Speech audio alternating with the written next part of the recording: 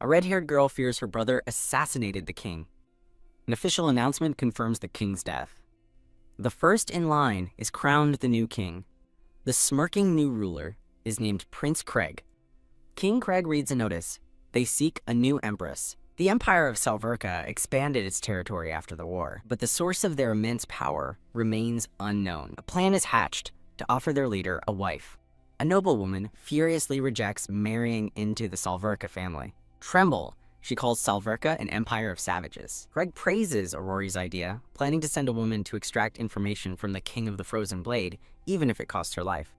A brief interlude passes before the story continues. A voice summons Lady Amelia to the king, and she flinches. Gazing at the night sky, Amelia agrees to meet the king. Amelia nervously wonders why her brother has summoned her. A servant announces Lady Amelia's arrival at the king's chambers. Trembling, she offers a tearful greeting to His Majesty. Lounging with several women, Craig casually informs a stunned Amelia that she has received a marriage proposal. Her brother reveals her suitor is Noam Lefebvre, the fearsome king of the Frozen Blade, and emperor of the Salverka Empire. When Craig questions her, she quickly expresses her gratitude for the sudden proposal, clenching her hand with a grip. She smiles, hopeful this marriage will end her suffering. Aurora appears, cruelly calling Amelia stupid for accepting a marriage to a savage emperor. She cruelly tells Amelia she'll just be used for bearing children. With a lift of her chin, Craig's voice commands her, uncover the secret to Salverka's power and leak it back to them. He declares this espionage is her true mission. With a loud bang, Craig dismisses his companions as Amelia braces herself. He towers over her, grabbing her chin and mockingly praising her expression. Leaning in, he menacingly compliments her face, citing her royal blood. Rip. He violently tears her dress, leaving her horrified. She begs him to stop as he declares he will personally inspect if she's usable, telling her to feel honored before she screams. Thud. She lies broken on the bed, recalling how her brother inspected her like an animal. Ugh. She sobs, wishing she could just disappear. A month later, on her wedding day, she prepares to depart for the Empire. Her brother cruelly wishes for her ugly scars to heal. Her maid, Nadia, announces that it is time to depart. Amelia feels for Nadia, her new maid, remembering a moment of comfort between them. Nadia prays for her happiness, and they share a heartfelt farewell as Amelia's carriage departs. In the carriage, she smiles while reading a letter from Nadia.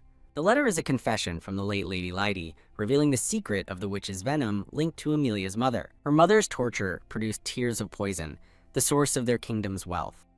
The queen realizes they are extracting this world-destroying poison from the witch in the basement. Their family had hoped Amelia would also produce the venom, but she was useless to them.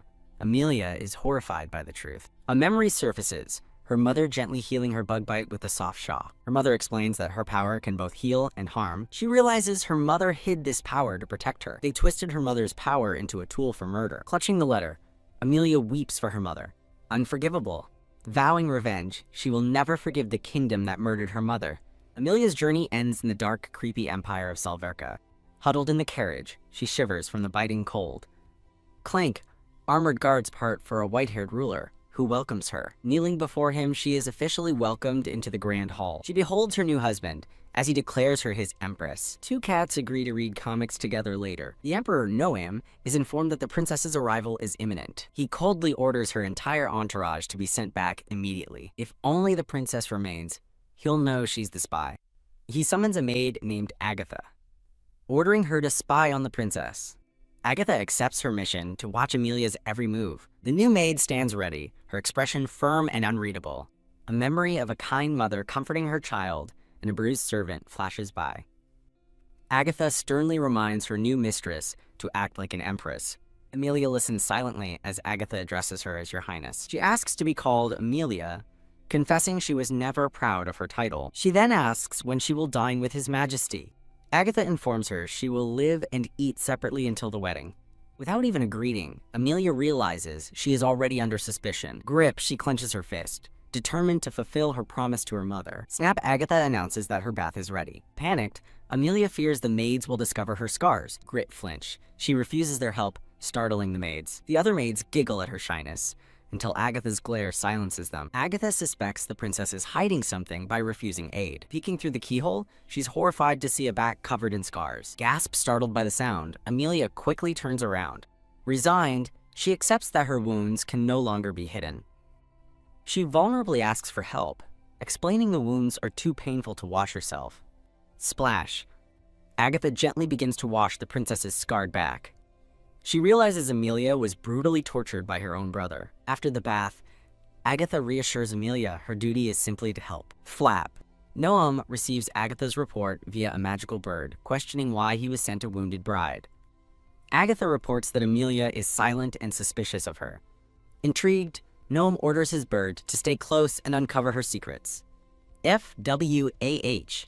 He hands Agatha a glowing blue orb for her mission. Noam ponders the mysteries: a dead king, a new ruler, and a wounded bride. He's determined to find out what is happening in Ualavana. Plop. Agatha gives Amelia the orb, a magical gift from the Emperor to heal her. In the bath, Amelia realizes the Emperor knows about her scars. She gasps in shock as she discovers her scars have completely vanished. Agatha leans in close, whispering that it must be magic. The scene shifts to a grand, sunlit palace back home. A noblewoman, Aurora, cackles while choosing a dress for Amelia's wedding. She gleefully tells her mother Amelia is being married off to a savage monster. With a cruel smile, she anticipates the kind of monster Amelia will become. Once upon a time in a land far away, there lived a princess who was known for her kindness and beauty. Her heart was as pure as the driven snow, and her smile could brighten even the darkest of days. The princess was loved by all who knew her, from the humblest peasant to the mightiest king. Amelia stands alone, contemplating the strange events. She connects the healing light to the mysterious powers of Salverka. The sensation reminds her of how her mother healed her as a child. Amelia asks for a library to learn more about the Empire. She begins reading about the history of magic, seeing visions of witches flying and controlling animals. The book explains how these magical people controlled their motherland, making other kingdoms envious. This envy turned to jealousy, fear, and hatred from those without power. She reads that because people fear what they don't have, the people of Salverka hid their powers and fled north. They vowed to never again display their magic in front of people from other kingdoms. Declaring themselves an empire under their first emperor, she realizes magic is real, and the first emperor was Noam's father. She learns that magic abilities typically manifest around the age of 20, but exceptional mages discover their powers much younger. Looking at her hand, she realizes her own healing light appeared when she turned 20. The book describes how the kingdom was built with powerful magic, and that the current emperor is the strongest in history. She sees an image of a young Noam studying, driven to become the strongest. As an adult, he is depicted with his army, possessing sharp, hawk-like blue eyes. The text describes him mercilessly trampling his enemies on the battlefield. This ruthless power earned him the title King of the Frozen Blade, making Amelia realize he is truly feared. The scene transitions to Amelia on her wedding day, her expression resolute. She resolves to succeed, fueled by the memory of her mother being used and murdered by her own family. A royal guard announces that preparations for the reveal are complete. Her new husband, Noam, offers his hand, asking her to take it. She nervously apologizes and accepts his hand. At a guard's command, they are suddenly floating into the air, much to Amelia's surprise. She looks up in pure wonder as a shower of petals rains down upon them. Below, a happy family watches the magical wedding spectacle. Beaming, Amelia marvels at the incredible sight of flowers falling from the sky. Noam explains this magic is why they celebrate only with their own people. He tells her that as the new empress, she must be aware of these powers. Realizing the healing orb was his magic, he confirms her suspicion. She smiles, delighted by the existence of such abilities and realizing her mother's powers were also magic. Elsewhere, a smug Aurora arrives at the palace, unimpressed and anticipating her siblings' arrival. She eagerly wonders what kind of monster Amelia has become, hiccuping with cruel anticipation. When guests toast the Emperor's new wife, Aurora is stunned to see a beautiful Amelia beside a handsome Noam. She turns to her mother in disbelief, questioning if that is truly Salverka's emperor. Other nobles murmur in surprise, confused that he isn't the war-obsessed savage they expected. Amelia glances back at Aurora with a cold, knowing look. Aurora seethes with rage, cursing Amelia and fuming that she was supposed to be marrying a monster. Enraged, she wishes Amelia would just die. Grab. She clenches her dress, hating how things have turned out. With a grin, Aurora changes her tune and asks others if they've seen Ualavana's extravagant wedding gifts. She boasts about her kingdom's superior power and the unique jewels and paintings they sent. Haughtily, she claims the gifts are more precious than anything the other guests could imagine. Amelia overhears, sadly remarking on her sister's rudeness to guests from other kingdoms. Tap, tap, tap. Aurora loudly takes credit for teaching Amelia proper etiquette, gloating about their kingdom's importance. Step, flinch. Gnome suddenly appears, thanking First Princess Aurora for her journey, causing her to freeze in shock. Flap, she panics, wondering if he overheard her arrogant speech. Glance, she quickly recovers, telling herself she only spoke the truth. Noam turns his attention to Amelia, addressing her as his empress. With an icy stare, he asks if she really learned her manners from her sister. Aurora is stunned by his blatant insult. His thoughts are scathing. It seems the first princess acts shamelessly in public. Noam coldly remarks that the first princess was the only one taught to act so shamelessly. Aurora trembles with fury, screaming internally that she was meant to be his wife, not the useless Amelia. Stunned, Aurora desperately tries to explain her arrogant words. She bows her head, nervously offering her kingdom support in times of need. With a forced smile, she stammers out a promise to help them. Noam leans closer, his voice dripping with sarcasm as he accepts her offer. Whisper, whisper, snicker. As the crowd mocks her, Noam points out that no one approves of her behavior. His cold blue eyes lock onto hers as he warns her to watch herself. Flush!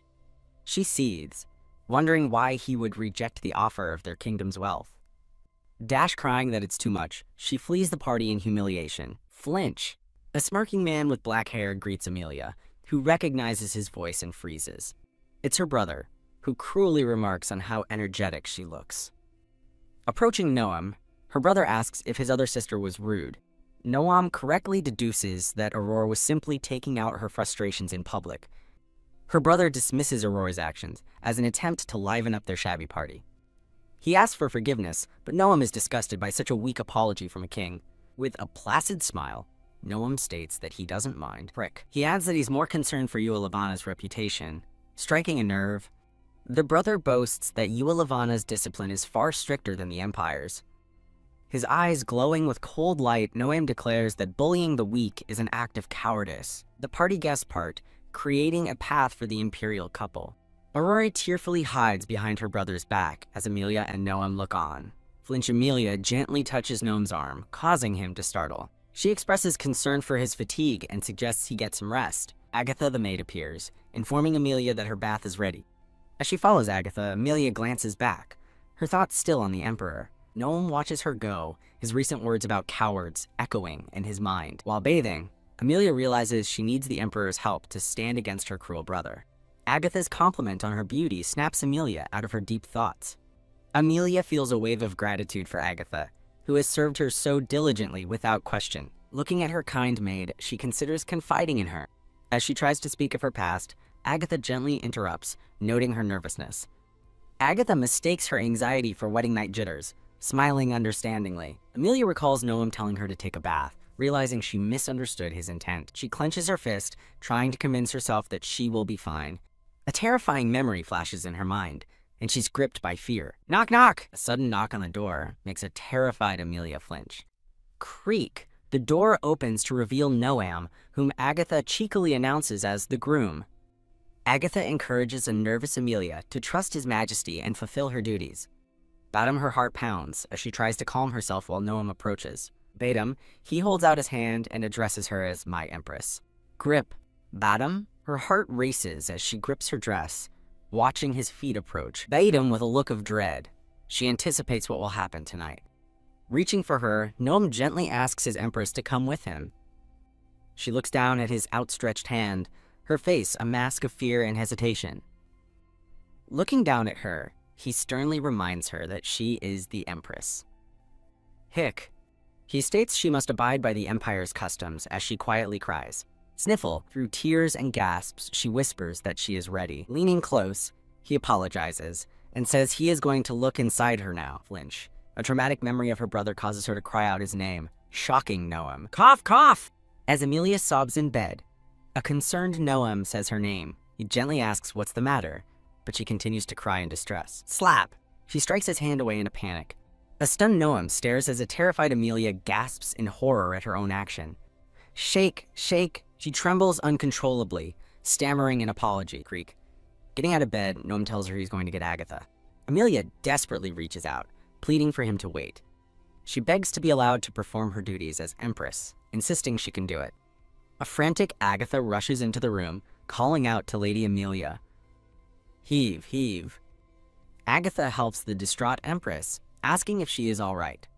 A memory of her mother calling her a useless ingrate flashes through her mind, fearing she'll be called useless again. Determined not to be seen as useless, she tells Agatha she must apologize to the Emperor. In the hall, a young man with dark blue hair, Second Prince Luca Lefebvre, greets Noam and insists he call him brother. Luca cheekily reminds Noam that it's customary for him to stay with his Empress until morning. As Luca looks on in surprise, Noam's eyes narrow as he realizes Amelia was afraid. Noam decides he cannot touch someone with such deep wounds in her heart. Slam, he storms out, leaving a confused Luca wondering about her wounds. Noam reflects on how he scanned her memories to check for concealed weapons. Remembering her brother's boast about Yuelivana's strictness, Noam is disgusted. He concludes that her trembling and scars mean she suffered daily violence and abuse.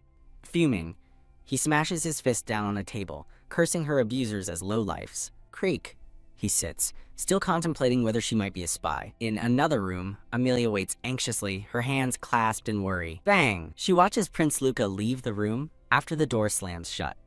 She sadly accepts that she won't be able to apologize tonight, as he didn't seem willing to talk. With Agatha, she nervously thinks about moving into the main palace with him tomorrow. Stealing her resolve, she decides she cannot let things remain unresolved between them. Stomp, stomp. Two knights rush down the hall, calling for Emperor Noam and apologizing for the late disturbance. A wounded soldier from the border reconnaissance team appears before Amelia and Agatha, stating his business is urgent. Noam stands before the kneeling soldier in a dimly lit room, ordering him to state his business. The soldier reports that the White Knights investigating nearby lands have been discovered and are on the verge of defeat. Grit. Noam grits his teeth, unable to believe the news. The soldier grimly explains that the White Knights face complete destruction, as only a few of them manage to escape. The Empire's military is explained. The Black Knights, the White Knights, and the Imperial Knights are all elite magic users. Prince Luca commands all three divisions. The White Knights were the ones attacked, a shocking blow to the invincible Imperial army. The next day begins in a grand, empty dining hall. As Amelia hears the Emperor cannot join her, she bites her lip in disappointment. Thinking about how they aren't truly married yet, she gasps as someone wishes her a good morning.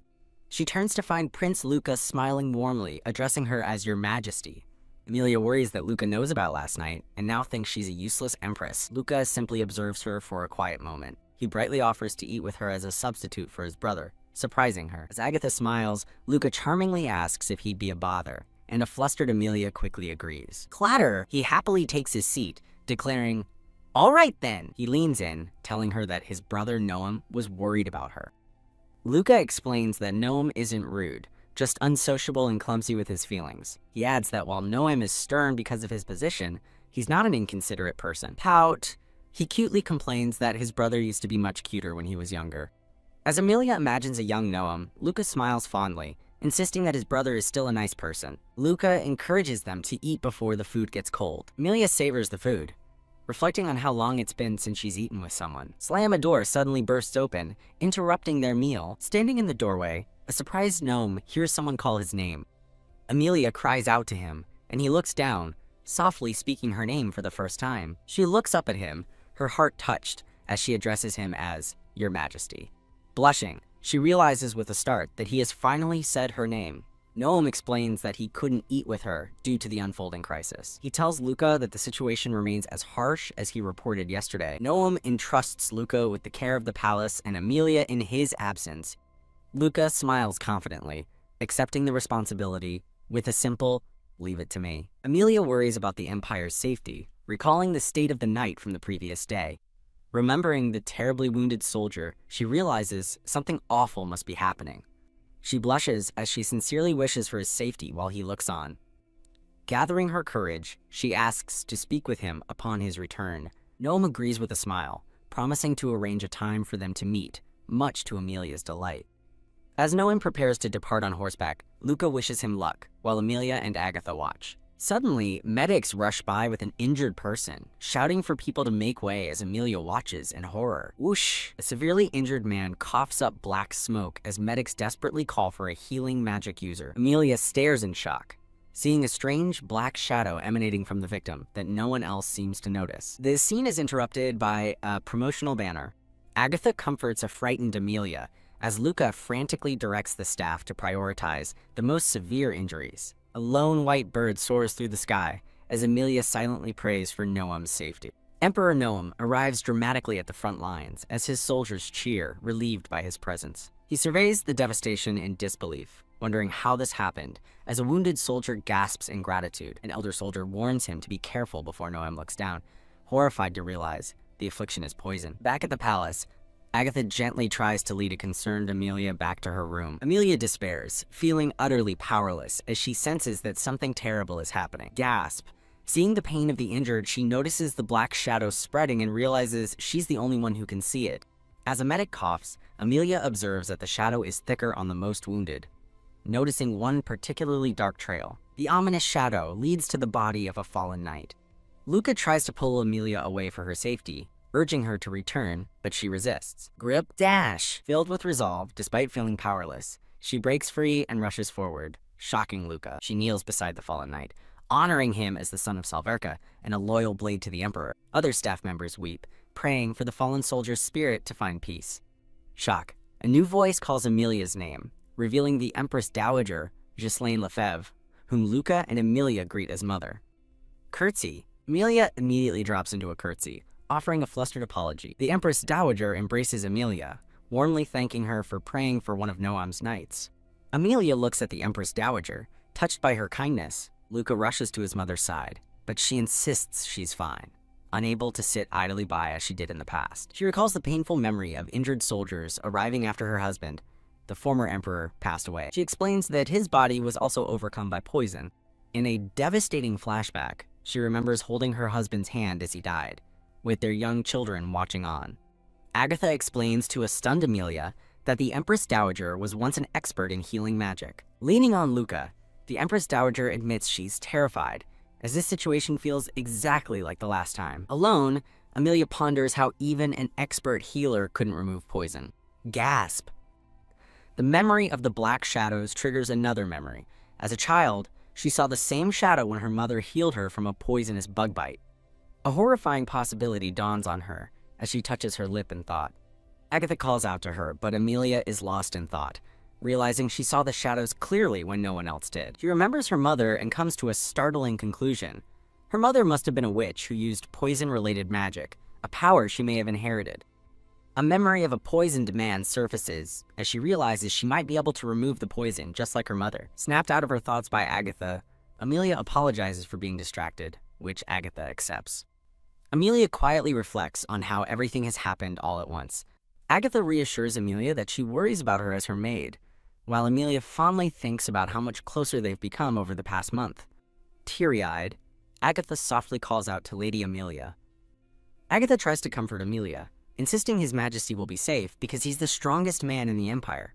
Emilia playfully disagrees, calling him unsociable, rude, and a strange person who talks to his hawk. The two share a heartfelt laugh, finding joy in the moment. Lying in bed that night, Emilia worries about the black shadow being poisoned. Clutching her sheets, she clings to his promise to return, determined not to see anyone else die. Whoosh! In a desolate land, a mysterious figure in a plague doctor mask appears. Far away, Gnome violently coughs, clearly afflicted by the poison. Emilia sits quietly in a grand room, reading a book as Agatha watches over her. She recalls a memory of being locked behind a magically sealed gate with Agatha. Staring at the magically chained door, she thinks about how she's been unable to go near it since. With newfound resolve, she holds her book tightly, a determined look on her face. Gasping, Emilia rushes out as Agatha calls for her to wait, while a medic reports a patient is very badly injured. Bang!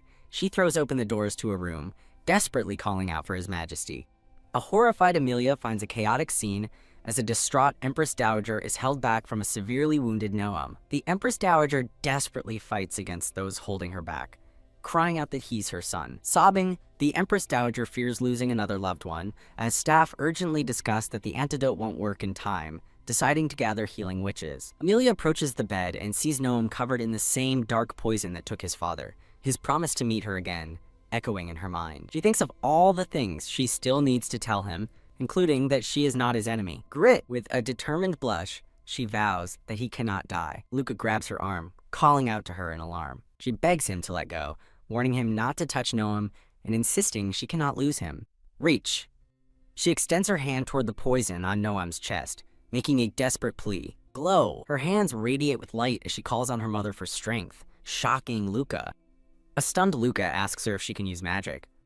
Amelia hesitantly admits that she can't, but implies there's more to it. Understanding, Luca offers to help, telling her she is their only hope to save his brother. Magic flows between Luca, Amelia, and the unconscious Noam as they work together to heal him. Blink! Rise! Noam's eyes open as he slowly sits up in bed. He turns to see Amelia, who has fallen asleep in a chair beside him. Luca explains that Amelia used an antidote magic from Solverka to save him, a power her mother also possessed, which surprises them both. Luca then changes the subject, asking Noam about the kingdom he visited. In a flashback, Noam coughs violently as a plague doctor mocks him, calling the powerful frozen blade pathetic for falling to poison. Noam recalls the chilling revelation that the poison was obtained from Ua Lavana. The enemy taunted him, saying his new empress was from Ua Lavana, and that he should curse her as he died. Noam remembers seeing countless poisoned bodies, realizing his enemy's cruelty. He scoffs at his foes' tactics, finding it hilarious they would sacrifice their own people just to attack him. With icy fury, he declares that they have no worth being alive. Crack! The shocked enemy begins to freeze solid under Noam's power. His opponent shatters into 1,000 pieces of ice. Noam stands peacefully as ice crystals fall around him like snow. Back in the present, Amelia sleeps soundly, her head leaning to the side. Blink, her eyes flutter open as she awakens. Noam, wearing glasses and holding papers, greets her, acknowledging that she saved him. He removes his glasses with a gentle smile and sincerely thanks her. Clang! He approaches a flustered Amelia, noting that she must be exhausted from using magic. A man gently holds a red-haired woman's hand, telling her she should rest. He leans in closer, whispering for her to rest a bit more as she blushes. Smiling, the white-haired man explains he was investigating whether magic power flowed through her hands. He confirms that the magic energy called mana is indeed flowing throughout her body. She looks up in shock, realizing he had investigated her powers. She worries to herself that he now knows she has magic power but can't use it properly. Looking downcast, she hopes he won't call her useless. A traumatic memory of mocking faces, calling her useless shatters before her eyes. Clenching her hands, she resolves that she has to be strong. She looks up in surprise, reacting to his words with a questioning, "Huh?" The white-haired man explains that people fear what they don't have, and that her powers are considered normal where they are. He asks if her mother is Lady Felmarin, and she confirms it, wondering what he's getting at. He explains the different types of magic, noting that poison is one of the rarest, an ability to both create and heal all poisons. He tells a story of a woman with this power who was brought to the palace to assist the knights. Revealing a portrait of a smiling woman named Lady Malbranche, he declares this is most likely her mother, leaving her utterly horrified. He sits back, finding it hard to believe the very witch they've been searching for was in Ua Lavana all along. The red-haired woman breaks down in tears, realizing with horror that her mother was kidnapped and forced to marry into the royal family so they could steal her powers. The white-haired man, looking weary, begins to speak about the poison he inhaled. He reveals it was a weapon of war obtained from Ua Lavana, and she cries out in denial. He asks what she means by tears, as she internally questions if her mother was forced to produce the poison. She explains the horrific truth. Ua Lavana's royal family tortured her mother, squeezing strong poison from her very tears. Overwhelmed by the pain after years of torture, her mother died when she was young. She screams in anguish, crying that her mother was killed by Ua Lavana, turned into nothing more than a tool for murder. The man explains that because the poison was made from magic itself, no ordinary medicine or healing could work against it. He looks at her intently, acknowledging that her mother undoubtedly had the ability to create poison by her own will. He recalls that her mother was very proud to have been a witch from Solverka. Flashing back to traumatic memories of the poison's victims, he laments how Ua Lavana used her mother for their own gain and played with her life. He remembers his father and many others whose lives were taken by her mother's stolen power. The red-haired woman looks at him with fiery determination, declaring that she wants to avenge her mother. She clutches her chest, insisting that revenge is now her reason for living. Her resolve falters as she cries out that she is powerless and can't even fight against her own brother. The white-haired man stares at her, firmly stating, "You are not powerless." With tears in her eyes, she looks up at him in stunned surprise. She pleads with him, asking if he will fight by her side, and vowing to never forgive the people who killed her mother. Her expression hardens into one of pure fury as she declares, "This is revenge." He turns to her, saying he needs to apologize, which leaves her confused. She confesses that her brother married her off to him, so she could act as a spy and leak information. He smiles warmly at her, saying she's too honest to be able to trick someone. She blushes shyly, touched by his words. With a confident grin, he announces that they will get their revenge together. He offers his hand to her as she stares, wide-eyed and full of hope. Standing beside her, he promises they will train her to properly use her abilities as they are needed to counter the poison. A cheerful man with blue-gray hair appears, calling out the name Luca. The white-haired man asks Luca how long he was listening, and Luca admits he overheard since the part about getting revenge. Luca wraps an arm around the red-haired woman, offering to be her training partner, while the white-haired man remains silent. Luca thinks to himself that the other man is actually very good at teaching. The red-haired woman stands opposite a man in a sun-drenched forest clearing, ready for her training to begin. Dressed in a new purple and black outfit, she admits to herself that she's nervous. A small, chibi-like maid is shown presenting her with the new clothes, which are easy to move in. Posing awkwardly, she thinks about how she's never worn such a form-fitting outfit before. Amelia glances sideways at Prince Luca, a thought forming in her mind. He turns to her with a wide, friendly smile, waving cheerfully. Addressing her as Your Majesty, Luca announces it's time to begin her lesson. He demonstrates how to gather magic, instructing her to focus it into her fingertips as a bright energy swirls in his palm. Amelia agrees to try as a tiny, supportive Luca cheers her on from the side. FWSSH. She closes her eyes in concentration, attempting to form a ball of light. Puloof! The magic fizzles out in a disappointing puff, startling her. Amelia looks crestfallen as her spell fails, while Luca thinks to himself, oh boy. Undeterred, she vows to try again, causing Luca to chuckle at the long road ahead. Exhausted and panting, Amelia remarks on how difficult this is, especially since he made it look so easy. Luca kindly suggests they take a break, and she agrees, admitting it's more tiring than she expected. He smiles and explains that everyone in the Empire starts this training at 5 years old, much to her shock. Sitting together on a bench, Luca asks if she is aware of the Magic Academy, which she confirms. He elaborates that at age 5, children are tested, and those with above-average magical abilities are admitted into the Grand Magic Academy. The Academy offers various fields of study, including curses, healing, alchemy, summoning, and combat magic for aspiring soldiers. Students learn the basics before choosing a specialty, and upon graduation, they can become certified imperial witches who serve the palace. He reveals that everyone at the palace, including Agatha, is an imperial witch, which Amelia finds incredibly cool. Amelia realizes with admiration that in this empire, one's future is determined by ability, not social status. A look of concern crosses her face as she processes this new information. Luca explains that people from her homeland of Salverka typically gain their abilities around the age of 20. He adds that, aside from daily magic use, their lives are much the same as in other kingdoms. To prevent the misuse of magic, he explains, students are bound by a powerful contract upon entering the academy. This contract prevents them from attacking others unless they themselves are under attack. If they break the rule, their magic is forcibly stripped away for a time, ensuring the safety of the populace. Luca notes that some, like him and his brother, are exempt from this rule so they can intervene, which Amelia finds complicated. He states that even the most powerful mages must first learn to control their abilities. Once registered with the school, he continues, the training truly begins. An illustration shows how a student's use of magic is then strictly controlled by the Academy's laws. Amelia concludes that this strict magical law is likely the secret to Salverka's strength and peace. Curious, she asks Luca what type of magic he specializes in. Whoosh! He summons a small flame, explaining that he primarily uses fire magic specialized for battle. He also mentions he can use some healing magic taught by his brother and mother, which makes Amelia ponder the concept of fire magic. Flare. Suddenly, a brilliant bird made of fire erupts from his hand, startling Amelia. Chirp! Luca proudly introduces the creature as one of his familiars, leaving Amelia stunned by the flaming bird. The firebird cocks its head inquisitively, as Amelia stares in continued disbelief. Nudge! She tentatively reaches out, and the little bird gently nudges her finger, delighting her. Overcome with joy, she laughs while holding the cute familiar as Luca watches her with a gentle smile. Elsewhere, Gnome sits at his desk with his own white bird, looking pensively out the window. He hopes for a day when everyone can accept magic as openly as she does. A warm smile graces his face as he decides he must find a way to thank her.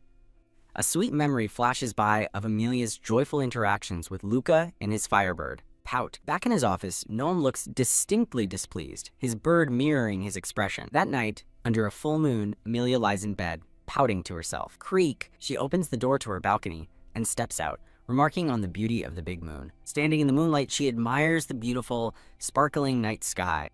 From the courtyard below, a gnome stands with his bird on his shoulder, looking up at the castle. The bird seems to alert him to something, and his gaze shifts upward. Amelia gasps, startled to see him standing down below. She leans over the railing as he calls up to her, asking what she's doing up so late. Flap! Foosh! Deciding he must go to her, he leaps into the air, his blue cape billowing around him like wings. Gnome floats toward Amelia on the balcony, asking her to repeat herself. A stunned Amelia realizes with a gasp that His Majesty is floating in the air. She marvels that it feels like stepping into a picture book, while Gnome notes her view of the world is quite different from his. Reaching toward the heavens, she exclaims that the color of the sky they're seeing is the same. She continues her thought, musing on the moon's light and birds playing under the sun. She compares him to the birds, a comparison that seems to startle Noam. Smiling, he warns her that she'll get cold if she tries to fly in her current clothes. He gently wraps a magnificent winged cloak around her, assuring her that she won't be cold anymore. With a warm smile, he extends his hand and invites her to come with him. He takes her into his arms, and together they soar into the moonlit night sky. Overjoyed, Amelia exclaims that she's actually flying. Feathers drift from the beautiful blue and white wings as they glide through the air. Noam smiles, telling her he's glad she likes them as she gazes at him warmly. Filled with excitement, Amelia eagerly asks if they can go see the academy. Remembering her conversation, she explains that Prince Luca told her all about it. Doom. Noam's face darkens as he internally fumes, wondering when she and Luca got on a first-name basis. Amelia praises the Academy's merit-based system, which seems to surprise Noam. His expression turns serious as he asks if Luca also told her about contractual magic. Flying over the city, he reveals the system's dark side. It's used to control and exploit those with stronger powers. She holds his hand and counters, arguing that such rules are necessary for the people to live in peace. As they look down at the palace, he explains he wanted her, the new empress, to know the Empire's darker side. She smiles and confidently tells him she understands. Amelia suddenly spots a strange glow from below and asks what it is, catching a flustered Noam by surprise. He explains that the glowing traces of light are leftover magic from the students' daytime activities. As they fly over the Radiant Academy, she whispers how beautiful it is, and he agrees. Twist. She playfully turns toward him, mentioning she heard students start training at age 5. Turn! Amelia quickly apologizes for her closeness, while a blushing Noam insists it's fine. Flustered, he softly calls her by her name for the first time. Amelia, surprised, she asks how he knows her name, confusing the equally flustered Emperor. He points out that she called his younger brother by his first name. Blushing, he adds pointedly, that she won't seem to call her own husband by his name. Panicked, Amelia insists that she does know his name. Blush! With a shy smile, she sweetly calls him Master Noam. A stunned and beet-red Noam is left completely speechless. As he tries to compose himself, Amelia inwardly thinks that he's actually quite a clumsy person. Framed by white flowers, they hold hands under the starry sky. The scene transitions to a wide shot of the grand castle, under the full moon. Flutter, they land gently on the ground amidst a shower of magical feathers. Stomp Stomp Noam begins to say he's glad she enjoyed their flight, but both of them freeze in shock at an approaching sound. Bam! An irate older man stomps down the stairs, flanked by knights, shouting for the Emperor. A nervous Noam thinks, oh no, as a terrified Amelia looks on. Shake! The man grabs a trembling Noam, yelling at him for leaving the palace without permission again. Flinch! He furiously demands to know where they were loitering, making them both jump. The man berates his laughing knights before turning back to Noam, declaring it's time for another scolding. Shake, a young page, whispers for Lady Amelia to follow him, as she trembles in fear. Rumble hiding behind a pillar, they watch the man continue to scold the Emperor for his inexcusable behavior. Whisper. The page explains to Amelia that the scary man is Sir Caesar, the leader of the Imperial Knights. He reveals the only people who can scold the Emperor are Caesar, his mother, and their nursing mothers, which surprises Amelia. Amelia wonders aloud if the head maid who bakes her sweets was one of the nursing mothers. In a flashback, Noam winces as an off-screen voice yells for his attention, startling Amelia in the background. Luca explains that the angry man, Caesar, is their father's former trusted knight. Sasser is shown furiously yelling at a young, stoic Noam. Jump. The scolding suddenly turns to a shocked Amelia as Caesar declares she's not off the hook either. He berates her for joining the Emperor's escapades, warning that she is responsible if anything happens. Prick. Luca's attempt to calm Caesar down is met with a sharp command for the prince to be silent. Fed up, Caesar decides all three of them need a good scolding. The next day, Amelia recalls with a sigh that Caesar's lecture lasted until morning. She reflects on her visit to the creepy academy, feeling inspired to work hard like the students. Turning a corner, she stops in surprise upon seeing Noam. She and her maid politely wish His Majesty a good morning. Noam stares back at her, remaining silent for a moment. His silence leaves both Amelia and her maid confused. A flashback from the previous night shows a blushing Noam pointing out she won't call him by his name. The memory continues with Amelia sweetly calling him Master Noam, to her maid's shock. Back in the present, a blushing Noam finally greets her by name. Good morning, Amelia, leaving the maid speechless. The flustered maid wonders how the two got so close without her realizing it. As they walk together, Amelia thinks about how exhausting Sar was yesterday. Noam reflects on his darker past, surprised he can now make such a soft expression. Amelia cheerfully says she enjoyed their night flight and wants to go on another walk soon. He smiles and agrees, adding they should be careful not to get scolded again. Noam privately recalls how broken she seemed when she first arrived at the palace. He informs Amelia that a guest is arriving tomorrow, a noble with ties to the imperial family whom he wants her to meet. He reveals the guest is also a friend from his school days, surprising Amelia. Noam worriedly hopes his friend doesn't make a bad impression on her. His comment makes Amelia wonder if the guest is an abrasive person.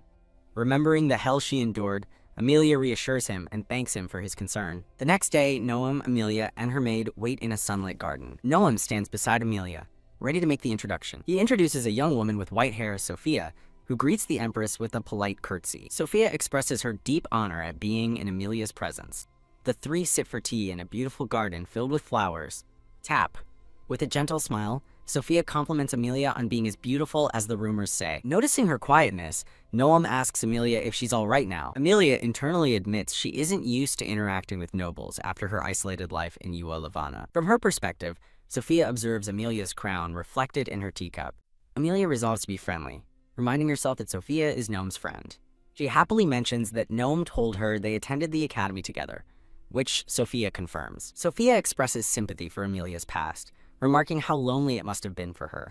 A quick flashback shows Noam warning Amelia that Sophia sometimes says hurtful things by accident. Amelia now understands what Noam was trying to warn her about. Sophia insists she must make a good impression, while Amelia reassures her, noting that her own brother was very social. Recalling her lonely childhood studies, Amelia muses that it must have been fun to meet other students at the academy. She compliments Sophia on her academic excellence, but Sophia shyly denies it. Sophia fondly recalls how Noam patiently taught her magic when she was struggling at the academy. She then notes that Amelia, by contrast, could use recovery magic naturally from the beginning. Sophia explains that her family specializes in earth magic for agriculture and supplies the imperial palace. She casually calls the emperor by his first name, Noam, catching Amelia completely off guard. Sting! The casual use of his name sends a pang through Amelia as she realizes they truly are close. Noam coldly tells Sophia it's time she learned to watch her mouth. A teary-eyed Sophia quickly apologizes, claiming she was lost in fond memories. Amelia calmly recalls reading that Sophia's family, the Barbastras, supplies most of the palace's ingredients. Feigning friendliness, Sophia invites Amelia to have tea with her and her friends sometime. A brief flashback shows a younger Sophia having tea with a red-haired girl and Noam. Sophia boasts about her powerful friends, mentioning the Lord of Froster and the Alvier family's daughter. With a slight condescension, Sophia points out that Amelia was a princess in the isolated Lavana. Amelia internally seethes, realizing Sophia thinks she's a spoiled princess when, in reality, she was deprived of even a single jewel. Sophia feigns difficulty, claiming she can't think of a gift that Amelia would appreciate. Amelia smiles graciously, assuring her that simply witnessing the wonderful magic in Salverka is enough of a gift. Changing the subject, Sophia brings up Amelia's rare poison magic, mentioning Prince Luca told her about it. Amelia admits she is not yet skilled with her magic, but Sophia insists she shouldn't be modest about such a unique ability. Sophia's sweet facade drops, as she sinisterly suggests Amelia would have been better suited as a knight than as the Empress. Her malicious smile widens, revealing her true intentions. In her mind, Sophia declares herself the cutest person in the world, believing everyone, including Noam, is hers for the taking. Her thoughts turn bitter as she criticizes Amelia's meager, unhealthy body, which she deems unfit for an empress. Sophia scoffs that Amelia is like a poor commoner, revealing that she, from the Barbastre family, was groomed from a young age to be the next empress. She glares at Amelia with contempt, thinking of her as an unsightly woman. Grabbing Amelia's arm, Sophia feigns concern, declaring it absurd that Amelia became Noam's wife, and advising her to focus on magic instead. Sophia condescendingly challenges Amelia to a magic duel, confident her family's magic will prove superior to Amelia's shabby abilities. As Noam looks on with concern, Amelia hesitates before responding. Finding her resolve, Amelia smiles confidently and accepts the challenge, stating her magic will suffice. Sophia laughs with delight, eagerly agreeing to the duel. With a subtle smirk, Sophia privately thinks that no one is perfect at first, underestimating Amelia. Sophia suggests they move to a more open area, and the maid begins to clear the tea set. Noam tries to stop Sophia from forcing Amelia, but an aide quickly pulls him aside for a word. Grab. Ignoring Noam, Sophia excitedly pulls a surprised Amelia by the arm. As they walk into a field, Sophia offers to demonstrate her own magic first. Whoosh! Sophia casts her spell, enveloping herself in a beautiful whirlwind of colorful flower petals. Amelia and her maid watch in awe, completely captivated by this stunning display. Holding a flower, Sophia dismisses her spell as basic earth magic, inwardly judging Amelia's impressed reaction. Crush! She contemptuously crushes the flower, thinking Amelia's level must be pitifully low. Amelia closes her eyes, determined not to bring shame upon Master Gnome's name. Shine, a brilliant, golden light erupts from Amelia as she concentrates her magical energy. She opens her eyes with a relieved smile, holding a successfully formed orb of glowing blue magic. Sophia inwardly scoffs at the pathetic little spell, calling Amelia a child, but outwardly puts on a smile and congratulates her. Snicker. Amelia humbly explains this is the best she can do for now, earning a hidden, mocking laugh from Sophia. Sophia patronizingly notes that Academy students can do much more, but excuses Amelia's weakness due to her busy schedule. Her true feelings show in a menacing grin as she thinks to herself how pitiful Amelia is. Sophia recalls hearing that Amelia needed Prince Luca's help to use her antidote magic during a recent border attack. Leaning in, she questions Amelia's priorities, suggesting she should focus on magic training rather than her duties as Empress, leaving Amelia stunned. Sophia warns that magical weakness is unacceptable in the Empire, and that failing to save someone will bring shame upon her husband. She continues her verbal assault, leaving Amelia speechless and shaken. Sophia presses on, urging Amelia to train her great skill and master it as soon as possible. Squeeze! Amelia's resolve crumbles as Sophia's words hit home, making her doubt her place as Empress. While Sophia glances toward the maid, Sophia turns her insults to the maid, noting her lack of magic and implying she was assigned to match Amelia's low worth.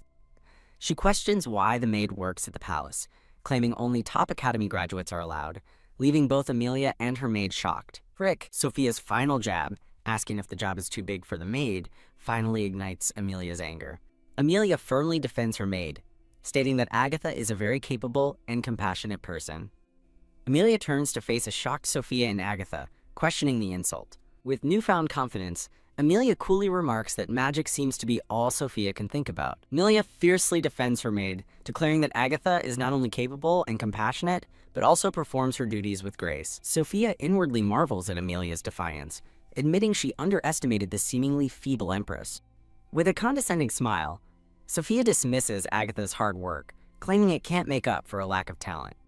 Amelia's expression darkens as she internally sees at the suggestion that Agatha lacks talent. A flashback shows Agatha gently chiding a younger, studious Amelia for her messy room while carrying a stack of books. Flap. As a book tumbles from the pile, Agatha cries out a warning to a startled Amelia. Freeze Agatha quickly casts a spell, stopping the falling books in midair to protect a stunned Amelia. Snap. With a snap of her fingers, Agatha sternly reminds Amelia to keep her study tidy, leaving the younger girl in awe of the floating books. A starstruck Amelia gushes that Agatha's magic is amazing. Agatha humbly admits she has some magic, prompting Amelia to ask why she chose to become a maid. Agatha explains that her dream was always to work at the Imperial Palace by His Majesty's side. Back in the present, Amelia calmly asks Sophia if she knows of Agatha's accomplishments during her time at the Academy. Amelia's eyes gleam as she promises that hearing of Agatha's ambitions will surely change Sophia's mind. Sophia scoffs dismissively, realizing Agatha is a commoner and seeing it as an explanation for her perceived weakness. Amelia reveals Agatha's magic was strong enough for Academy admission, but Sophia counters that many commoners have that much power. A A flashback shows a younger Agatha being mocked and isolated by noble children at the academy. The narration explains that despite the derision, she worked her way into the academy's upper classes. Even there, she faced discrimination from nobles who looked down on commoners. The bullying escalates as a male student pulls her hair, but their confrontation is interrupted by a figure standing at the end of the hall. A young Noam steps in to protect Agatha from her tormentors. He fiercely defends her, telling the bullies that her presence in their class proves she worked harder than any of them. To repay the debt she felt she owed him, Agatha's dream became to serve as a maid in the imperial palace. Amelia continues her triumphant speech, explaining that true strength can be achieved through dedication. Agatha looks on, her eyes filled with emotion at Amelia's passionate defense. Amelia explains that Agatha's magic is hard to sense because she specializes in defense, which gathers mana within the body. Sophia inwardly panics, realizing she'd forgotten about defense magic and made a foolish assumption. Stuttering, Sophia insists that being a commoner is still an unchangeable fact. Amelia delivers the final blow, revealing that Agatha's great service as a battle aide earned her the title of Baroness. The revelation leaves Sophia utterly speechless with shock. Amelia coolly observes Sophia's disinterest in nobles who were once commoners. Changing tactics, Amelia quizzes Sophia about the Rowlett family, who supplied the palace, but Sophia can't recall them. Amelia explains that the Rowletts have little magic and grow all their produce by hand. While their quantity is limited, the quality is supreme, a concept Sophia initially dismisses, but Amelia insists is key. Amelia reveals that the Rowlett family's reputation has already surpassed Sophia's, explaining that rarity increases value. She drives the point home by reminding Sophia that her own ruby brooch is valuable, precisely because it is rare. Amelia concludes that people and things cannot be judged by magic alone, predicting the Rowlett family's rise to luxury status. She lectures Sophia on the importance of both quantity to prevent starvation and a work ethic that strives for quality. Cornered and desperate, Sophia accuses Amelia of planning to unfairly manipulate market prices. Leaning in, Amelia points out that Sophia's own stature isn't based on magic alone, causing Sophia to inwardly rage at the powerless Empress's audacity. With a chilling smile, Amelia turns the topic to Sophia's wonderful brooch. Sophia looks up in fear as Amelia calmly focuses the conversation on her brooch. Sophia feels a wave of intimidation, wondering how the Empress suddenly became so formidable. Amelia asks if Sophia is aware that the recently invaded territory was Frostro, catching her completely off guard. Grit Sophia internally curses, realizing with horror that she had completely forgotten about the invasion. Amelia informs her that Marquess Alvir's own daughter was injured during the attack, but continues to aid the relief effort. As Amelia mentions Sophia's supposed closeness to the Alvir daughter, Sophia looks down in shame. With a gentle smile, Amelia suggests Sophia should check on her injured friend instead of bothering her for a brooch. Regaining some composure, Sophia concedes that Amelia has clearly done her homework and is fit to be Empress. Twirl, with a cruel smile, Sophia mocks Amelia's magic, calling it shabby and useless for an Empress. Grit Agatha seethes with anger at Sophia's insult toward Amelia, her expression hardening. A stern-looking gnome appears, remarking on Amelia's progress and coldly addressing Sophia by name. Pop feigning delight, Sophia turns to Gnome and claims she was just teaching Her Majesty a few things. Flinched Sophia recoils as Gnome explains how Amelia selflessly exhausted her magic-healing soldiers, recalling the immense strain it took and how he and Luca had to support her. Gnome continues his defense, stating that Amelia has learned far more about the Empire than Sophia could imagine. He proudly declares that Amelia is working hard to be their Empress, just as Agatha worked hard for her own status, earning a grateful look from the maid. Noam condemns Sophia, stating that her tendency to put down hardworking people in the name of talent reveals her own flawed character, leaving her speechless. He fiercely orders a shocked Sophia to apologize to them. Quiver! Sophia trembles in disbelief, asking how Gnome could say such a thing as she grips her dress. Step. Amelia and Agatha watch as Sophia's expression twists with rage, inwardly refusing to apologize to a lowly maid. Noam exposes the Barbastri family's corruption, accusing them of exploitative trade practices and paying their workers criminal wages. Bright. He decries their underhanded methods, showing visions of them taking advantage of the common folk. Noam coldly states that magic was never meant to be a tool for controlling people. With a final, chilling glare, Noam declares that he rejects Sophia as a person. Panicked, Sophia backpedals, insisting Noam is mistaken and that she only wants to use her magic to benefit the Empire. Grab. She desperately clutches his arm, changing the subject to wanting to speak with Luca. Noam icily questions her familiar use of their names, asking how long she plans to pretend they're still just classmates. He orders Agatha to send Sophia off, and as thorny vines emerge, a terrified Sophia begs for forgiveness while being led away. Glare. She looks back with hatred. Agatha commands silence, but Sophia screams not to be touched by a filthy commoner as thorny vines ensnare her, prompting Amelia to cry out a warning. Whip. A thorny vine lashes out toward Sophia. Whoosh! She braces for the impact, finding herself unharmed. A stunned Sophia asks Agatha if she's hurt. Surrounded by a shimmering magic circle, Agatha calmly addresses Lady Barbastra. Droop. Agatha coolly dismisses the defeated Sophia, telling her it's time to go home. The scene shifts to sunset, with Agatha escorting a dejected Sophia away from the palace. Alone with Amelia in the rose garden, Noam apologizes for Sophia making a bad impression on her. Amelia smiles, reframing the experience as a good opportunity to learn how others might attack her. Noam reflects on the confrontation, admitting he never knew Sophia was such a discriminating person. He recalls the investigation he ordered into the Barbastra's finances, shocked by Sophia's idleness. His thoughts drift back to Amelia's passionate defense of Agatha. Noam watches from a distance as Amelia and Agatha stand together after Sophia's departure. With the ordeal over, Noam and Amelia share a quiet, smiling moment as the sun sets. Smelling a rose, Amelia resolves to protect what's important to her, acknowledging the power of magic. Noam watches her, thinking to himself that she is quite admirable. To make up for the day, Noam asks Amelia if she would go into town with him soon. A new day begins as the scene opens on a pair of sunlit glass doors. Agatha helps a smiling Amelia get ready for her outing. Amelia explains that she couldn't forgive Sophia's insults when Agatha notes her repeated thanks. Agatha tells Amelia the outfit suits her well, and Amelia beams, excited for her first trip into town. Agatha reflects on how Amelia was once like a caged doll and hopes she will finally have fun. The two share a warm, joyful hug before the outing. An aide announces that His Majesty is ready, and they should be on their way. Noam and a dark-haired boy wait for Amelia with welcoming smiles. In a crowded town square, Amelia is amazed by the number of people and things she's never seen before. She excitedly tells Noam she's always wanted to visit the town, curiously asking about a vendor's tool. A citizen spots the imperial couple, happily pointing them out and remarking on how close they seem.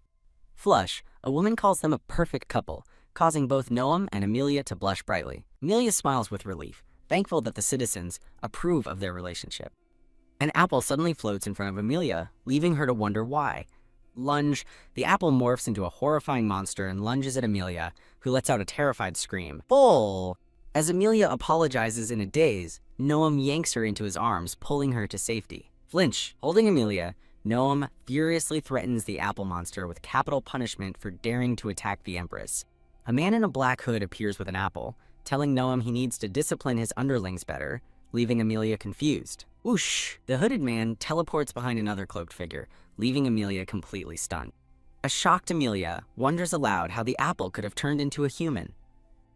Poof! The green-haired man explains he was conserving magic by transforming into an apple after fighting monsters. The man formally introduces himself as Bruno Lasperno, leader of the Empire's Black Knights.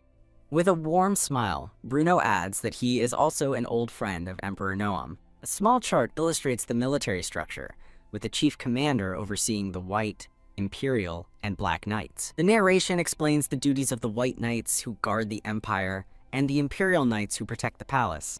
Finally, the Black Knights are revealed to be monster exterminators, as Amelia recalls reading about them, but never meeting one. Noam remarks on the recent increase in monsters, which Bruno confirms has been happening since last month. A narration describes how monsters prey on humans for their mana, with commoners being the most vulnerable. Noam recounts how casualties have risen, despite his and Bruno's efforts to strengthen defenses. Pointing into the distance, Noam draws Amelia's attention to a snow-capped mountain range in the north. He explains that while the mountain protects them and provides water, it is also a dangerous haven for intelligent monsters. Noam falls into a moment of deep, pensive thought. Changing his tone, Noam smiles warmly and expresses his complete trust in the talented Bruno. Giggle. Noam and Bruno catch up on personal news about a friend's new baby, and Amelia giggles at their casual conversation. Amelia smiles, noting their close friendship and resolving to research the monster threat herself. Under a full moon, the name Ualavana appears, shifting the scene. In a dark chamber, A kneeling boy pledges his service to the enthroned Lady Aurora. The scene focuses on the thorny, dark roses entwined around the throne where the boy kneels. Stomp. Lady Aurora furiously berates her subordinate for not following her plan exactly. Stomp! Looming over him, she threatens that he will not get off easily if he fails her. As her subordinate trembles, Lady Aurora fumes over her humiliation by Noam and the useless but proper-looking Empress Amelia. Heave! Huff. Breathing heavily with rage, she vows to drag Amelia down from the throne as the chapter concludes. In a bright, cheerful scene, Amelia stands smiling between Noam and Bruno. The scene returns to the town, where Amelia gazes curiously at a candy stall. She admires the lovely and colorful sweets displayed in large glass jars. In a cute illustration, Amelia looks completely captivated by the variety of candies. A friendly baker with dark hair approaches and offers Her Majesty some of his baked sweets. Delighted, Amelia remarks on how delicious they look, but pauses, needing to find her attendants first. Looking around in confusion, Amelia wonders where everyone went, just as a hand clamps over her mouth. MMFHCK Amelia struggles against her captor, the pain causing her to lose consciousness as her shoe falls to the ground. The scene transitions to a lone stone cottage surrounded by dark woods under a blood-red sky. Amelia is shown lying unconscious on the wooden floor inside the cottage. Waking up, Amelia sits dazed in the dimly lit room. TCH. Her kidnapper, the baker, mocks her for waking up and smugly refuses to answer her questions. Amelia laments being separated from Noam, comparing her abduction to her past with her mother and suspecting Sophia's involvement. Ring. Amelia decides to use her magic to investigate her captor by observing his mana flow. Loom.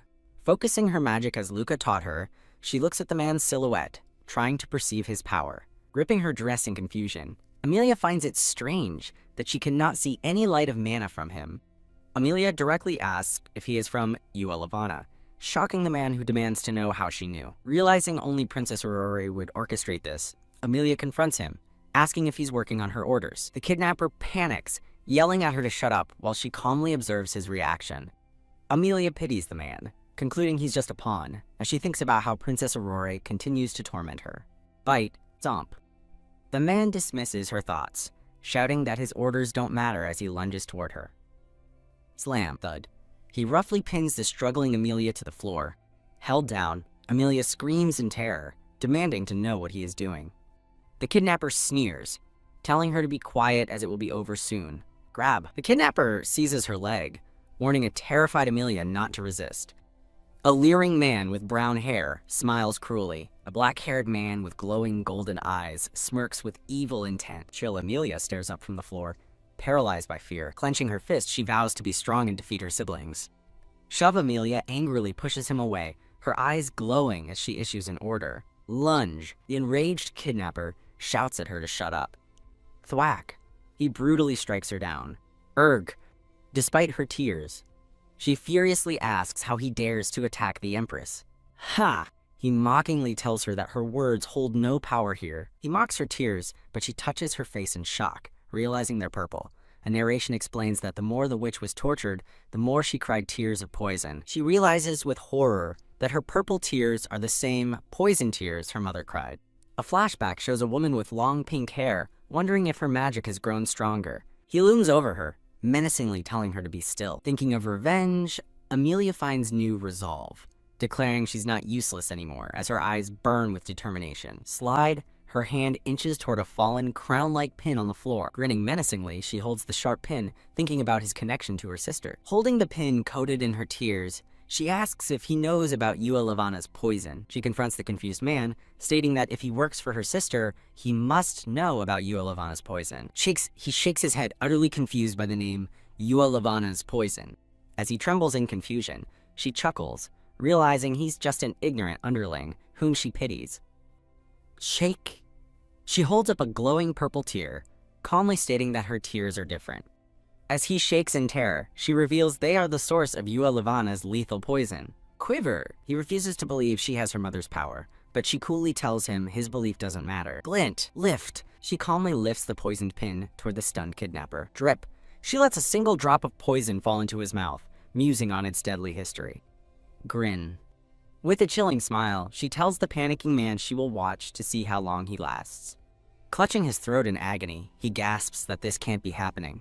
Erg, cough. He violently hacks up blood, collapsing in front of her. Gah! He writhes on the floor, choking in excruciating pain. Standing over his convulsing body, she states that she warned him but doesn't need to kill him. Shine a light emanates from her hand as she decides he won't die from this. Bang! Noting her purple tears, she bursts through the door and escapes the cottage. Noam runs frantically through the forest, desperately calling out for Amelia. His search leads him to a single abandoned shoe lying on the street. He picks up her shoe, his expression filled with horror and despair. He runs, vowing to protect Amelia from suffering her mother's fate. Rustle. A barefoot Amelia wobbles through the dark woods, glad to be free but unsure of where she is. Master Noam. Hearing her voice, a relieved but exhausted Noam pants for breath. He rushes to her side, asking in alarm if someone hit her. Seeing his pained expression, Amelia apologizes, feeling guilty that he searched all day for her. Grab. She frets over him, asking where else he's hurt, and pointing to the scratches on his legs. He pulls her close, insisting it's his fault for ever leaving her side. He gently asks her to tell him what happened, and she agrees. Noam expresses his surprise at her strength, while Amelia resolves that she must be this strong to punish her sister. Looking resolute, Amelia declares that she has decided to become strong. Noam smiles warmly, telling her that he is proud of how robust she has become. His expression hardens as he thinks that her attacker is now in deep trouble. Russell. Amelia tells Noam the man worked for her sister, and he agrees they must interrogate him to discover her plans. Noam carries Amelia through the dark woods, heading back toward the stone cottage. Ha. The kidnapper pants in terror as Noam's menacing shadow looms over him, his eyes glowing. Jump recognizing him, the terrified kidnapper stammers out the title, King of the Frozen Blade. Noam tells the man to be grateful, for it is time for his punishment. Eat crawl. The man scrambles away in terror, screaming for help, as Amelia and Noam watch. Gleam. Amelia's purple eyes glow as she notes she can't see any black shadows, while the man continues to tremble. Flinched Noam observes the man's pain, remarking on how terrifying her poison must be. He menacingly details how the poison will first inflame his throat, then gnaw through his body to death's door. Yell! The kidnapper desperately begs for his life, but Noam coldly demands he reveal who ordered him. Tremble. The terrified man remains silent, shaking uncontrollably.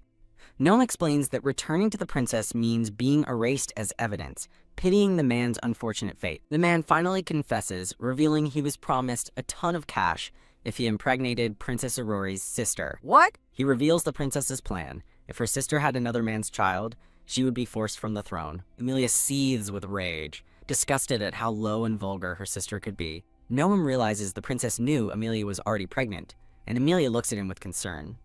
Crack, his composure breaks as he declares that they cannot let the man live after all. Amelia rushes to Noam's side, insisting he can't take a life based on temporary emotions. Outside the cottage, Noam addresses Amelia formally, while the bound and blindfolded kidnapper kneels before them.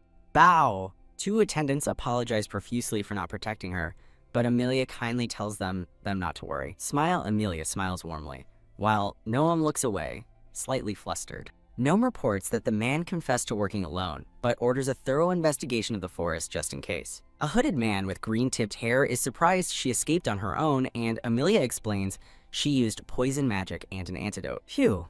As the kidnapper is taken away, Amelia warns him not to think he'll go home unscathed. The hooded man questions her about poison magic, and she reveals she inherited the ability from her mother from Solverka. He stares in disbelief, calling it a miracle that a witch with such rare magic is still alive. He adds that he never would have thought that she was her daughter. Amelia looks on grimly, confirming that Levana is their enemy. The hooded man looks down with sympathy, acknowledging how hard it must have been for her. Flinch. He expresses his relief that she is safe, and Noam agrees they now have the man's testimony. The scene shifts to Levana, where a man with black hair approaches Lady Aurore in a garden of red roses. Aurore greets her brother with a smile, announcing that she has good news. She gleefully reveals that Amelia is having a child, and that she sent an assassin to attack her today. She asks her brother with a wicked smile if it isn't a marvelous feeling. Thwack! She is brutally slapped across the face, her expression turning to shock. Drip. Kaya! Blood drips from her mouth as her brother grabs her by the hair, and she screams for him to stop. Ow! He berates her for acting without his permission, and she falls to the ground begging for forgiveness. He grips her face, calling her a fat pig, and coldly warning her not to disrupt his plans. Whack! He throws her aside in disgust, lamenting how useless everyone is. Images of a prosperous kingdom and a happy family flash by, representing a peaceful world. A young boy with black hair and golden eyes declares this tepid world worthless and vows to destroy and rebuild it. A flashback shows a stern man holding a chain attached to a kneeling woman with long lavender hair. The narration recalls her poisonous tears, a power the young boy once thought was beautiful. He believed that as long as they had her, they could build a kingdom of both money and power. But his father grew greedy, seeking only riches, which the boy vows not to repeat. He outlines his plan to rule by rewarding nobles, taxing commoners, and dealing with the useless. For the poor who cannot contribute, he coldly declares he will purge them all. He muses that the useless are worthless and have no right to live. Ha ha ha. Laughing maniacally, he vows to make everyone surrender to his power and claim it all. He concludes that to create his powerful army, the poison-producing woman must be kept alive as his useful tool. A young boy with black hair and golden eyes peeks from a doorway, holding a lantern. He internally fumes over the crummy food, worried someone might die from malnutrition. He offers bread to a frail girl with light purple hair, sternly telling her to eat or die. Crack! He trips and drops a glowing purple vial, which shatters on the cobblestone floor. Blip! A drop splashes into his eye as he screams in agony. The girl gasps his name, Prince Craig, realizing it was poison. She rushes to his side, cradling him amidst the broken shards with a look of grim concern. Shine. Desperately embracing him, she covers his wounded eye as a holy light envelops them, pleading for him not to die. Shove! He pushes her away with a grunt, ordering her to let him go. In a flashback, a man reveals his father's interference led to a woman's death, leaving him unable to obtain more poison as two young girls cry over her coffin. A plague doctor mixes chemicals as the narration reveals their supply is running out, regretting not invading other kingdoms for more tears. As an older Craig walks away, a blue-haired man muses that Craig will be a useful weapon, so long as a certain witch's corpse remains in the castle. The thought lingers over a dark chamber containing an ornate, heavily chained black coffin. Grit. An enraged King Craig clenches his fist, cursing the stupid Aurora for interfering with his plan. A mysterious hooded figure appears in a tree, addressing the troubled King Craig. The figure tells him not to be on guard, reassuring him that they are not an enemy. Craig looks up impatiently, dismissing the figure as irritating and demanding they state their business. Swoop. The figure reveals they share a common goal: Solverka's emperor's head, and mentions a man Aurora sent. They then offer to kill the emperor for him, leaving Craig stunned by the proposal. The figure vows to prove their allegiance and asks Craig to await good tidings before vanishing. Slam. A stern older man with a mustache angrily slams a prison cell door. He and a dark-haired attendant stare in disbelief at a body on the floor, questioning how it happened. The scene transitions, marked by a colorful promotional banner. A red-haired noblewoman rushes towards Sir Caesar and Sir Bruno, frantically asking if it's true the man is dead. A gray-haired official scolds Her Majesty for being there, questioning how a breach occurred in their supposedly impregnable security. Gasp! She sees the body on the floor as an investigation into a possible suicide is announced. Her eyes widen in horror as she wonders if she failed to remove the poison, accidentally killing him. Grab! Her maid with glasses quickly clarifies that he didn't die from her magic or poison, but from a sliced throat.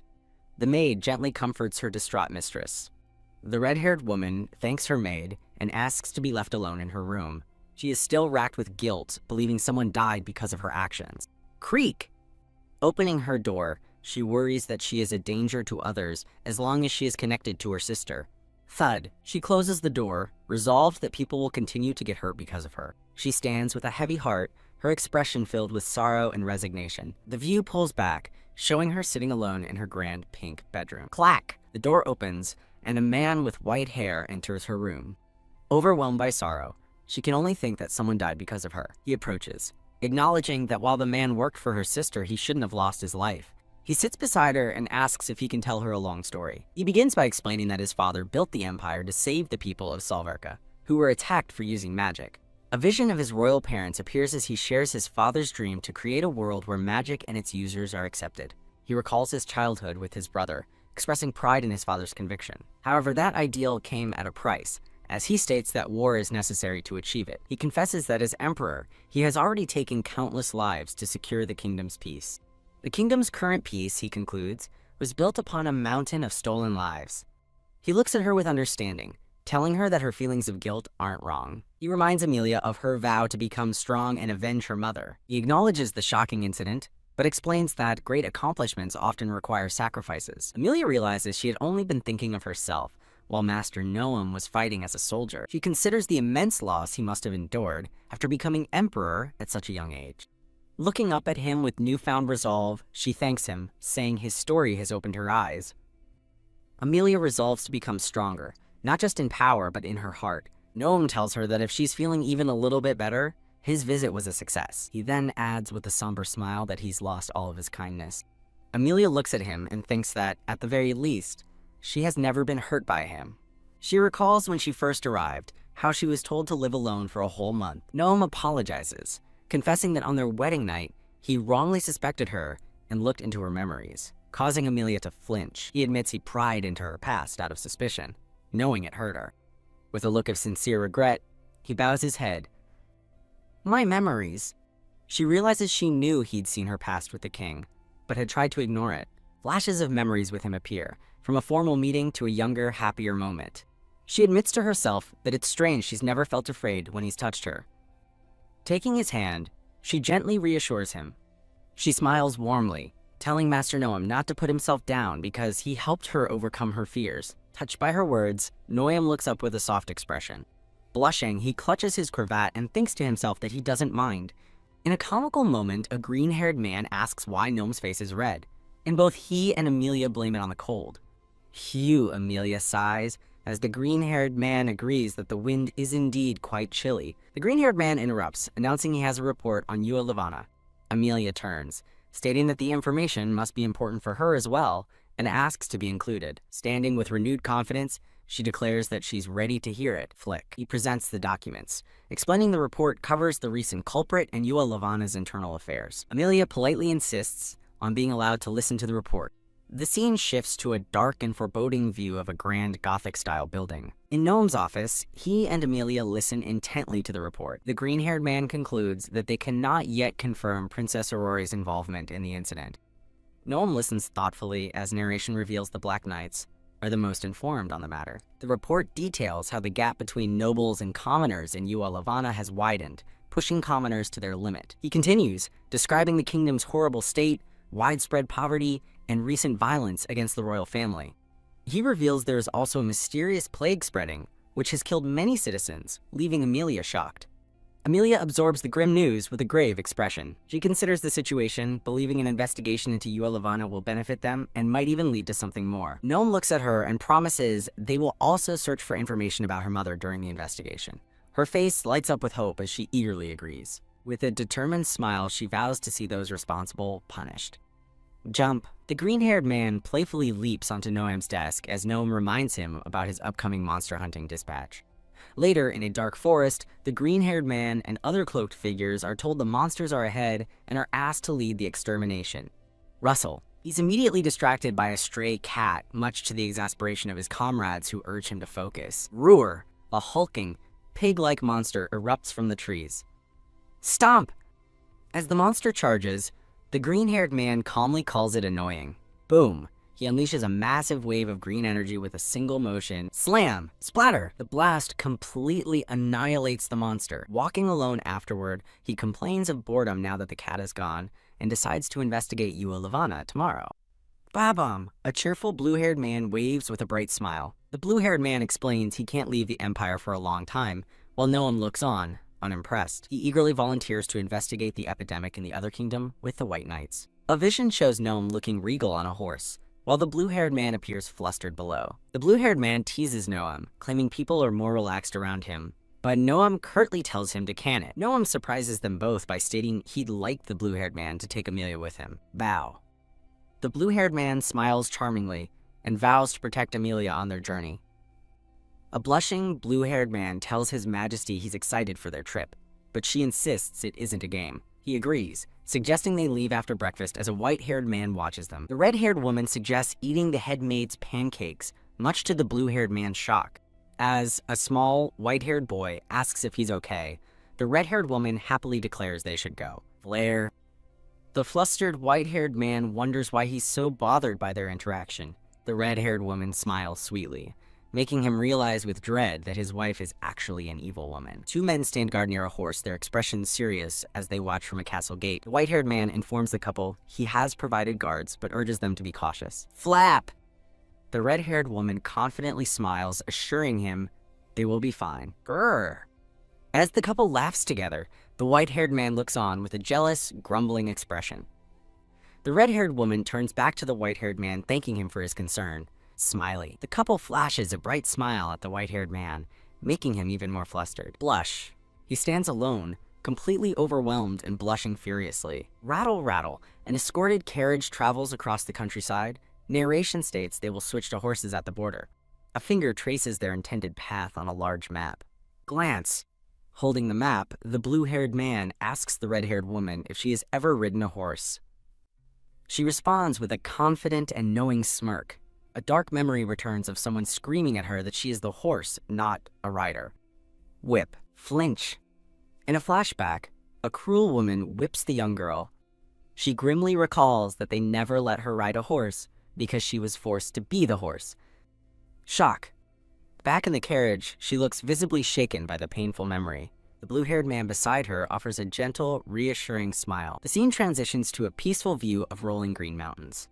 As she looks at her companion, she thinks to herself that Master Noam is very kind to her. She reflects that her brother never reveals his true feelings, especially after their father's death, as images of the two somber men appear. She recalls the nation's grief and how her brother rarely smiled after becoming the emperor as a teenager.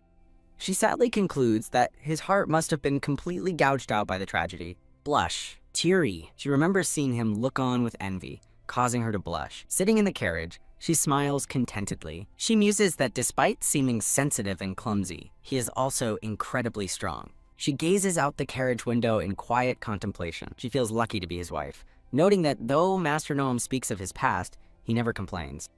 An image of the blue-haired man's warm smile flashes in her mind. Lift. She gently raises the window shade for a peek outside.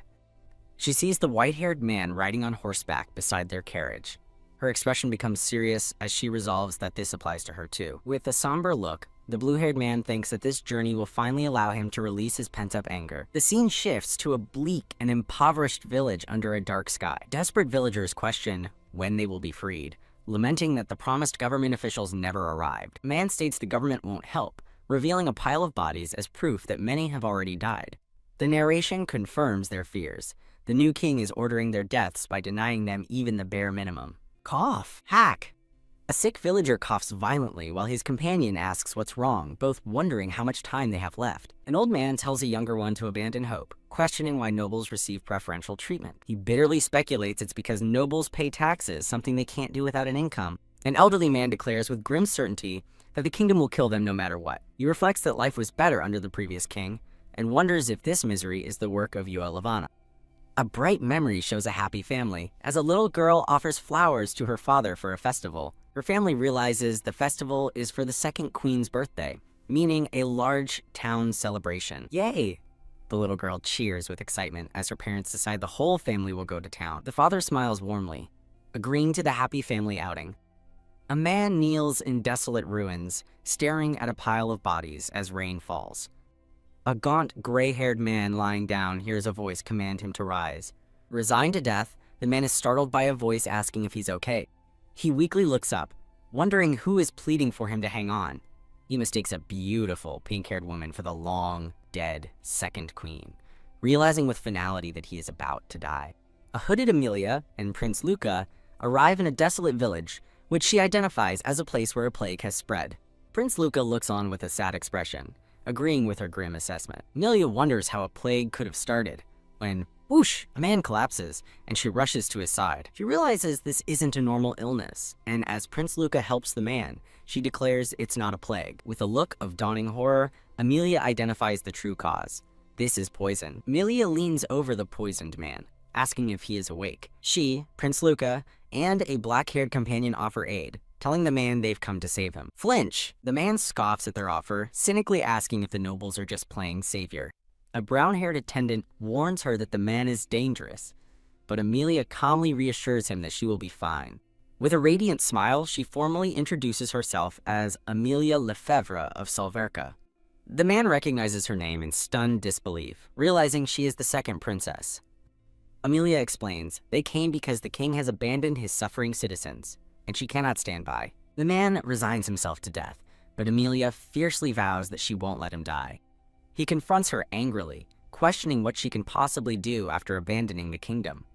Yell, her black-haired attendant furiously defends her, but Amelia quickly tells him to stop. She tells her companion not to be angry at the victims, then reveals to the villagers that they are suffering from poison that can be removed. Whisper. Prince Luca quietly asks if she truly intends to detoxify everyone, and she confirms she does. Amelia declares that since they know the cause of the suffering, they are obligated to fix it. She reminds Prince Luca that Salverkans hide their magic, and using it here would be... He looks worried. She understands his concern, acknowledging that his cautious thinking is natural. Prince Luca grabs her arm, urgently asking if she plans to hide her magic forever. Amelia realizes that the Emperor and Master Noam are fighting for a future where magic is accepted. Believing magic is a wonderful tool for protection, she grips her cloak, resolved to show the world its goodness. She looks at Prince Luca with newfound determination in her eyes. She challenges him, stating that this is the first step toward universal acceptance of magic, and she wants the world to know its greatness. Gulp Prince Luca is visibly moved by her passionate declaration. He admits she is right and agrees to help, offering to restore the villagers' strength with healing magic after she detoxifies them. Amelia turns back to the villagers, firmly promising to remove the poison and get them back on their feet. Shine! A brilliant purple light emits from her hand, shocking the old man as she begins to heal him. She proudly announces that this is magic, a power the people of Salverka possess. Prince Luca watches with hope, believing the people must understand, while the healed man stares in awe. The old man marvels at his restored hands as Amelia smiles kindly at him. Amelia asks the healed man to lead them to the other survivors. Their party gets to work, with Prince Luca and the black-haired man happily healing and tending to the grateful villagers. A young girl, now healthy, clasps her hands and thanks Amelia. A mother and daughter tearfully express their gratitude to the Lady Empress and Sir Prince. Standing together, Amelia and Prince Luca feel a sense of relief, agreeing this is the right way to introduce magic to the world. The group pays their respects at a graveyard, with Amelia explaining their final task is to pray for the dead as she recalls her own grief. Looking at the sunset, Amelia quietly thinks of her mother, vowing to take her to Salverka one day. Loom. Amelia approaches a large barrel of water, getting Prince Luca's attention. She points to a pail and asks if the water looks black to him. He confusedly replies that it doesn't. With a serious expression, Amelia gives an order. Find the source of the village's water. Prince Luca begins the next phase of their mission, using his healing magic on a villager's hands. The villager marvels at his healed hand while Prince Luca examines a map with a concerned look. Elsewhere, Amelia uses her own magic to treat a sick and worried woman. A voice addresses the startled red-haired woman as, "Your Majesty." Prince Luca and an attendant arrive, announcing they've found the source of the water. The attendant explains that a lake at the foot of the mountain feeds several villages, but a landslide last year blocked the main river, forcing them to get water from much farther away. Amelia asks if there is any other source of drinkable water, but the attendant confirms the distant river is their only option. She and Prince Luca look on in dismay, and she calls the situation horrible. With fiery determination, Amelia declares that they will provide water for the villagers themselves. Prince Luca thanks the man as he and Amelia lead their group away from the village. Standing before the vast lake, Prince Luca confirms that all the local rivers originate from this single source. They discover a massive rock slide blocking the river, and Amelia marvels at the size of the stones. She realizes that if they can clear the dam, the villagers will have clean water again. Prince Luca explains that citizens of their empire are contractually forbidden from using offensive magic. He elaborates that using battle magic requires parliamentary approval to remove their limiters, which he doubts they'll get for another kingdom's problems. Amelia cuts him off, insisting he's not finished explaining.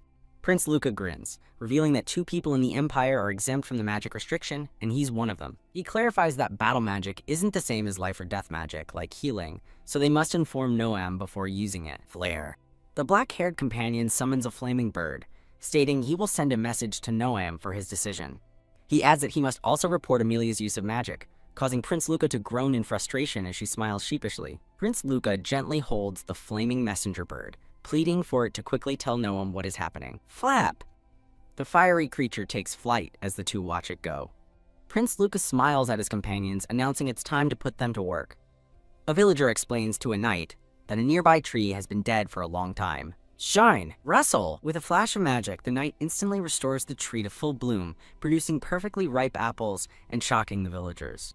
Splash! Another knight magically creates water from thin air, amazing a nearby villager. Wow! He offers a bucket of fresh water to the grateful villagers, apologizing that he cannot make more for now. The knights diligently work, distributing supplies and aid to the grateful villagers. As a happy child receives an apple, Amelia asks a village elder if other villages were also affected by the poison. The elder points into the distance, explaining that the next village over likely was, as they share the same water source.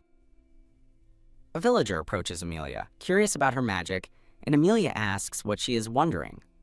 Gasp! The woman recalls a man who once came to the village to kidnap a witch, causing Amelia to react in shock. Amelia immediately fears the witch was her mother and recalls her mission to uncover the truth of the kidnapping. She silently questions how the royal family knew about her mother's poison magic and managed to kidnap her from the heavily guarded Salverka, knowing her mother was the only poison mage at the time. She speculates that the royal family must have known about her mother's abilities and concludes a spy must have been in Salverka. Closing her eyes, she decides it's useless to ponder it alone.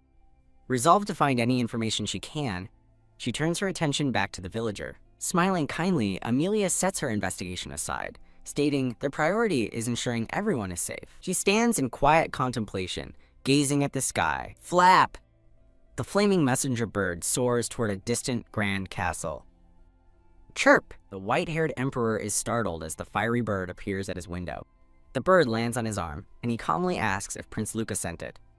He receives the message, murmuring that they want to obtain water. The emperor considers the dire request to restore a village, noting it's not favorable to the empire, but vowing to protect it for Luca until his return and explain everything to Caesar. He clutches his chest, realizing there is something else he must check on immediately. His expression hardens with grim determination. The scene transitions to a peaceful country path, as the story is marked to be continued. Step.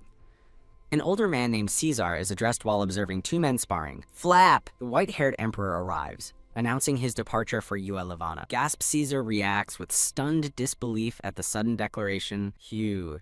Caesar correctly deduces the trip is about Prince Luca and Her Majesty, which the emperor silently confirms. Caesar proudly declares that he is still alive and kicking. The emperor offers a subtle, confident smile. Flap! Caesar tells the emperor that he trusts him, as the emperor looks on with resolve. Clop!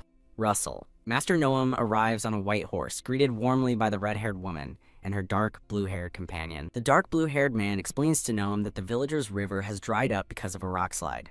Pointing to a map, the dark blue-haired man outlines their plan: break the rocks to restore the river's flow. The villagers whisper in disbelief, questioning if the emperor is truly there to help as he watches them with a pained expression. As the group stands together, Master Noam thoughtfully says, "I see." The red-haired woman confesses to Master Noam that she asked Prince Luca to use magic, apologizing for her selfish actions. Noam reassures her that he heard the report and finds her actions in saving the people admirable. His expression hardens as he states that, as the emperor, he cannot easily condone using their abilities.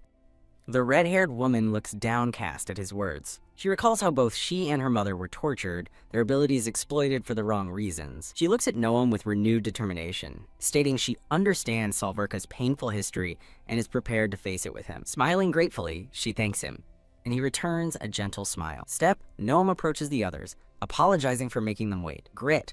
He thinks to himself that he never imagined using his powers on such a scale in another kingdom, and that the residents will surely be shocked. A dark-haired man with red eyes asks Noam if he wants him to handle it. Noam steps forward confidently, declaring, "This is my job." He observes the massive boulder, noting the small fissures within it. As his companions tell the villagers to stand back, he explains that water is filling the cracks. Woo-woo. He closes his eyes, focusing his magic as he thinks about the principle of water, expanding as it freezes. Crack! Clink. Ice crystals form and expand within the rock, shattering it from the inside. He knows the expanding ice will shatter the boulder completely. Whoosh! The dam breaks, and a powerful wave of water rushes forth as Amelia gasps in awe. Sob. The villagers cry tears of joy as they watch the river fill with water again. The red-haired woman stands beside a stunned and emotional old man, tears streaming down his face. The old man tells her that she is like a god. She thinks to herself that even she finds it hard to believe their abilities are real. She gently reassures the villagers, promising never to use their magic to harm them, and urging them to not be afraid. A grateful family looks on, their faces filled with renewed hope, The old man asks if she intends to save all of Ualavana, pointing out that many others are suffering. Noam requests that the villagers keep their use of magic a secret from the kingdom. The group smiles, their mission a success, as they prepare to leave. Now on his horse, Noam announces his departure, stating he must return to his office. The red-haired woman sincerely thanks him for coming all this way to help. He tells her that her courage has given him a new goal to strive for. She informs Master Noam that they will now visit the other affected villages. Noam gives them a warm smile before riding off. Turning to one of the village women, the red-haired woman asks to hear the story she mentioned earlier. The woman begins her tale of a strangely dressed man who offered a fortune to anyone willing to kidnap a witch. The woman repeats the man's offer, a large sum of money to kidnap a witch. The red-haired woman is taken aback by the story, while the villager admits it might just be a childhood rumor. In a flashback, villagers whisper about the stranger's suspicious offer. Most villagers refused, but a man named Gerdamel took the deal and is now living well, though the stranger has since vanished. The woman concludes that the strange man was gone from the village by the time she was old enough to remember. The red-haired woman is horrified, realizing her mother's kidnapper may have come from Ualavana. She considers that while poverty can drive people to crime, infiltrating the guarded Solverka would have been incredibly difficult. She wonders how the man knew her mother was a witch, concluding he must have had a spy inside Solverka. The woman tells her she doesn't know where Gerdamel is now, only that he disappeared. The red-haired woman realizes that finding Gerdamel is the key to uncovering the connection between Solverka and Ualavana. She reasons Solverka would only give up a precious poison mage if the alternative was extremely beneficial. Bo, the red-haired woman, thanks the villager for sharing her important story. Murmur! As the red-haired woman and Prince Luca walk through the village, the residents whisper amongst themselves. Ah, a grateful mother and daughter receive a gift? Murmur. An elderly man and two women gossip with worried expressions. Prince Luca offers a warm, confident smile. A white-haired knight and a light brown-haired knight stand at attention. With fierce determination, the red-haired woman vows to heal everyone. She hands a pouch to a thankful villager, while Prince Luca smiles as a man accepts a crate of apples. Phew! Wiping sweat from her brow, the red-haired woman lets out a sigh of relief. She watches over the bustling village, filled with happy and smiling residents. An old man approaches her, politely asking for a moment of her time. Gasp! Stunned, the old man recognizes her and addresses her as Your Majesty. Whisper. He begins his story, recalling a man from many years ago who bragged about kidnapping a witch. Flinch. She asks if the story is true, and the man confirms the kidnapper suddenly became very wealthy, leading her to realize it was his reward. The old man explains the recruiter offered a deposit and double payment for success, revealing that he was offered the same deal. He tells her he refused the dangerous offer, feeling a bad premonition, and simply pretended the conversation never happened. He continues, explaining that the man who took the job, Mr. Gurmel, later disappeared, and his family was arrested by royal knights, never to be seen again. She asks if the government discovered that he had spoken to the strange man, but he confirms they did not, and that no one knew the recruiter's identity. The old man muses that after witnessing their powers, he now believes a witch may have truly existed. She seeks clarification, asking if the person who spoke to him and the one who recruited Gerdamel were two different people, which the old man confirms. Realizing the royal family must be involved, she resolves to find the arrested couple. As she thanks the old man, a mysterious hooded figure senses Solverka's mana in the area. From a distance, the hooded figure and his purple-haired companion observe the Empress. The companion wonders why she's here, but his leader has no idea. The purple-haired man grins wickedly, suggesting it would be fun to unleash a horde of monsters in Solverka, while the Empress and Crown Prince are away. His hooded companion chuckles, calling him a trickster, and admitting he's excited by the idea. The purple-haired man speculates that King Geg would be furious to learn of a rat in his domain, which the hooded man confirms, adding with a sinister grin that it sounds fun. A dark voice declares their intent to present the beauty of finality to the king. A hooded woman watches from the shadows as the red-haired Empress shares a happy moment with a villager. The hooded man suggests it would be better to summon the monsters here instead of in Solverka, delighting in the twisted idea of destroying the very village they just saved. His purple-haired companion calls the plan awful but easy, lifting a staff to begin the dark summoning ritual. Grr, a pair of glowing red eyes appears within a swirling, magical sigil. Phew! The Empress sits down, disappointed that, despite talking to many people, she learned nothing useful. Ahaha. As she watches thoughtfully, Prince Luca laughs joyfully while playing with the village children. She speculates that the royal castle is the only likely source of the plot, though it's far away, before being interrupted by a voice calling her name. Prince Luca waves her over, and she turns to ask him what's wrong. As they sit together, he tells her he's been pondering the unknown source of the poison in the water. He reveals that while checking the lake, they discovered a large, mysterious building located between it and the river. Stunned, she questions the existence of a building in that remote location. Finding its presence highly suspicious, she passionately urges Prince Luca to investigate the building with her. She insists they might find clues there, looking at him with desperate hope. Arriving at an impressive mansion near the border, she whispers about how grand it is for such a remote area. She notes the stark contrast between the impoverished local villages and this lavish estate. Peering through a window, Prince Luca is shocked to see a masked figure inside, seemingly mixing poison. Confused by his reaction, she asks what's happening, and he apologizes for what he's about to do. Lift! He swiftly picks her up, giving her a clear view through the window. Looking inside, she sees figures shrouded in black shadows, and realizes they are dealing with poison. Her eyes widen in shock as she recognizes one of the people inside. A sudden noise from within startles her as someone shouts an order to check on the products. Flap! Dragon-like monsters suddenly fill the sky, causing her to panic as Prince Luca realizes with horror that they are flying directly toward the village. The monstrous creatures descend upon the village, silhouetted against the setting sun. Yeah! Terrified children scream as a monstrous creature attacks the village. The dark-haired knight shouts for the villagers to flee as he prepares to hold the monsters back. Screech! A knight is nearly attacked, but a powerful blast of magic erupts from a young, blue-haired boy. The blue-haired boy commands his companions to evacuate the villagers while he takes on the monsters alone. Grrr! The boy faces down the last and largest monster, a massive fiery dragon. Bring it on, he thinks, gathering immense magical energy with a determined look. Roar! Boom! He unleashes a colossal blast of blue flames, engulfing his enemy in a powerful explosion.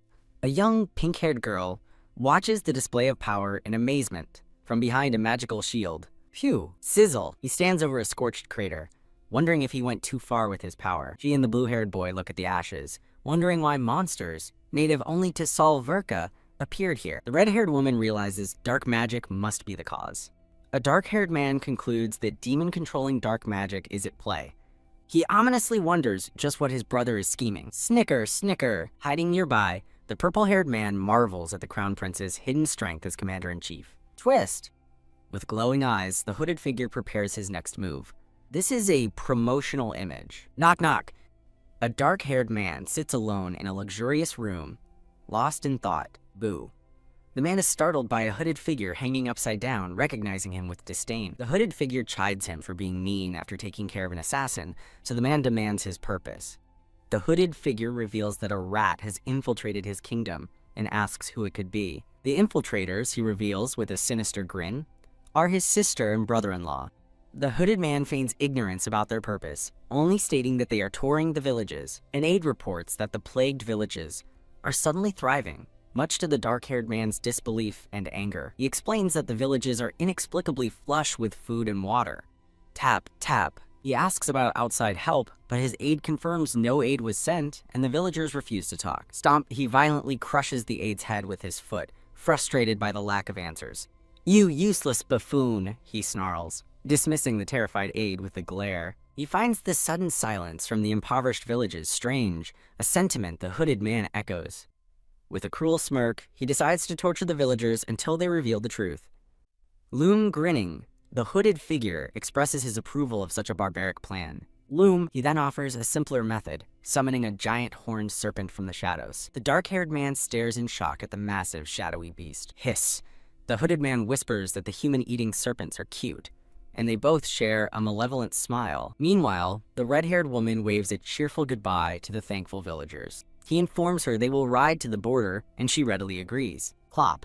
As they travel, she recalls the poison, the mansion, and the familiar face she saw. She remembers the man from several ceremonies and identifies him as Duke Beatrix. She reflects on the Beatrix family's medical renown, realizing their expertise could easily be turned to creating poison. She deduces that her father's trust in them for medicine might have extended to entrusting them with her mother's poison. Gasp.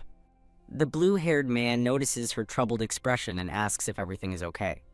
She insists she's fine, while the white-haired knight offers to stop if she needs rest. He glances back, still looking worried about her. Suddenly, he senses a powerful mana presence nearby, questioning if it was real. FWIPA cloaked figure swiftly disappears from view. The scene shifts to a magnificent castle under a clear blue sky. In a lavish office, a white-haired man with glasses directs the chancellor to the next topic. An elderly official vehemently argues for strengthening the Empress's guards after the recent attack. He agrees, lamenting his failure to sense her departure and suspecting a traitor within the empire. He approves the security increase, but questions the chancellor about the budget.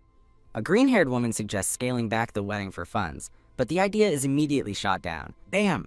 An elderly official furiously insists the wedding demands the grandest celebration ever. Shake, shake! A nervous brown-haired woman and a stunned white-haired official react to the news. The red-haired woman daydreams happily while the white-haired man, Master Noam, agrees with a grin. Preparations are announced for the largest festival of the year. The event is revealed as the Pake de Nino, the Harvest Festival. Knock, knock. The white-haired official's work is interrupted by his colleagues. The red-haired woman and the blue-haired man, Prince Luca, cheerfully announce their return. Master Noam welcomes them back with a warm smile. She reports to Master Noam about the poison, her mother's kidnapping, and the monsters, connecting them to a mana presence Prince Luca sensed on their way back to Ualavana. Prince Luca maintains a grave and thoughtful expression. Worried, she admits that she was unable to sense the mana herself. Prince Luca concludes there is a high chance a dark wizard is involved. Alone in a vast hallway, she contemplates how much she still has to learn about dark magic. A green-haired man named Sir Bruno greets her warmly, and she confirms they just returned. She tentatively decides to ask Sir Bruno about dark magic. She asks about the difference between normal and dark magic, which amuses him. He explains that dark magic controls another's mana, while normal magic creates something new. He confirms dark wizards can summon monsters and even steal others' mana, being masters of its usage. He says this power is considered taboo, and that officials suspect a dark wizard is hiding among them. She worries about their own mana, but he reassures her that only a wizard of immense power could handle their massive reserves. He chillingly explains that stealing such vast power would cause most people's bodies to explode. Stunned, she realizes how powerful she and Prince Luca truly are, and he confirms they are on another level. She ponders the implications for someone possessing her amount of mana. He speculates that her unique poison magic might harm anyone who tried to steal her mana, and she bows in thanks for the explanation. He adds with a smile that His Majesty Noam was worried about her, causing her to blush. The sun sets, giving way to a beautiful starry night. Master Noam and the red-haired woman take a romantic walk through a garden of blue roses. He gently offers her a single blue rose, and they share an intimate gaze.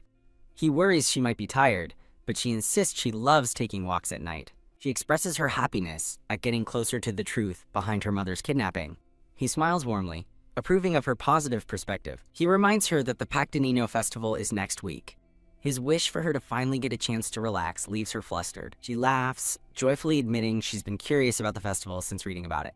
A flashback shows her reading about the Pake di Nino, the Empire's biggest annual festival. The festival is explained as a tribute to the goddess of life, Lucrece. It is a celebration for those blessed with special skills, chosen by the goddess herself. Students showcase their magic as an offering, while others pray for the fallen and heal the wounded. The all-night festival begins at sunset, featuring countless magical stalls for everyone's enjoyment. The festival is a time when all citizens of Salvirka are treated as equals. She gazes at him, expressing how much she is looking forward to it. He adds that this year will be the biggest celebration yet, as it also honors her becoming empress. Addressing him as Master Noam, she asks him to enjoy the festival together with her. Knock, knock. Prince Luca calls for Noam before opening the door to his room. He finds the room empty and wonders where Noam could have gone.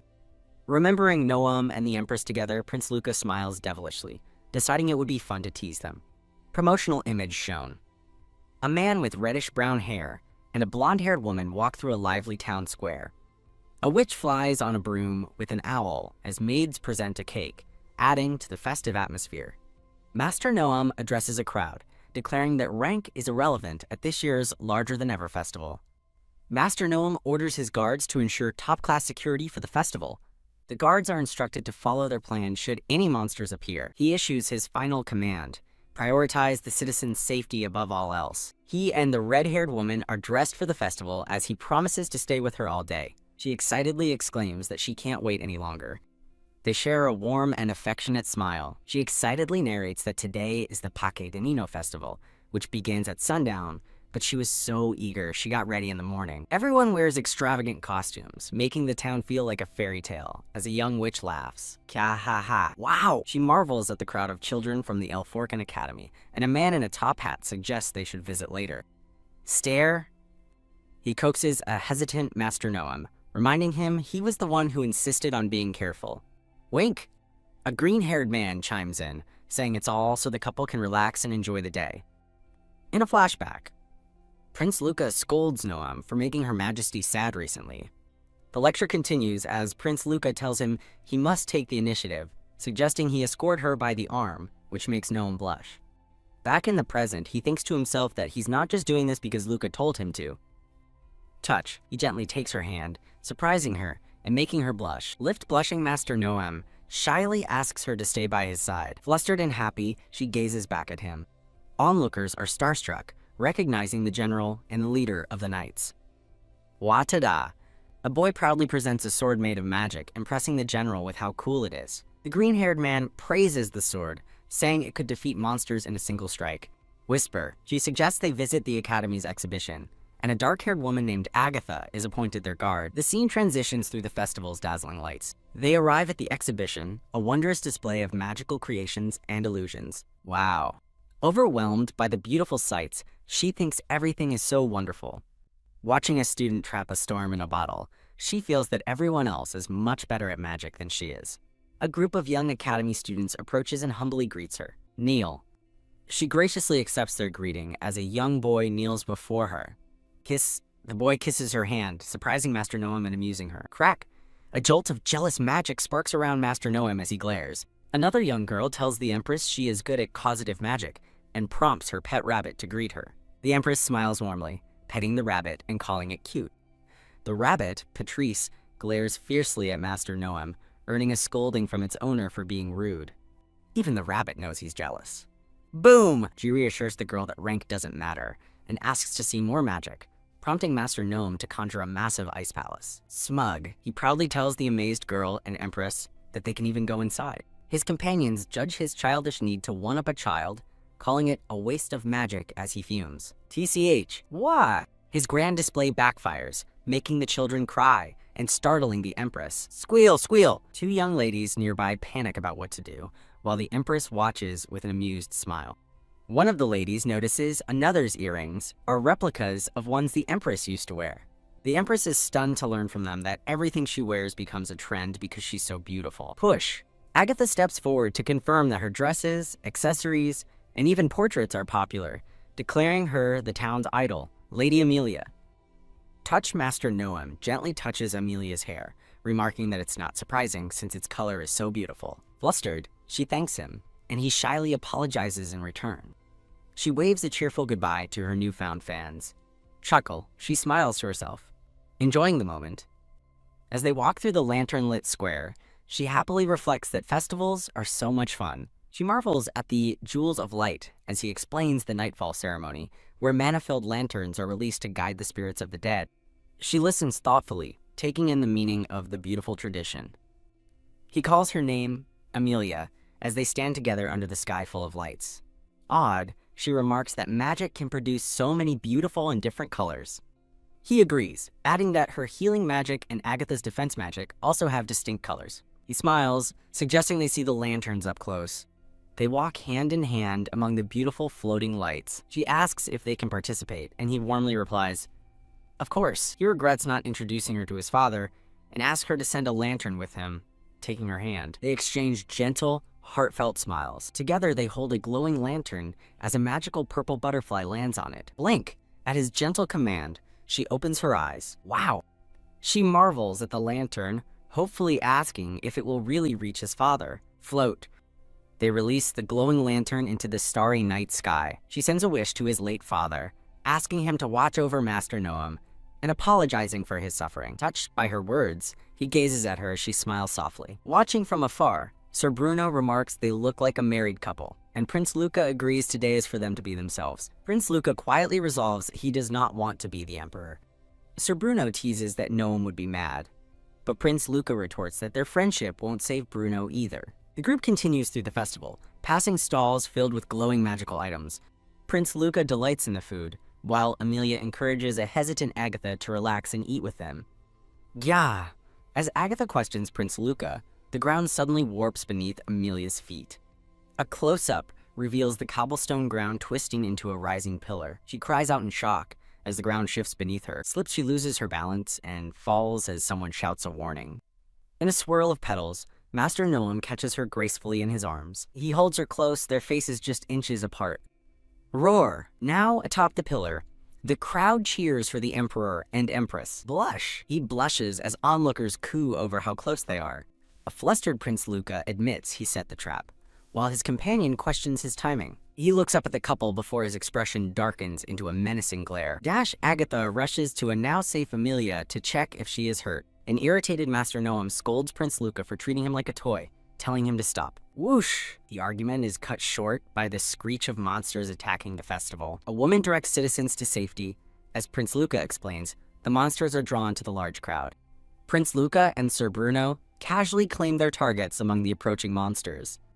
Ready, the three men prepare to unleash their magic. Boom. Their coordinated magical blasts light up the sky. Prince Luca warns his companions not to let their guard down. Their fight is far from over as more monsters swarm the sky. Promotional image is displayed. Screech. The friends grimly acknowledge that the monsters won't be an easy fight. The three men stand together, staring intently at the threat above. Sir Bruno smiles confidently, telling the other two he's counting on them. They face the descending horde of monsters, ready for battle. Screech Graw. A monster is instantly frozen and shattered by an ice attack. Crack! Master Noam unleashes his power, commanding a monster to face him. The bodies of defeated monsters rain down from the sky. A man urgently directs the fleeing crowd down an alley. Master Noam observes the battle, realizing the enemy numbers are greater than expected. Graw. He leaps into the air, unleashing a wave of lightning that electrocutes the swarm. Crack! The stunned monsters are instantly encased in sharp crystals of ice. A person shouts for the running crowd to watch their step. Gah! A small girl in a red dress slips and falls as Amelia looks on in shock. Screech! As a monster dives for the child, Amelia throws herself over the girl to protect her. Screech! Crack! With a determined gaze, she braces for the monster's attack. A glowing blue magic barrier of roses and webs envelops them as Master Noam appears, asking if she's all right. Cradling the child, she looks up with relief and stammers a thank you. He stands beside her, vowing that today he will be the one to protect her. She watches him go, telling him she's counting on him to ensure no one gets hurt. Someone calls out to their majesties, getting their attention. Sir Bruno rushes over, anxiously asking if they are safe. Master Noam confirms they are fine and asks if the monsters have always been this violent. Sir Bruno looks away with a troubled expression. Master Noam falls silent, his gaze sharp and contemplative. Amelia notices a dark bruise on Sir Bruno's arm, exclaiming that he's hurt. Sir Bruno admits he was likely bitten by a poisonous monster, and Amelia urgently offers to detoxify the wound. Relieved, Sir Bruno thanks her, confirming that the pain is gone. Amelia smiles warmly, glad that he is all right. Master Noam watches them from a distance, a thoughtful and unreadable expression on his face. She finds it hard to believe that Sir Bruno, who has fought monsters for years without injury, was hurt. She thinks to herself that it's unlike him to let his guard down. A guard approaches Master Noam to give a report. The guard reports that the Empress is keeping the civilians safe, as Amelia gently comforts the little girl. Prince Luca surveys the damage, relieved that their preparations minimize the destruction, and orders an assessment. From a balcony, he addresses the survivors, ordering immediate repairs and gathering all available hands. FWIP, Master Noam whips his head around, sensing something. He asks Sir Bruno if he felt a presence, and Bruno confirms he sensed a strange type of mana. Master Noam asks if something is wrong, but Sir Bruno dismisses it before being reminded of his duty as a knight to protect everyone. Sir Bruno's eyes glow with a menacing light as his expression darkens. He volunteers to chase the remaining monsters, telling Master Noam to conserve his energy.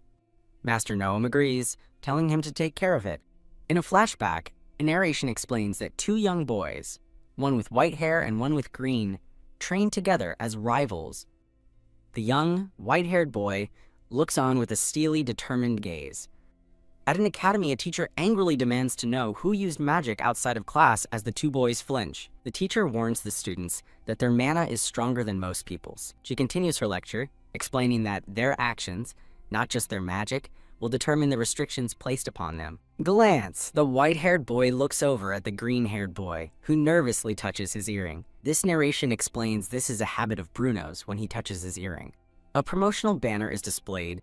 The scene transitions to an aerial view of the Grand Academy. A young boy with green-tipped black hair touches his earring thoughtfully.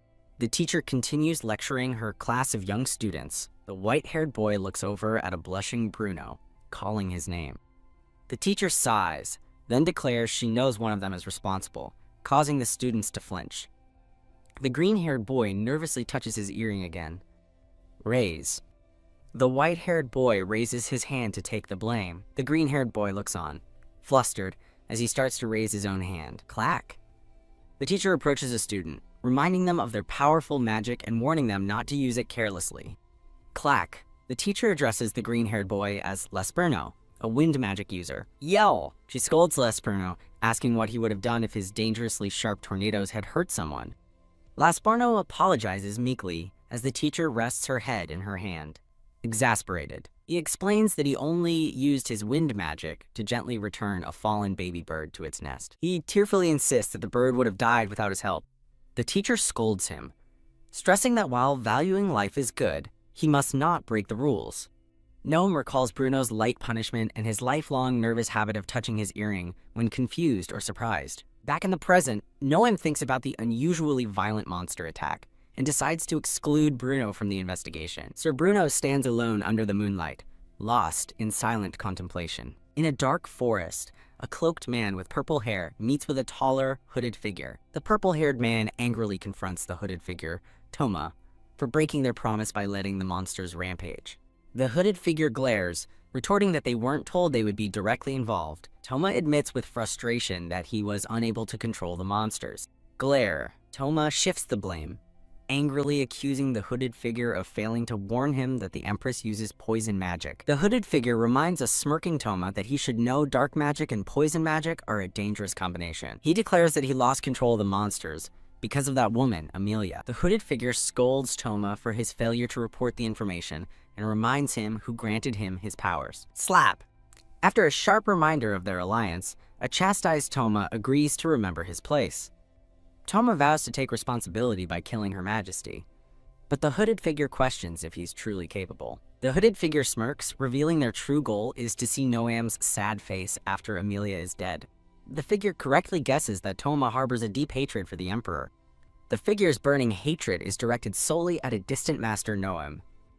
As a memory of Noam's gentle smile appears, the figure confirms their intense hatred. The two conspirators arrive at their destination, the town of Ua Lavana. Snip! In a beautiful garden, a man with black hair and a red cape calmly cuts a single red rose. He looks up, questioning why a hooded figure has arrived so early in the morning. The hooded figure holds up the rose, explaining they have business with a girl there. Wilt. They specify the girl is from the Gerdemel family, as the rose in their hand withers to dust. Holding the wilted flower, the man suspiciously questions their intentions with the woman. The man grows irritated by the secrecy, demanding that the figure show their face. Slide swish. The hooded figure agrees and begins to reveal their face, letting long, green-tipped hair fall free. The figure is revealed to be the green-haired man, who asks smugly if his appearance is to the other's liking. The black-haired man agrees to share information about the monsters bit by bit. The green-haired man reveals that the dark wizard who summoned the monsters is currently unwell. He then wonders aloud with feigned concern if she is doing okay. The black-haired man's expression darkens with fury at the revelation. The scene transitions to a grand estate called Solverka. A trainer named Loic, a man with curly orange hair, introduces himself to a red-haired woman. Loic smiles confidently, ready to begin the lesson. He bows politely, but the flustered woman questions if he's doing something rude. She quickly recovers, smiling and expressing her excitement for the lesson. She is visibly excited to begin her training. He playfully challenges her to guess his magic type, hinting it's the same as Sir Caesar's. Gaze. Spark! As she stares in confusion, he zaps her with a small electric shock, making her yelp. Bottom. He playfully apologizes and reveals the answer is lightning magic, leaving her flustered. Gasp!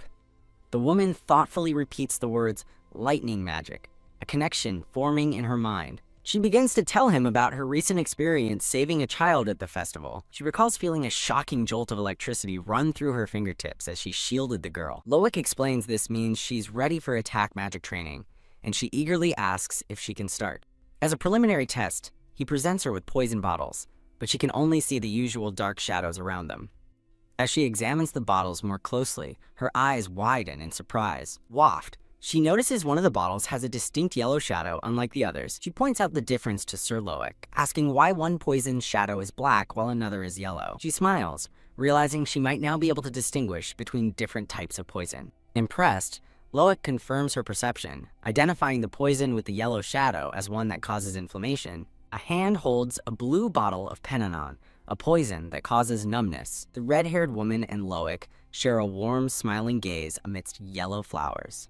A narration explains that from that day, she was recognized as an official magic user and began training to distinguish poisons and use attack magic. She recalls learning about the different types of poison and their corresponding colors. She learned that monster poison is green, paralysis poison is yellow, and began to master using different poisons in her attacks. She thinks about the sheer power of her abilities, recalling that her mother's poison weapons were easily strong enough to end a life. Crying into her pillow, she complains that her trainer was very strict, though she knows she must be careful with her dangerous powers.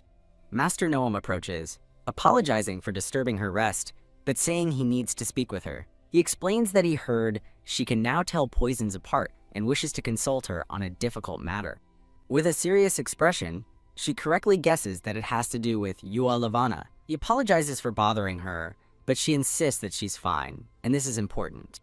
Presenting a box, Master Noam explains it contains a poison weapon from the Frostro invasion, which the enemy claimed was supplied by Yua Lavana. Her eyes widen as she senses both her mother's poison and a paralysis poison within the weapon. He smiles, explaining this is their chance to prove Yua Lavana has been profiting from her mother's stolen poison. He brings up the factory they found, and she confirms she was thinking about it as well. He suggests they investigate the toxin-filled factory for its connection to the poison, and she nods in agreement. She eagerly suggests they investigate immediately, but when he mentions needing horses and disguises, she tells him they won't need horses.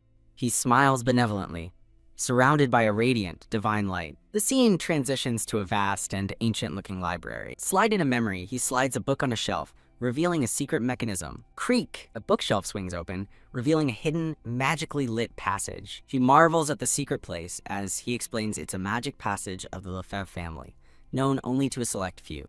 A field of blue roses frames his elegant, regal attire. Seeing an estate through the passage, she excitedly asks if they can travel there directly. He confirms they can, and prepares to cast a teleportation spell. She smiles, realizing this means she can finally use her attack magic outside of the Empire's borders.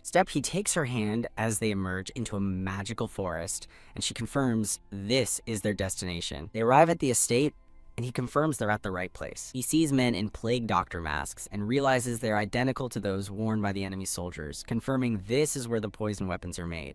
Grit. He clenches his teeth with a determined grin. An older man praises a masked worker for a new batch of poison, stating their client will love it, as the worker promises the next order will be ready soon. She recognizes the purple poison vial as the weapon being produced at the factory. She informs Master Noam that the poison is identical to the one he recovered, and asks if they can infiltrate the facility to be certain. Now inside, Master Noam presents the weapon to the older man, stating he wishes to discuss it. The man explains he requested their secret arrival to confirm the weapon's strength himself, after which Noam asks if their presence is inconvenient. The man offers them special visitor masks, warning that it is dangerous to inhale the poison. The man thinks to himself, shocked that Master Noam would bring a woman to such a place. Tap tap, the masked man leads them on a tour, refusing to show them the production process as the woman peers into a workshop. The guide explains that their airborne poison causes throat inflammation and stops breathing. Grin. He boasts that by making the poison airborne with a special device, they can bring down an entire army at once. Now wearing elegant masks, she and Master Noam observe their surroundings. Waft. She turns her head, sensing the distinct aura of poison. Peering into a storage room, She notices the yellow shadows of nerve poisons. She spots workers handling yellow Potonasaki's flowers, realizing they are extracting the numbing agent penanon. Through the window, she watches the workers and their harvest of strange yellow flowers. Glare. The guide notes her extensive knowledge, and she coolly replies that poison is her specialty. Irk. Master Noam scoffs at the weapon's effectiveness, pointing out it failed to defeat Salverka, which visibly annoys their guide. The guide angrily insists that their weapon will destroy Salverka, and can even defeat the Emperor. She feigns shock, remarking that she had heard Salverka's Emperor has never been defeated. The guide boasts they can create a stronger poison to destroy Salverka. Master Noam expresses a calculated interest in this certain death poison. The guide turns to him, suspiciously asking who they are. Touch. As Master Noam feigns ignorance, her hand touches his mask. Amelia unmasks, revealing her identity as Princess Amelia to a stunned Duke Beatrix. Step. Master Noam steps forward, commanding the Duke to address her properly. They stand together, confident and in control of the situation. Amelia fiercely interrogates Duke Beatrix about her mother's stolen poison. He scoffs, warning her that she's made a foolish mistake in the poisoned air. She smirks, coolly informing him that poison has no effect on her. Rush the Duke laughs and orders his guards to capture them both. Step. Master Noam moves to shield Amelia as she prepares for battle. Lift. Certain of her power, she lifts her hand as it begins to glow. She seizes the Duke, reminding him of her mother's fearsome reputation as a witch. He dismisses her as useless, claiming she can't replicate her mother's power. Gripping his face, she tells him in a chilling tone to watch his mouth. Gru. Erg. The Duke chokes as her poison takes hold of him. Thud, he collapses, paralyzed by the same type of poison he created. Shine. A brilliant yellow light erupts from Amelia, stunning the guards. Ugh! A guard cries out as he feels his body going completely numb. She furiously shouts that his victims died, unable to even scream for help. Kneeling over him, she reveals that only she possesses the antidote. Her eyes glow as she demands he reveal the poison's ingredients. Surrounded by flowers, she clutches a vial, burdened by the terrible truth. Holding the vial, she confirms to Master Noam that she's found the main ingredient. Flinch. She presses the Duke for more evidence, and he visibly flinches. Surrounded by magical butterflies, she demands to know where the proof is hidden.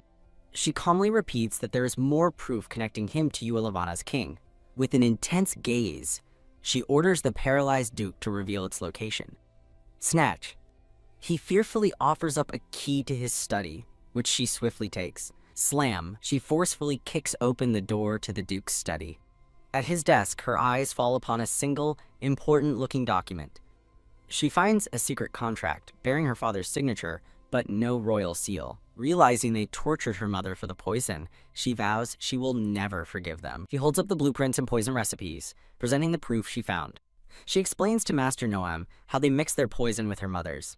The documents reveal the flowers only grow in Salverka's cold climate, not Ualavana's. Master Noam decides to investigate the factory further while she stays to search. He discovers a document with Gerdamel's signature, linking them to Ualavana's royalty. The incriminating evidence rests atop the crate of forbidden flowers. Amelia urgently shows Master Noam the secret agreement she discovered. He confirms finding the flowers and transaction records at the same location. She wonders if the location borders Ualavana and searches for a map. Looking at the map, she triumphantly points out the location they were seeking. He explains the location lies on the monster-infested border between their kingdoms. After a quick change of clothes, she playfully announces she's borrowing a horse. They ride side by side, their expressions set with grim determination. Arriving in a field of yellow flowers, she notes the unusual chill in the air. He gently drapes his cloak over her, explaining it's the mountain wind. Thud. As she ponders the poisonous flowers, her foot hits something hidden on the ground. A woman in simple garb watches as Amelia and Master Noam stand in the distance. Recognizing Princess Amelia, the woman gasps in distressed shock. After Amelia asks who she is, the woman collapses before them with a desperate cry. Apologizing profusely, the woman's identity clicks into place for Amelia, who asks if she's from the Gerdemel family. Rise. The woman accepts any punishment for the second queen as Amelia firmly grips her arm. Amelia coldly states that the woman's life isn't worth taking. The woman falls to her knees, desperately begging Amelia to save her daughter instead. Master Noam looks on, confused, and asks for the daughter's identity. The woman confesses they were forced to cultivate the flowers for Duke Beatrix because her daughter was taken hostage at the royal castle. Kneeling, she surrenders completely, promising to tell them everything she knows. The scene transitions, focusing on the vibrant yellow flowers central to the conspiracy. Elsewhere, a cloaked man with green-streaked hair complains about a talkative King Craig while approaching a grand estate. Grin, he spots his target, a maid, thinking he's finally found Ms. Gerdemal, who flinches upon his approach. The cloaked man closes in on the unsuspecting maid, his presence ominous. Back with Amelia, the woman invites them into her home to talk before her husband returns. Inside, she nervously informs her arriving husband that Princess Amelia is their guest. Amelia wastes no time, intensely questioning the man about who kidnapped her mother. With a heavy heart, the man begins his story, recalling the events of 22 years ago. He remembers a simpler time when his family, though poor, was happy and complete. But one day, their peaceful life was shattered by a dark and terrible event. The man recounts how his father was paid a fortune to kidnap a witch, and how their success was cut short by the arrival of royal knights. Believing the order came from the royal family, they were led away without resistance. Upon arriving at the castle, however, they were confronted with a shocking and terrifying truth. Kick. A guard viciously kicks his father to the ground as his mother cries out in horror. The king sits on his throne, questioning them, and the man's father recognizes him with dread. The man recalls his naive thought that the king looked different from what he'd imagined. Chill. Terrified, the man's father stammers that they don't know why they are there. Snap! The king smirks, calling his bluff and identifying the man before him. Slam A guard brutally smashes his father's head into the floor as he cries out in shock. The king furiously accuses them of kidnapping the wretched witch, leaving the man stunned. Thud. He sees a bound and gagged woman with pink hair, Amelia's mother, thrown before them. Punch. To their horror, the king strikes the helpless woman with brutal force. Drip, drop. The bruised woman struggles as purple poison falls from her lips. Slam. The king torments her further, forcing her face into the poison before throwing her aside. Two guards hold his father down, preparing to force-feed him a spoonful of the same purple poison. While the son begs him to stop, the king smiles cruelly and tells him to watch as the pink-haired woman convulses nearby. Ursho, his father, chokes and seizes violently as the deadly poison is poured down his throat. Thud. He collapses, dead, in a pool of his own blood as his family screams in terror. With a demonic grin, the king declares that no one who knows about the woman can be left alive. Yang. The king seizes their young daughter, threatening to use her as a hostage to ensure their silence. The parents plead for their daughter Mireille's life, begging the king to punish them instead. In the present, the man explains Mireille became a maid at the castle, leaving Amelia stunned that a hostage lived there unnoticed her whole life. He recounts the king's cruel promise. They could see their daughter only once a year, briefly, through the castle gates. In a flashback, a young Mireille reassures her distraught parents that she is being fed and cared for. She explains that she was kept in the dungeon to care for the second queen. Crying, Mireille explains the queen's suffering is greater, having been forced to marry the king and now pregnant with his child. She offers a sliver of hope, saying the queen has finally been moved from the dungeon to a proper room. Mireille cries, fearing for the queen's unborn child, who she believes will suffer even more under her forced care. A memory shows Mireille vowing to protect the queen's child, as she lovingly holds a red-haired baby, Amelia. The revelation hits Amelia, leaving her utterly speechless and shaken to her core. In a sunlit memory, Mireille holds a young Amelia's hand in a field of purple flowers. The idyllic memory shatters in a blur of motion. Wah! A younger Amelia cries as Mireille rushes to comfort her. When a frightened Amelia asks if she'll be hurt too, Mireille hugs her, promising to always be by her side and protect her. Amelia's father, the king, cruelly informs her mother that she can't take her maid when she marries, warning that any resistance will cost the maid her life. Under the cover of night, a secret letter is passed from one hand to another. A flood of painful memories washes over Amelia, Mireille protecting her as a baby with her mother, and later shielding a terrified and injured Amelia. Mireille's voice echoes in Amelia's mind, praying for her happiness, as Amelia whispers her real name, Nadia. The full weight of the truth crashes down on Amelia, leaving her gasping in horrified realization. The final piece clicks into place. Mireille is the daughter of the Gerdemal family. The memory of Mireille's kind prayer for her happiness contrasts sharply with Amelia's current anguish. Still reeling, Amelia tells Master Noam she can't believe Nadia was a Gerdemal who knew everything. and he asks for confirmation that Mireille was her maid. Emilia confirms it, adding that Mireille also cared for her mother, flashing back to a happy moment of them together. In the present, the Gerdemel parents plead for their daughter's forgiveness, as Emilia thinks of Nadia's sacrifice. A cherished memory shows a joyous Mireille holding a laughing young Emilia. Her resolve hardening, Emilia clutches her chest, vowing to honor the promise she made to always be on Mireille's side. The scene shifts to Yua Levana's castle, where Mireille Gerdemel, known as Nadia, walks a dark corridor with a lantern. Her light falls upon a single ornate coffin in the desolate chamber. Opening it, she gasps in shock to find the perfectly preserved body of Emilia's mother, Lady Lydie, lying among roses. The king mockingly asks Mireille if she's bored now that his useless sister Emilia has been married off. With a sinister smile, he tells her to rejoice, as he has a new job for her. Mireille recalls her horror upon discovering Lady Lydie's perfectly preserved corpse in the coffin. She confronts the king, asking why the queen's body is still the same after 18 years, and furiously accusing him of raiding her grave. He scoffs, calling the body a resource to control Emilia, and notes that the witch's poison has likely prevented it from rotting. Grin. The king's eyes gleam with mad ambition as he imagines using the body to create an immortality medicine. Grit. Mireille clenches her teeth, enraged by his blasphemy and his cruelty toward Emilia. Yank! He viciously grabs her hair, announcing that her new job is to tend to the corpse. He leans in, whispering menacingly that she should be gentle with Emilia's precious mother. Taunting her further, he asks if she isn't happy to be of service to the queen again. Alone with the coffin, Mireille steels herself, her expression a mixture of grief and grim determination. While hanging laundry under the moonlight, her thoughts are heavy with her terrible new duty. A cloaked man with green-streaked hair suddenly appears, telling her he's been looking for Ms. Gerdemel. Startled, she turns and demands to know who he is and how he knows her family name. His golden eye glints as he ominously declares that he knows everything. What? He reveals he knows her family kidnapped Lady Lydie for money and were banished for it. She feigns ignorance, but his knowing smirk tells her the lie is useless. A name echoes in her memory, Lesperno. She remembers being a young knight, crying for her grandfather, as guards were ordered to dispose of a body, all under the watch of a man named Lesperno. Recalling the written order she saw back then, she confirms that Lesperno was the man's name. The man introduces himself as being from Salverka, the same country as the second queen. He paints a grim picture of Salverka, describing it as a fearsome empire ruled by a barbaric emperor. He claims Princess Emilia is being treated horribly and has been locked up by the emperor. The lie hits its mark. Mireille is horrified, believing Emilia is suffering, which explains her lack of communication.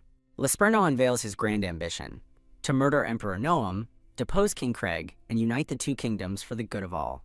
Grin. He offers her a tempting reward for her help, a reunion with her parents. He adds another promise: a safe and peaceful life with Princess Emilia after his victory. His request is simple but dangerous: steal a single bottle of King Craig's poison of certain death. Mireille is aghast at the proposition, stammering in disbelief at what he's asking. He cuts her off with chilling finality, stating she has no right to refuse. Chill. As a shadowy hand grips her shoulder, he asks if she understands, leaving her frozen in terror. Overwhelmed by his threat, Mireille cries out in despair. Lesperno's words echo as she stands alone under the moon. He'll be waiting for good news from Miss Gerdemel. Back with Emilia, her resolve is set, as she tells Master Noam they must go to Mireille. With Noam listening intently behind her, Emilia's expression is firm and determined. Emilia thinks to herself that while she shocked Mir as a Gerdemel, she knows she's a victim too. She declares that they've come this far and must uncover the truth, vowing to accept whatever she learns about her mother. A gloved hand gently reaches for her arm. As she turns, her long red hair flows behind her. Hug. In a field of glowing yellow flowers, Noam pulls her into a tight embrace. He comforts the crying Emilia, holding her close as tears stream from her purple eyes. Noam looks down at her with an expression of profound empathy. He gently pulls her back to look into her eyes. Under the full moon, he holds her shoulders, offering silent support. He softly tells her it's all right, and that she doesn't need to force a smile. Noam reflects on her strength since arriving in Salverka. Always positive and never complaining, she anxiously accepted magic and learned all she could for the Empire. He acknowledges that she must be deeply hurt to learn her mother's poison caused his father's death. He tells her she doesn't have to put herself down for it. With a gentle smile, he assures her it's neither her fault nor her mother's. As she leans into his chest, He asks if she understands. Amelia cries quietly, finding comfort in his embrace. Noam realizes that the person involved in her mother's case was someone she once trusted. He accepts she'd be hurt, but promises to share her pain and sadness, always staying by her side to support her. His gloved hand gently cups her cheek, wiping away her tears. He gives her a reassuring smile under the bright moonlight. Amelia admits to herself that she's just pretending to be brave by copying Master Noam, because she truly wants to be strong like him. Overcome with emotion, she finally lets go and sobs into his shoulder. Noam holds her patiently, a soft smile on his face as he lets her cry. The moon shines down on a quiet, glowing field of yellow flowers. He's glad that despite having every reason to give up, she retained her kindness, recalling her bright smile as she once called his name, and he's happy she has her smile back. His expression hardens as he considers the future, knowing that uncovering the truth will bring even more hardships. They stand together in the field, looking into each other's eyes. Chuckle. Noam smiles warmly as he wipes a tear from her face. Amelia is surprised to see her tears are clear, realizing her poison no longer taints them now that she can use attack magic. Holding her brooch, Noam tells her she's unbeatable. Betum. Her heart skips a beat at his compliment. He tells her he's glad, offering his chest whenever she wants to cry. Filled with newfound confidence, Amelia smiles brightly. Touch? She reaches up and gently caresses his cheek, catching him completely off guard. Blush. A flustered Noam asks what they should do now. He looks down at her, still blushing, as she smiles playfully. Betum. His heart pounds in his chest. Betum. His eye widens in a spiral of shock as his heart races. Amelia's gentle smile keeps the flustered Noam captivated. Ahem. Clearing his throat to regain composure, he agrees to take a look. Shine. Rang. Amelia's hand glows with magic, revealing a vision of Mirae before a grand estate. The scene shifts to a noblewoman with a bruised cheek, sipping tea in a garden with her maids. Sting! Ow! A sharp, sudden pain shoots through her face. She angrily clutches her cheek, fuming that he didn't have to punch her. A menacing, dark-haired man appears in her memory, calling her a fat pig and warning her not to disrupt his plans. Swish! Someone comments on the pleasant aroma of chamomile tea. Jump! A bruised, dark-haired woman demands to know who's there. A hooded man with green-tipped hair greets her, remarking that her bruise looks painful. She furiously blames him for her situation, accusing him of a setup. Shout! She angrily orders her frightened attendants to leave immediately. She demands he stop laughing, as he calmly removes his monocle. She accuses him of murder, but he scoffs, clarifying the limits of his promise. Yell! She screams in frustration, questioning what good his help was. A dark figure reveals the king was upset by her sinister plans for the empress.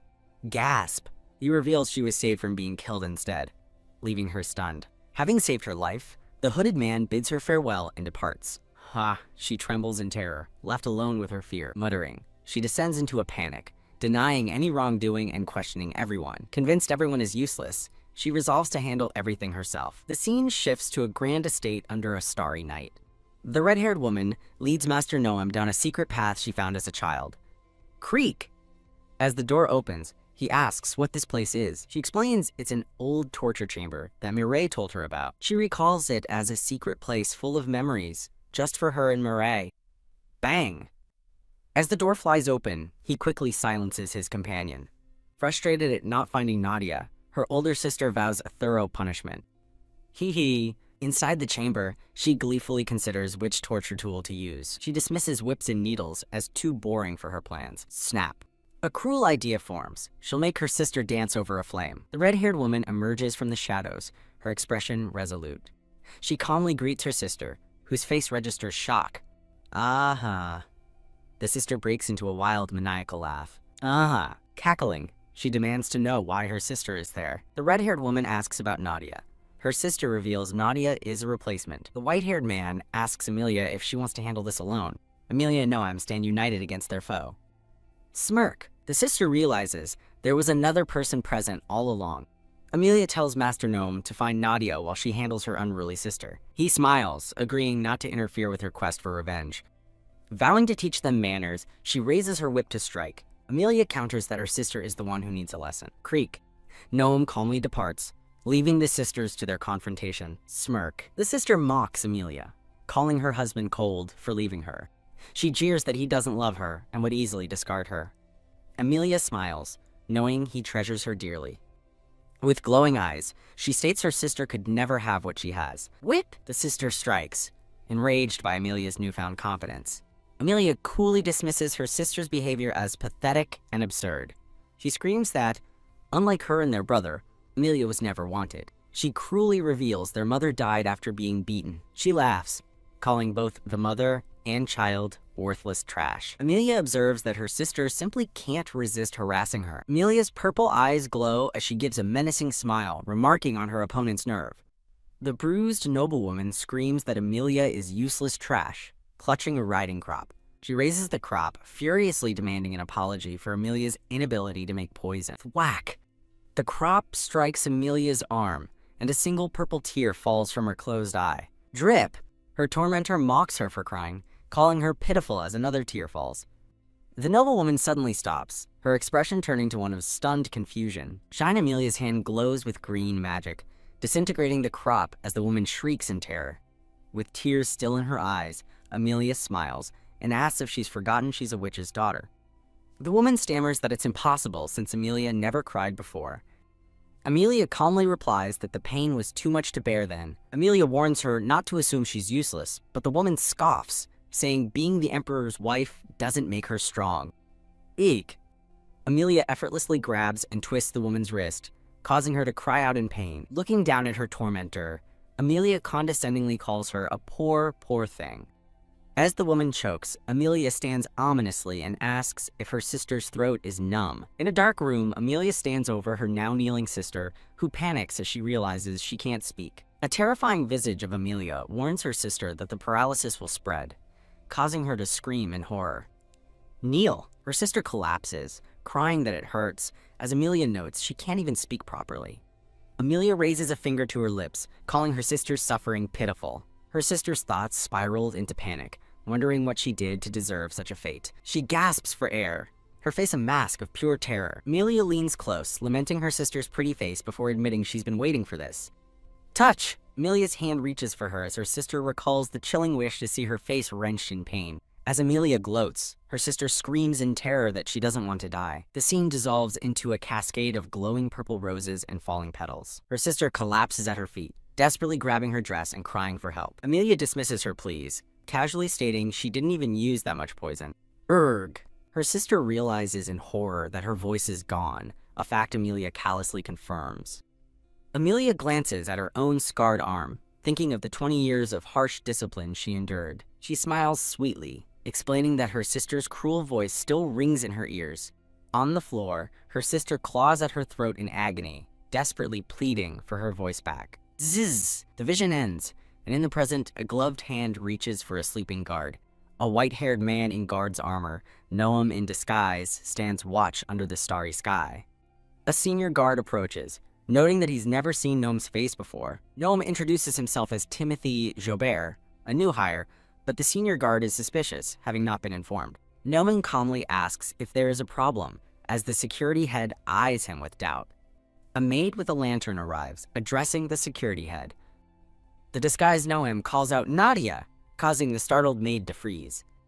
Gasp! He explains he was looking for her to ask about that room, leaving Nadia shocked he knows of it. A thought bubble reveals Noam's silent plea for someone to back up his cover story. Smile. Nadia quickly explains to the security head that Timothy is a childhood friend and new knight. Noam and Nadia stand together, their cover story seemingly accepted. Dropping the act, Nadia leans in, menacingly demanding to know who he really is and how he knows about the room. She steps behind him, repeating her question with cold intensity. Who are you? He turns, his piercing blue eyes meeting hers, as he reveals his identity. I am Noam Lefauve. Grit. Ignoring his name, Nadia clenches her jaw in anger. Yell. She furiously demands to know what he has done to Lady Amelia. Confused, Noam asks what she means as she accuses him of imprisoning and mistreating Amelia. He calmly offers to show her the truth, inviting her to come and see for herself. Nadia follows him warily down a moonlit colonnade, refusing to believe a word he says. A warm memory flashes through her mind, Amelia happily calling her name. Overcome with emotion, Nadia tearfully whispers, Lady Amelia. Amelia expresses her relief that Nadia is safe, and Nadia asks if she's been hurt. Nadia explains she was worried after hearing Amelia was being treated horribly in Salverka, surprising Amelia. Smiling, Nadia reassures her that she's all right and asks why Lady Amelia has come. Amelia takes Nadia's hand, solemnly stating that her parents told her everything. Nadia's eyes widen in shock at the revelation. Amelia apologizes for prying into Nadia's past and learning about her struggles. A tearful Nadia bows deeply, apologizing for hiding the truth for so long. Grab. As Nadia says she had no right to stay, knowing her grandfather kidnapped Lady Lydie, Amelia firmly stops her. Amelia insists Nadia did nothing wrong, explaining that she and her parents were simply caught in the king's schemes. Amelia offers a warm, reassuring smile. Moved by her kindness, Nadia begins to cry. Amelia gently comforts her, remarking that Nadia was always the one who comforted her in the past. Nadia is struck by how much stronger Lady Amelia has become. With a grateful smile, Nadia thanks her. Amelia's expression hardens as she vows to save Nadia's parents and put an end to the true mastermind. After Mireille revealed everything, she, Amelia, and Noam sit down to discuss the past. Mireille explained that her brother's actions have been hurting her, revealing a memory of placing a purple-haired woman in a coffin. Amelia cries out in horror as Nadia explains that her brother raided Lady Lydie's grave, only to find her body perfectly preserved. Grit. It's revealed King Clay plans to use the body to create a medicine for immortality, but Noam declares he won't allow it. With fierce determination, Nadia vows to protect Lady Lydie no matter what. Amelia smiles gratefully, asking for Nadia's help. She promises that together, they will make her brother pay for his sins. Amelia declares their plan. Free Mireille and her parents, bring her mother to Salverka, and protect both kingdoms. Nadia reflects on Amelia's selflessness, lamenting that she herself is still being used by him. Clatter! She reveals that a man from Salverka claimed his family tricked her grandfather, shocking Amelia and Noam. Against a backdrop of dark roses, she reveals the man's name, Bruno Lasperno. A menacing vision of Bruno appears as Nadia recounts his plan to betray the Emperor and take over Salverka, leaving Amelia in disbelief. Amelia and Noam exchange stunned and fearful looks. Noam looks away, his expression grim as he identifies the traitor as his old friend. Incredulous, Amelia struggles to believe Sir Bruno would betray Salverka. Grip. Amelia thanks Nadia for the information, but cautions her not to act yet, as they need a new plan. The scene transitions to a vast, starry night sky. The Imperial Palace of Salverka appears under the moonlight. Back at the palace, Noam gently tells a tired Amelia to get some rest. Amelia worries about Bruno's plot to take over both kingdoms, realizing Noam might have to kill his old friend. She considers their long friendship, thinking how painful this truth must be for him. Alone in her room, Amelia cries softly into her pillow. In his study, Noam sits at his desk, lost in thought. A white bird wearing an ornate brooch lands before him, drawing his attention to the metal. His mind flashes back to a memory of the same brooch being held. A teacher with glasses announces a competition, promising the brooch as a gift to the first pair to find her familiar. Wah! A young Noam looks around uncertainly as other children excitedly try to partner up. A nervous boy asks to be his partner, but quickly stammers an apology and backs away, intimidated by his royal status. The teacher finds the young prince standing alone and asks if he needs a partner. A boy with dark hair and green tips appears, announcing that he's alone too and suggests they team up. Surprised and happy, young Noam brightly agrees. The boy introduces himself as Bruno, wryly adding that a high-class person like Noam probably doesn't care. Grip. Blushing, Noam clenches his fist and eagerly agrees to work together. Loft. The two boys race through the woods, sensing the teacher's magic nearby and spotting her owl familiar. Russell! Just as they are about to claim the brooch, a terrifying monster emerges from the trees, horrifying them. Thwack! A boy with dark hair and green tips swings a branch, while young Noam cries out in fear. Jolt! The green-tipped boy yells at a terrified Noam that they must fight the monster or die, reminding him he's the future emperor and must fight back. Young Noam stares in blushing surprise, surrounded by a field of daisies. He thinks in astonishment that the other boy just called his name. A massive blast of light hits the monstrous creature. Whoosh! Young Noam unleashes a powerful blast of ice magic. Working together, the two boys channel their magic in a final, powerful attack. Sniffle? Their teacher tearfully hugs them both, crying that she was so worried something would happen to her precious students after the now defeated monster buzzes feebly nearby. Glance. Young Noam looks over at the teacher's owl familiar, which holds the prize brooch in its beak. He offers the brooch to his new friend Bruno, who looks at it in surprise. Bruno looks away shyly as he asks if Noam is listening. The two boys stand back to back, an unspoken bond forming between them. The memory fades, and an older, somber Noam sits alone on his throne. Clack. An adult Bruno, now with long hair, arrives in the throne room and asks why His Majesty summoned him. From his throne, Noam asks what happened with the strange mana source at Pacadinino. Bruno apologizes, claiming he lost track of it. A command echoes in the darkness. Stop lying. With glowing eyes, Noam reveals he knows Bruno was in Lavana and met with Mireille Gerdemel. Realizing he's been caught, Bruno drops his facade, a slow, sinister smile spreading across his face as he admits Noam is quick to have figured it out. Noam scoffs that Bruno has some nerve showing his face, but Bruno calmly praises him as the king of the frozen blade. Unfazed, Noam cuts to the chase, demanding to know why Bruno betrayed him. Bruno explains that he simply dislikes an empire where one's status is determined by magic, rendering those without it as cattle. Noam accuses him of merely lamenting his own weak magic. Noam glares down from his throne, calling his former friend a traitor. With a villainous grin, Bruno retorts, "You're one to talk, Your Majesty." Noam reiterates that Bruno is just complaining about his own weak magic. A coolly determined Noam listens to his former friend's justification. Bruno claims he is siding with the weak, an idea that someone born with extraordinary power like Noam couldn't possibly imagine. Looking over a crowd of people, Noam reminds Bruno that as a commoner who became a head knight, he should be a symbol of hope to the weak. Noam issues a chilling warning. If Bruno works with Lavana to take his empire, he will not hold back and will crush them both. Bruno smirks, slyly asking if that means Noam will let him go for now. Whoosh!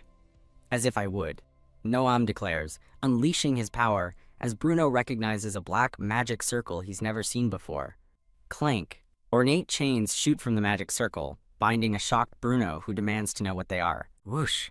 Noam coldly tells him he doesn't need his magic, but a defiant Bruno laughs at the idea. Bruno's laughter dies as he looks down in confusion. He stares at the chains on his wrist, realizing he can't use his magic. Noam explains he used binding magic, telling the horrified Bruno to accept his fate. The throne room begins to explode and crumble around them. Crumble!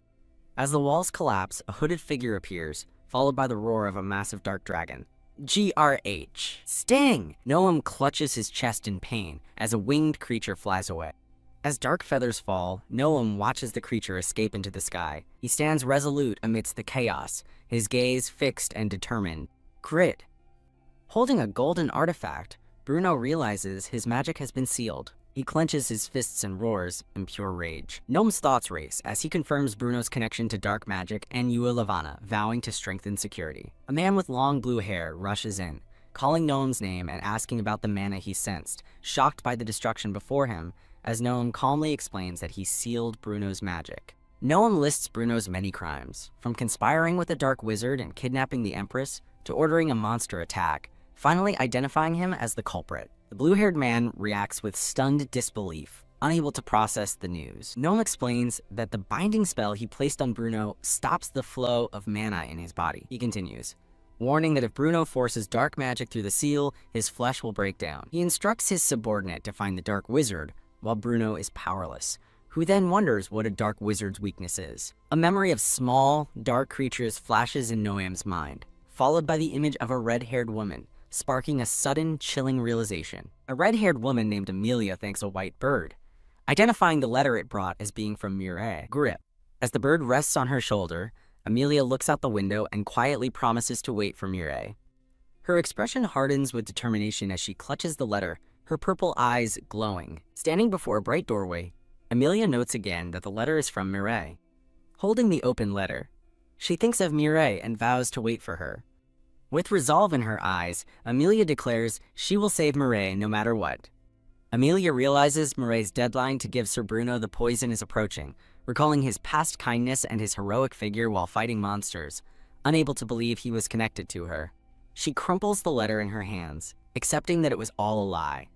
A sliver of her determined face is shown as she processes the betrayal. Amelia deduces that since Bruno went to the castle to see Mireille, he must already be in contact with her brother. She continues her train of thought, realizing that Bruno asking Mireille and not her brother for the poison means something sinister. A vision reveals a hooded Bruno With glowing purple hands looming over her tormented brother, she concludes that Bruno plans to kill him. Emilia fiercely declares that she will be the one to get revenge on her brother and won't let him die at someone else's hands. She understands Bruno's plan. To gain control of both Uellavana and Salverka, he needs to defeat both leaders, but he can't beat Noam's magic due to the binding spell. Therefore, Bruno will use her mother's poison, which can fatally wound Noam, even if he himself can no longer use magic. Emilia considers tricking Bruno with a fake poison, but realizes that would put Mireille in danger, leaving her at a loss for what to do. The white bird looks on with purpose. A spark of an idea hits Emilia as she looks up in surprise. Overcome with gratitude and relief, she closes her eyes and warmly hugs the magical bird. A man with light blue hair explains that he once thought the stories of dark wizards were just legends. But the legends were true. Some people envied those born with strong magic. Dark witches and wizards appeared before them, stealing mana from the strong and spreading it to the weak, shifting the balance of power. A massive war broke out between the two factions. The strong magic users lost their powers, and Solverka was nearly lost to the dark wizards.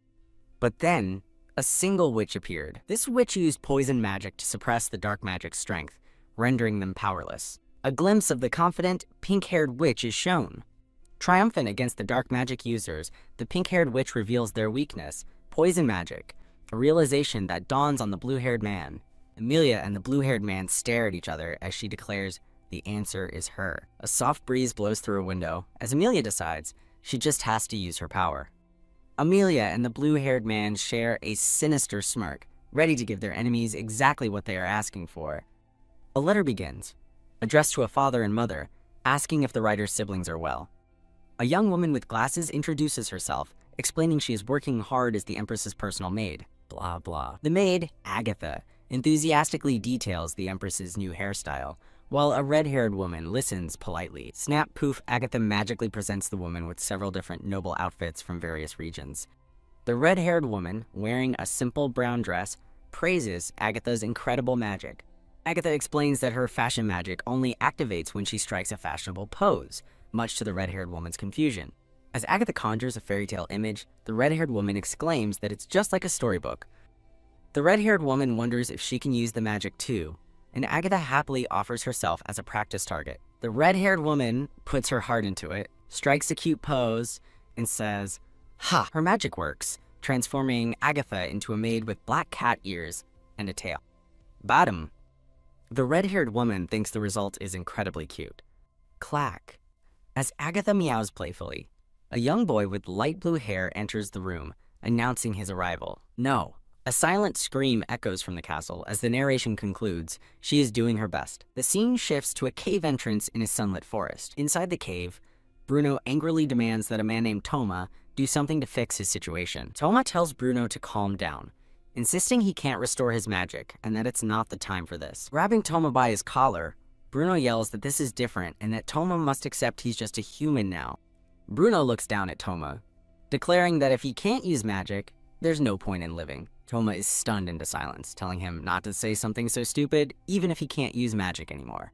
With glowing yellow eyes, a green-haired man furiously demands his mana. A purple-haired man thinks to himself that Bruno doesn't understand the risks, comparing mana transfer to a dangerous organ transplant. He knows that if the mana is rejected, the recipient will die, as a vision shows the green-haired man lying bloodied. In a flashback, the purple-haired man apologizes to the kneeling man, asking him to please let him use magic again. Reach. The purple-haired man takes his hand as a red crystalline staff materializes with a FWIP. Whoosh! Standing over the kneeling man within a magic circle, he prepares to cast a spell. He looks at his gloved hands, realizing in confusion that he can't feel anything. It dawns on him that nothing is happening because his power has been suppressed by strong magic. He thinks with regret that he can't give Bruno any more mana, as it would be a death sentence. The hooded man Bruno rises, declaring he doesn't need magic to kill Noam. He has a potion that already pushed the Emperor to the brink of death. As he walks away, Bruno resolves to blackmail someone into restoring his body before killing them, stating he can do it without Toma's help. He reasons that a dark wizard would only hinder him against a poison magic user, and he can't risk having his own magic stolen. Walking into a sunlit forest, he vows to reclaim what is his, no matter who stands in his way. The purple-haired man, Toma, reaches for him, but Bruno pulls away, coldly stating it's no longer his concern. Toma stands alone in the forest path, watching him depart. With a small winged creature on his shoulder, Toma admits he let Bruno go out of annoyance, but knows he can't let the situation continue. He considers that Bruno could likely kill the Emperor using the woman's poison. Looking out at a distant estate, Toma decides he must find someone to kill the Emperor before Bruno does. A voice narrates that there is someone willing to die for him, as Toma smirks with a cunning expression. Twirl. He spins joyfully, thinking it would be even better if that person takes the Emperor down with them, as that would release the restriction magic on Bruno. He recalls that Yuvalivana's anniversary festival is approaching, which the Empress and her husband will surely attend. Realizing their only chance is when the royals leave the Empire, Toma hopes King Craig will wreak havoc. The scene shifts to a grand mansion at night, where a maid with dark hair carries a lantern through the grounds. Creak. She enters a dark room where Bruno is waiting, and asks if she got the item he requested. The maid hands over a small, ornate vial, filled with a glowing purple poison. A large white bird soars over the sunlit rooftops of a palace. Creak. The maid is startled by the bird's arrival, excitedly announcing that a response from Lady Amelia is here. A hand removes the familiar purple poison vial from the bird's message pouch. Under the series title, a maid asks if it was obtained as another dark-haired woman looks on nervously. Inside, the hooded Bruno sits with his arms crossed, watching her. Grab. He suddenly seizes the maid's arm, causing her to cry out in pain. She watches in horror as he holds up the poison, frantically asking what he plans to do. Drip. He begins pouring the deadly, war-grade poison into a small inkwell. The maid lunges forward, shouting for him to stop. Stomp. He shoves her to the floor, telling her to shut up, and warning that she'll be in danger if the king finds them. Terrified, the maid notices an uncharacteristic anxiety in his demeanor. A passing guard asks Bruno if he's all right, who dismisses it as fatigue from hard work. Bruno smiles slyly, holding up a bottle and offering the guard a nice stimulant that really works. The guard looks intrigued, but the maid realizes with dawning horror that Bruno intends to poison him. She desperately reaches out, pleading for him not to do it.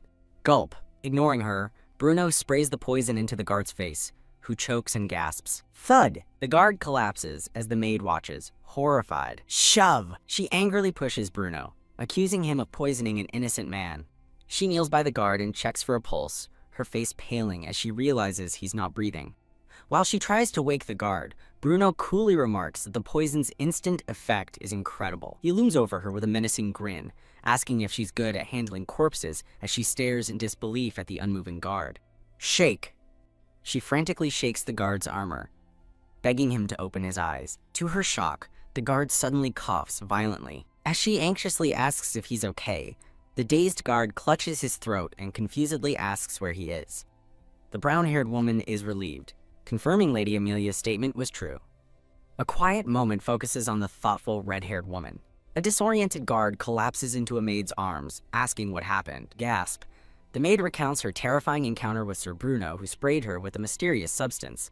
Bottom. She urgently warns the blushing guard that Bruno is dangerous and he must hide. Tap, tap, tap. She watches the guard hurry away down the hall. She trusts Amelia completely, certain she'd never provide a lethal poison. With a confident smile, her belief in Amelia is absolute. In Solverka, a red-haired woman is asked if it was truly okay to send the poison. Her maid points out that the recipients will surely use it for evil. The red-haired woman smiles, confidently explaining that the poison isn't lethal. She reveals her secret training, altering poisons to cause a temporary death-like state. A flashback shows her triumphantly creating the non-lethal poison. She apologizes for her secrecy, explaining she didn't want to cause worry. The maid praises her growth, but Amelia humbly admits she included an antidote just in case. After explaining the plan for Mireille, she asks her maid to describe her own maid from Yuvalivana. The maid's face lights up with joy as she agrees. She recalls her as strict but kind, a gentle memory of friendship. Remembering her friend's help, the red-haired woman expresses her hope that she's safe. Amelia shares a warm, hopeful look with her loyal maid. A messenger bird arrives, and Amelia celebrates, exclaiming, "Speak of the devil." Flap. The letter confirms their deception was a success. He believes it's real poison. The letter details Yuvalivana's grand, two-part annual festival. Realizing she and Noam will be invited to the royal banquet, her expression hardens. A dark thought crystallizes. It is the perfect time for revenge. Amelia calmly gives her maid instructions to prepare for their upcoming visit. The day of Yuvalivana's founding anniversary festival has arrived. At the Grand Palace, A voice compliments His Majesty on his new, custom-made outfit. The smirking king boasts that as ruler of a wealthy kingdom, he must look the part. He reflects that this is his first anniversary since taking the throne. He recalls his youth, watching his father soak in the ignorant cheers of the people. The former king waves magnanimously to the adoring masses below. Now in the present, he coldly notes that his father is no longer here. His thoughts turn possessive as he declares all that applause is now his. With a crazed look, he demands the fools give him the praise he is owed. But the city streets below are completely empty and silent. He stares out at the silent square, utterly bewildered. Queen Lucia of Ua Lavana informs King Craig that all preparations are complete. He grabs her face, demanding to know why not a single person is in the square. An advisor explains the citizens are hiding due to a spreading epidemic. The queen looks away nervously as he questions if the epidemic truly kept everyone away. Slam, he erupts in fury, outraged at their absence on his special day. The terrified advisor can only whisper the king's name in response. The king's eyes blaze as he demands to know who they should be thanking for their lives. He proclaims that their very lives and the kingdom's survival belong to him. Grab, he violently seizes his trembling advisor. He snarls an order to whip the citizens out into the square at once. Squeeze. The queen covers her mouth in horror at the king's brutality. Jump, she leaps forward, pleading with the king to stop and forgive the man. Releasing the coughing advisor, the king compliments the queen on her fitting royal demeanor. The king reveals they have a great announcement, his touch making the uncomfortable queen clench her fist. Staring into the dark, the king resolves that tomorrow's celebration will erase today's humiliation. The scene shifts to a grand, sparkling hall, packed with nobles for the festival. A smirking King Craig observes the crowded party from a high balcony. With arms outstretched, he formally welcomes everyone to the anniversary celebration.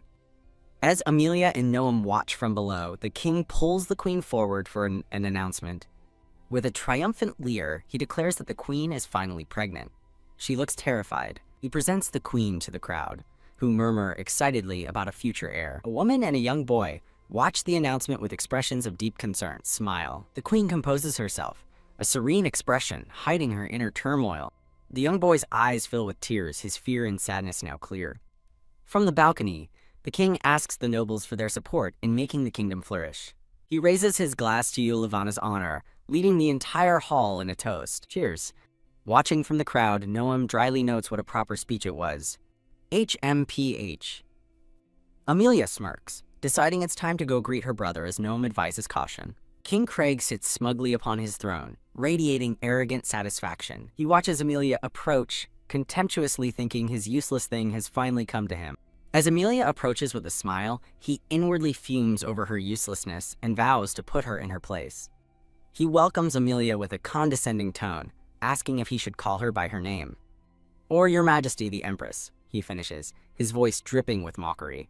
The queen steps forward to congratulate Amelia on her conception as the king watches intently. Amelia turns the tables with a bright smile, asking if the unwell-looking queen is all right. The king seethes as he realizes Amelia has broken protocol by greeting the queen before him. Amelia offers a perfect, graceful curtsy to the clearly flustered queen. Lift. She kindly urges the queen to sit, earning Her Majesty's gratitude for the concern. Grit. King Craig grinds his teeth, consumed with rage over the perceived slight. The queen's father, Archduke Senfield, arrives, causing her to cry out his name. The Archduke formally congratulates the queen on her pregnancy and apologizes to the king for missing his wedding. The queen resolves to stay strong, refusing to look pathetic in front of her father. Smile. She forces a bright, happy expression to mask her distress. Her father gently pats her head, seeing through her facade and telling her not to force herself. Smash! A golden, jeweled scepter is shown with violent, impactful energy.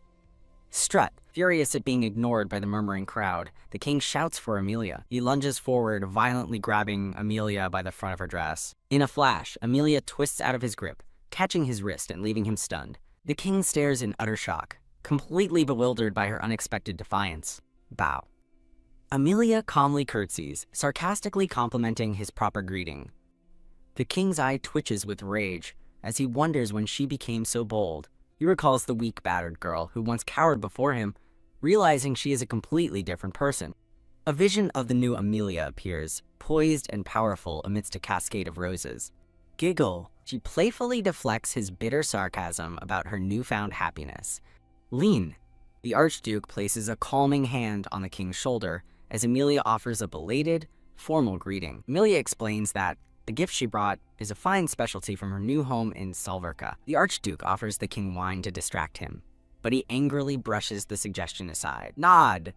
The Archduke and Emilia share a quick, subtle glance, confirming their silent coordination. Watching from afar, the queen sadly notes how hard her father is working to placate the king. She feels a pang of inadequacy, comparing her father's efforts to her own failure to produce an heir. Clutching her stomach, she worries that the child she carries won't be born healthy. Nobles gossip in a flashback, recalling the queen's hasty and unexpected marriage to the king. It's revealed the powerful Archduke and the king share a dark alliance, with the younger, bruised Emilia caught in the middle. Emilia reflects that the king's marriage was a political move to keep the Archduke in check, realizing her brother is crueler than she thought. She recalls how her brother relentlessly pressured the queen for an heir right after their wedding, disregarding the difficulty of conceiving. Clasp. In a tender moment, Emilia takes the queen's hands, urging her not to think negatively. With a bright smile, Emilia encourages the queen, reminding her that both her mind and body must remain healthy. Teary, the queen is visibly moved by Emilia's kindness, her eyes welling up with emotion. Jolt. The queen is suddenly startled by an unexpected presence. Wobble. A woman with dark purple hair approaches, offering congratulations on the queen's pregnancy. The woman is introduced as concubine Aida, who offers a seemingly heartfelt congratulations while Emilia and the queen watch. Aida jealously thinks about the queen receiving King Craig's affection and wearing a beautiful dress. Lift. She disdainfully lifts the hem of the queen's gown. Sneering, Aida tells the queen she's a queen in name only, seething that it's all so unfair. The scene transitions to a starry night sky with a crescent moon. Crash, a maid screams for Lady Ida, startled by a loud noise and glancing nervously at a portrait of the king. On the floor, amidst shattered glass, Ada desperately questions why this is happening to her. The maid rushes to comfort the weeping Aida, who cries out that she gave King Craig everything, yet he won't love her. Aida suddenly turns on her maid, coldly stating, "But it's your fault," leaving the maid stunned. Cradling her baby, Aida bitterly claims that King Craig still loves the maid. In a terrifying threat, Aida declares that if the king still doesn't love her after she's born his child, she will give the baby to the maid. The maid can only stare in horrified disbelief at Aida's chilling offer. The innocent baby laughs and gurgles, completely unaware of the dark conversation. Back at the party, Emilia asks the queen if her baby could be a girl. Lean. Aida suddenly leans against the queen's shoulder. The queen is startled as Aida clutches her arm, calling out her name in distress. Aida recalls seeing King Craig embracing the queen yesterday. Aida laments that he was never so kind to her during her pregnancy, but the queen suggests he was just confused as it was his first child. Glare. Aida's jealousy intensifies as she points out the king visits the queen every night, scrunching the queen's dress in her fist. The queen is flustered, stammering for a response.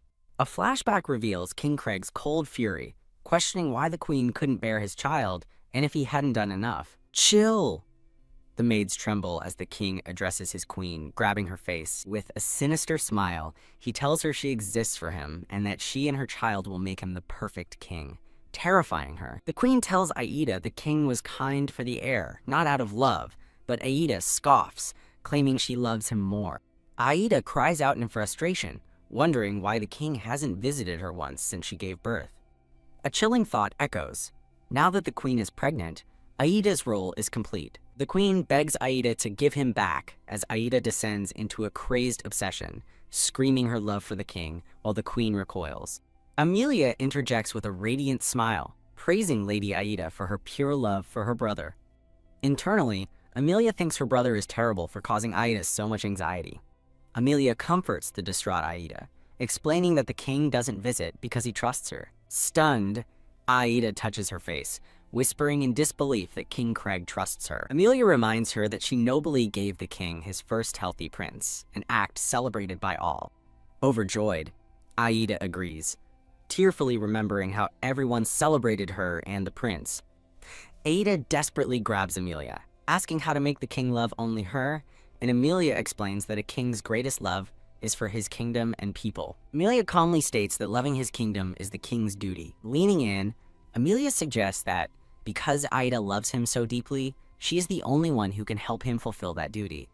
Ada quietly considers the new idea, something that only she can do, wobble. Ada sways with renewed, albeit unhinged, purpose, giggling and telling the king to wait for her. Her unsettling laughter echoes through the air.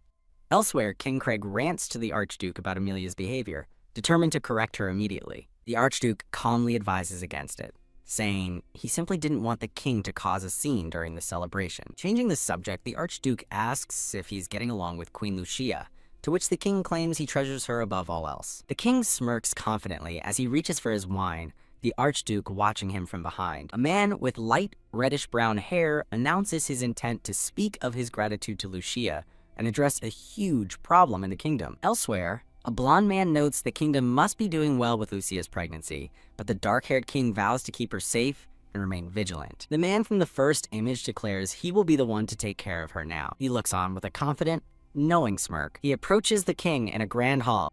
The king confronts him about a weapon, accusing him of endangering civilians, but the man dismisses the casualties as necessary sacrifices. The king challenges his certainty, but the man reveals poison was found in the people, traced to a duke's factory, and explains the devastating impact on their livelihood.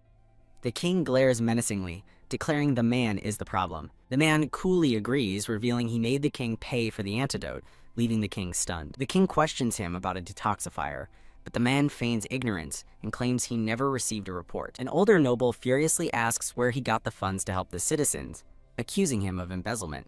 The man stands his ground against the accusatory nobles.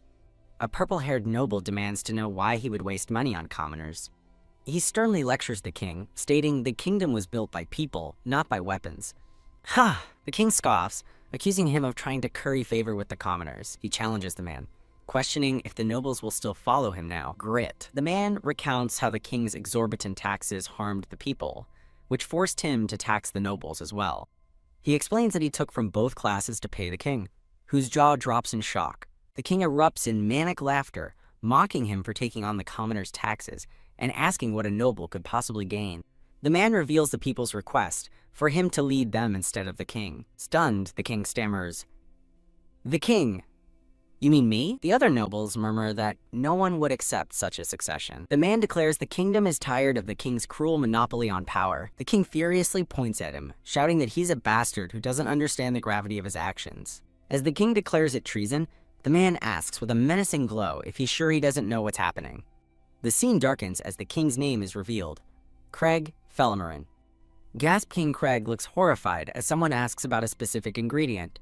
In a flashback, a red-haired woman appears as a voice explains she answered all his questions about the weapon and its sacrifices. Panicked, the king demands to know how the man knows his secrets. From the crowd, the red-haired woman Amelia watches the confrontation unfold. With a cool and steady gaze, Amelia is identified by name. Knock knock. Later, the man sits in his study, reading a document. A servant announces a visitor, and he's stunned to see Empress Amelia of Salverka entering his office. He nervously asks Her Majesty why she has come to see him. Amelia, accompanied by a woman with glasses, apologizes for the sudden intrusion. She states she has a request for him as a grand noble of Ua-Lavana. She brings up the poison of certain death, but he politely refuses to discuss it, as she has married into another kingdom. Amelia presses him, revealing that a person's life is sacrificed to create the poison, leaving him in shock. She calmly confirms that he is unaware of the poison tears. He questions the term as Amelia offers to show him proof with a utensil. Drip. A single purple tear falls from Amelia's eye into a silver spoon. Plop. The tear hits the spoon and corrodes the metal with a burst of dark energy. Amelia reveals her mother, the second princess, had the same power and was tortured to death by the king to obtain the tears now used in the weapon. Horrified by the truth, the man realizes the queen was murdered. Amelia notes that her mother's tears are running out. The man holds the twisted spoon, shaken to learn a human life was sacrificed. Clench. He grips the spoon, declaring the act unforgivable, as Amelia explains she cannot pass judgment on her own brother. She states she needs someone from Ua-Lavana to judge him, unite the nobles, and rule in his stead. She proposes that he is the perfect candidate, being the Archduke and the king's own father-in-law. Amelia makes her offer clear. She wants him to convict her brother, and in return, she will give him the throne. He simply replies, no, stating he has no interest in the throne, but his smile suggests he has another plan. The Archduke clenches his hands, pledging to do whatever it takes to help bring down the heinous king. A brief glimpse shows a nervous Amelia standing beside the smirking woman with glasses. The Archduke laments that the king's policies were too severe, and that his own attempts to change things failed. He recalls hurting those dear to him, vowing to bring her back. Grab? He clasps Amelia's hand, addressing her as Your Majesty. Clutching her arm with earnest resolve, the Archduke makes his promise to a stoic Amelia. In another time, a shocked King Craig confronts Amelia at night, stammering her name in disbelief. Amelia reveals her plan. She gave the people detoxifiers and secretly gathered their support for the Archduke. She condemns her brother, declaring that he became a tyrant and now has no one left on his side. The king realizes her treachery and horror, frantically questioning what happened to Beatrix's weapon production. She reveals the weapon's contents were swapped for sleeping medicine and perfume. Buckle. The king stumbles, his world collapsing. Lying on the ground, King Craig numbly repeats the word perfume, unable to process the deception. Amelia furiously condemns him for using her mother's tears as murder weapons and blaspheming people's lives for his own power.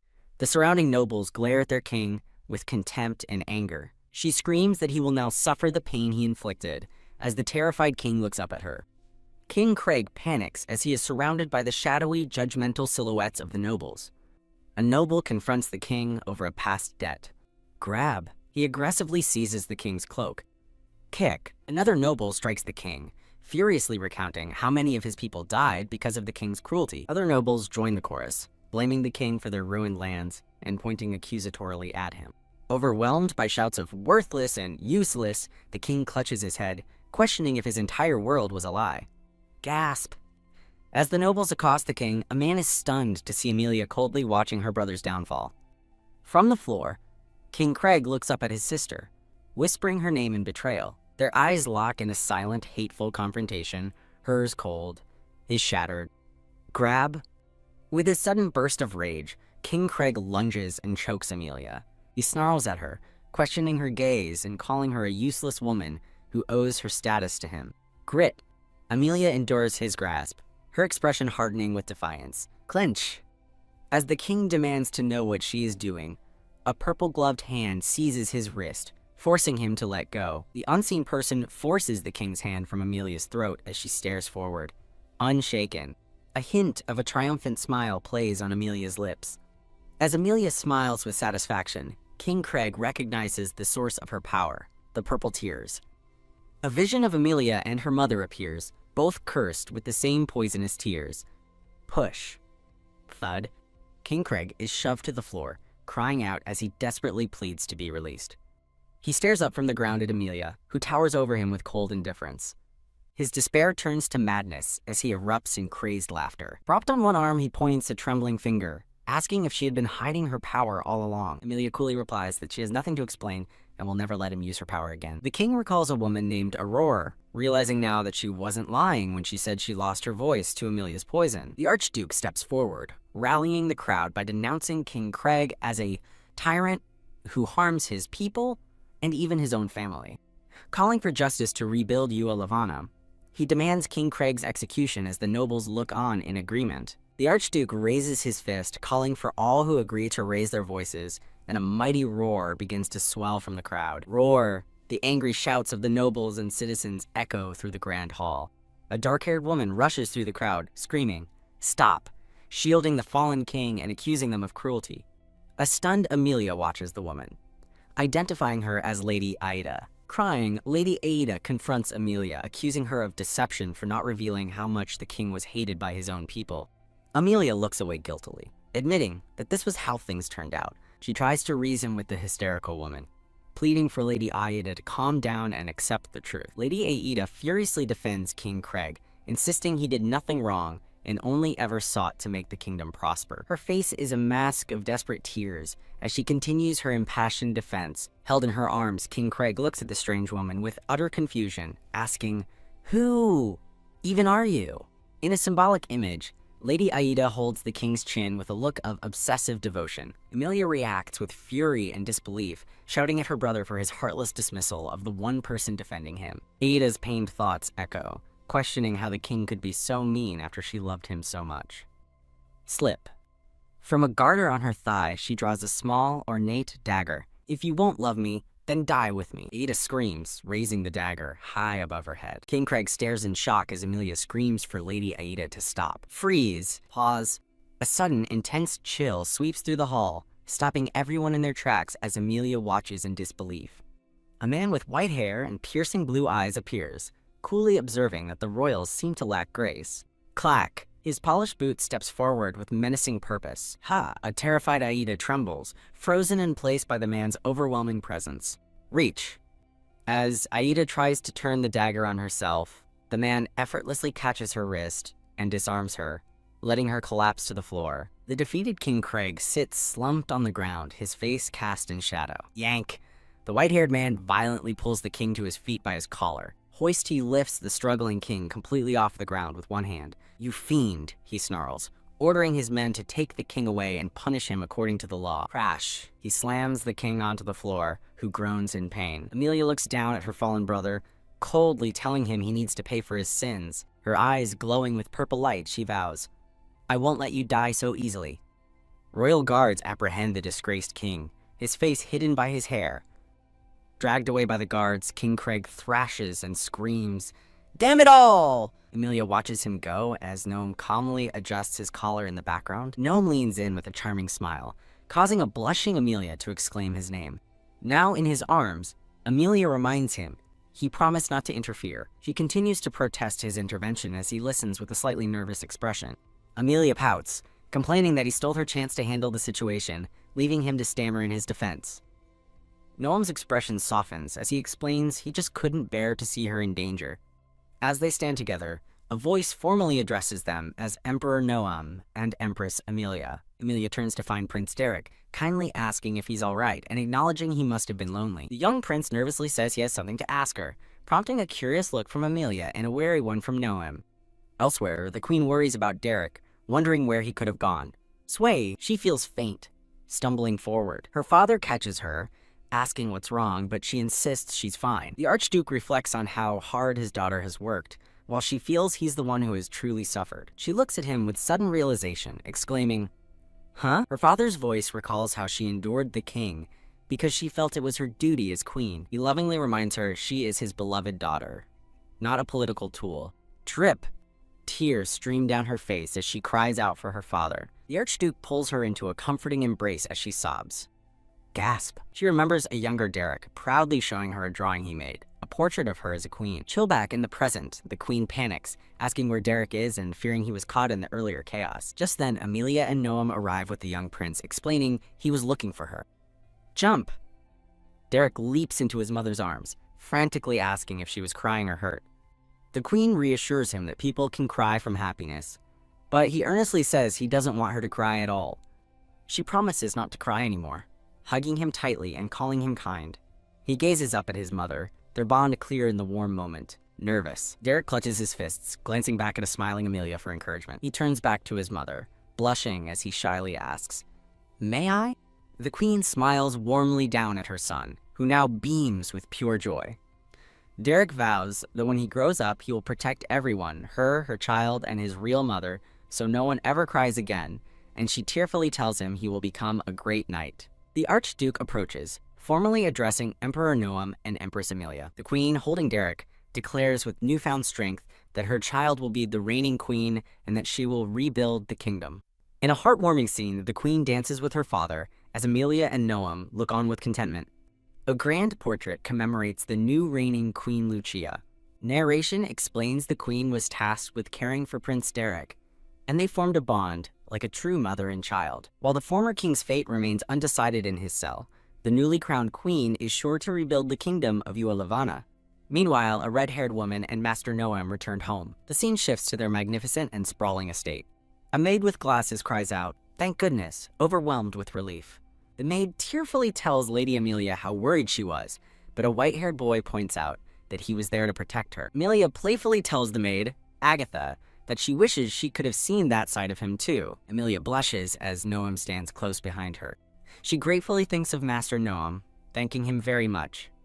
Gasp! Agatha watches this sweet moment between Amelia and a blushing Noam unfold. Shove! Insisting they must be tired, Agatha announces she'll prepare a bath and urges a confused, dark-haired boy to come along.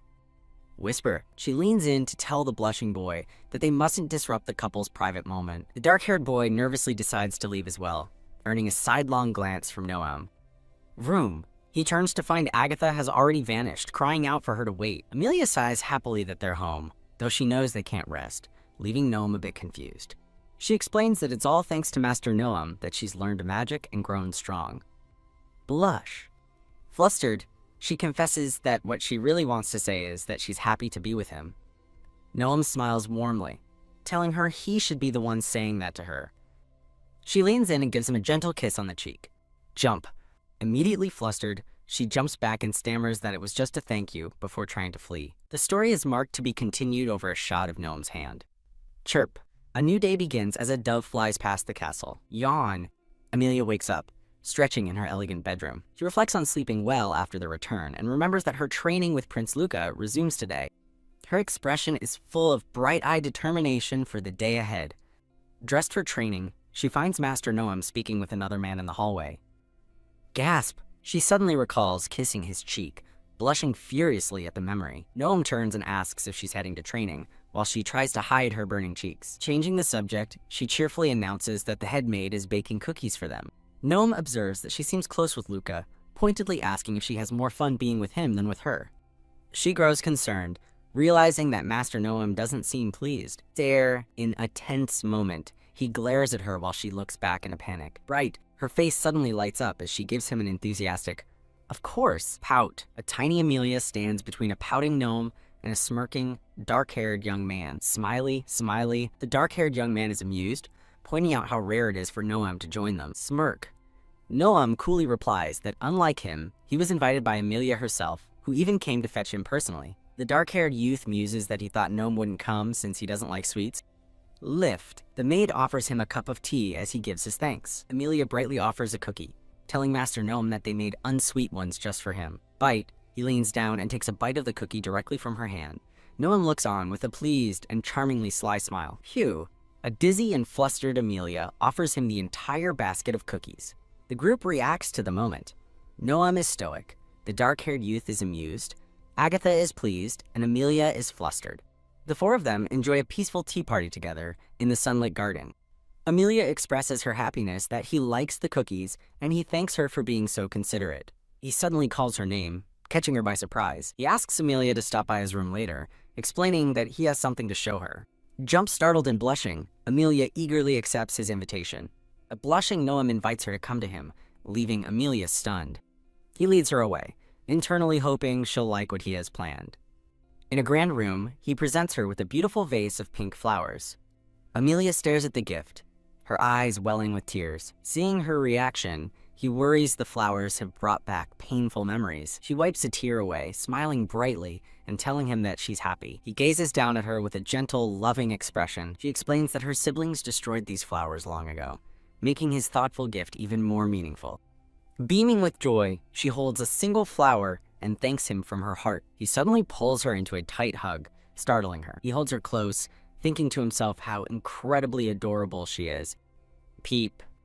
As they embrace, a messenger bird arrives with a letter. The bird lands on Noam's arm, offering him the letter. They sit together on a sofa, while Amelia reads the letter aloud. She gushes about the sender, hoping her child will be as kind, which makes Noam blush. Fwish. He suddenly rests his head on her shoulder. With his eyes closed, he softly suggests they try sleeping in the same room. Her face flushes bright red as she stares back at him in shock. The scene shifts to the castle under the light of a full moon. Dressed in a nightgown, a nervous Amelia tells herself everything is happening so fast. She gives herself a pep talk, determined to make up for their first night now that she's no longer afraid. Clack. Jump. Noam peeks into the room, making her jump in surprise. Swoop. He sweeps her into his arms, declaring he can't wait any longer as she stammers in confusion. Plop. He gently sets her down on the large, ornate bed. Leaning over her, he confesses that her effect on him is making him crazy with envy. Kiss. He leans down and places a gentle kiss on her forehead. He gazes at her tenderly, whispering her name. She looks up at him with a blush, her heart pounding as he begins to speak. FWIP. To her utter shock, he simply pulls the covers over them and wishes her good night. Wide-eyed and utterly baffled, Amelia realizes he only wanted to sleep. Under the moonlight, she wonders if she completely misread the situation. Elsewhere, the disgraced King Craig groans weakly in his dark prison cell. Splash, a guard, cruelly throws a bucket of water on him. The guards mock the fallen king, sneering that he's just a man of flesh and blood like them. Realizing their past fear was foolish, one of the guards breaks into maniacal laughter. Splash, enraged, Craig lunges at the bars and screams, "Damn it." Tap. The sound of approaching footsteps echoes in the dungeon. Tap. Through his wet hair, Craig glares with pure hatred. Memories of a cruel man, his own pain, and distressed women flash through his mind. A brief vision of a long-haired man appears before the scene returns to Noam and Amelia sleeping peacefully. Chirp. As a new day dawns, Noam's eyes blink open. He sits up in bed and calls out for Amelia, but the room is empty. Puzzled, he walks the hall, wondering why she left so early without saying goodbye. Swish. He catches a flash of her red hair turning a corner ahead of him. She appears before him, framed by roses, and wishes him a good morning. She apologizes for leaving, but he reassures her, blushing as he mentions their first night together. Turn. She turns away, leaving him looking confused. She excitedly suggests they plant the flower seed he gave her and asks if he'd like to join. He smiles warmly and accepts, saying he's looking forward to it. Amelia smiles faintly, framed by a beautiful window. Confused and hurt, Noam wonders why she's acting so cold and if he did something wrong while sleeping, as she offers a quiet apology. Claiming she doesn't feel well, she turns to leave and rest, leaving a stunned Noam reaching out for her. He stands alone in the hall, waving sadly after her. Amelia walks alone through the sunlit garden path, observed by others from a distance. Bottom.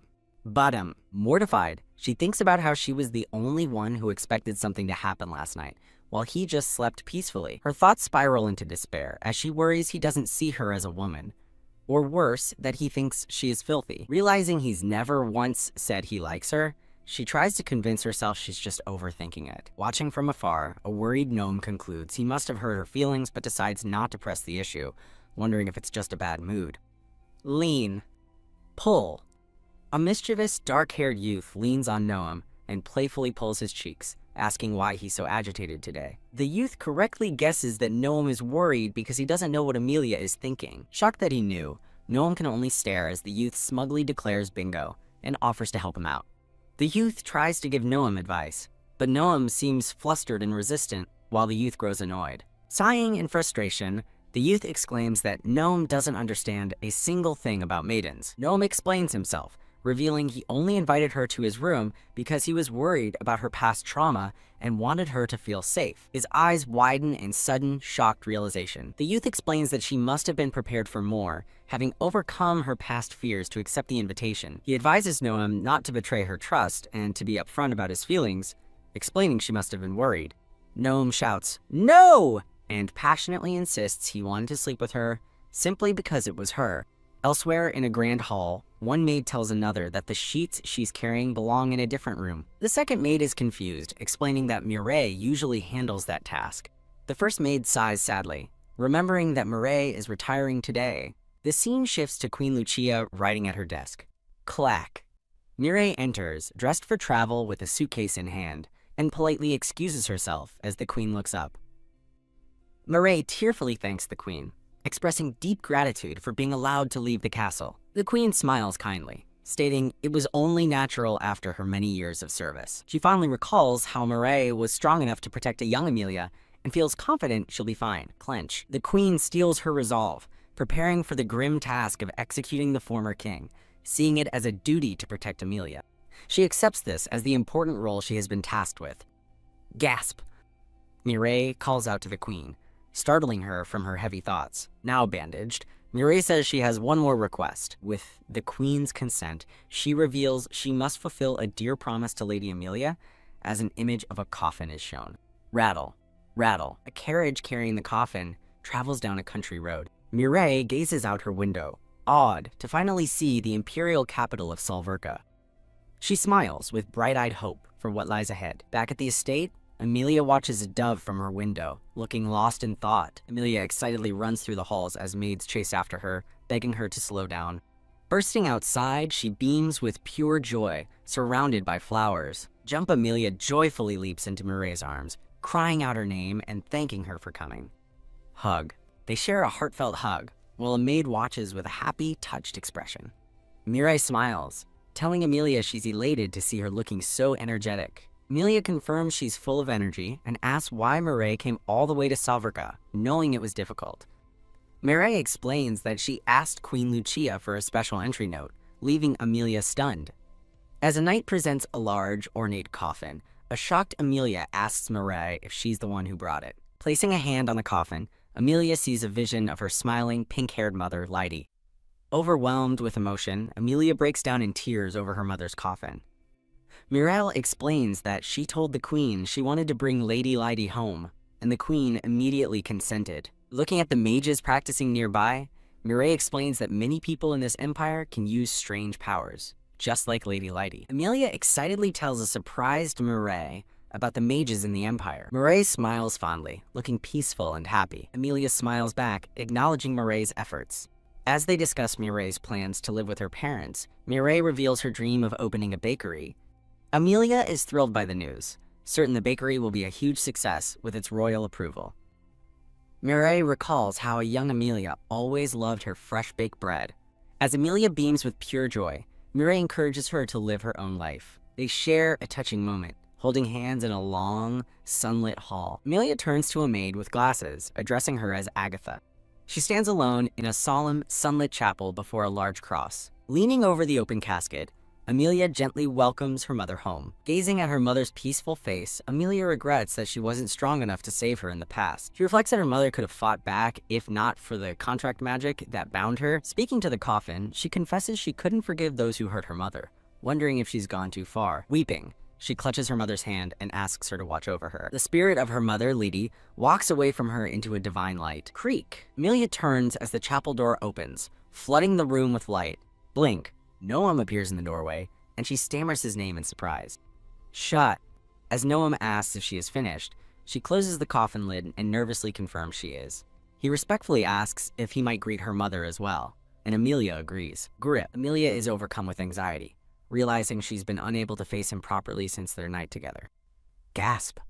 He calls her name, correctly guessing that he is the reason she has been feeling unwell. Looking pained, Noam confesses that he has been thinking about how he must have hurt her.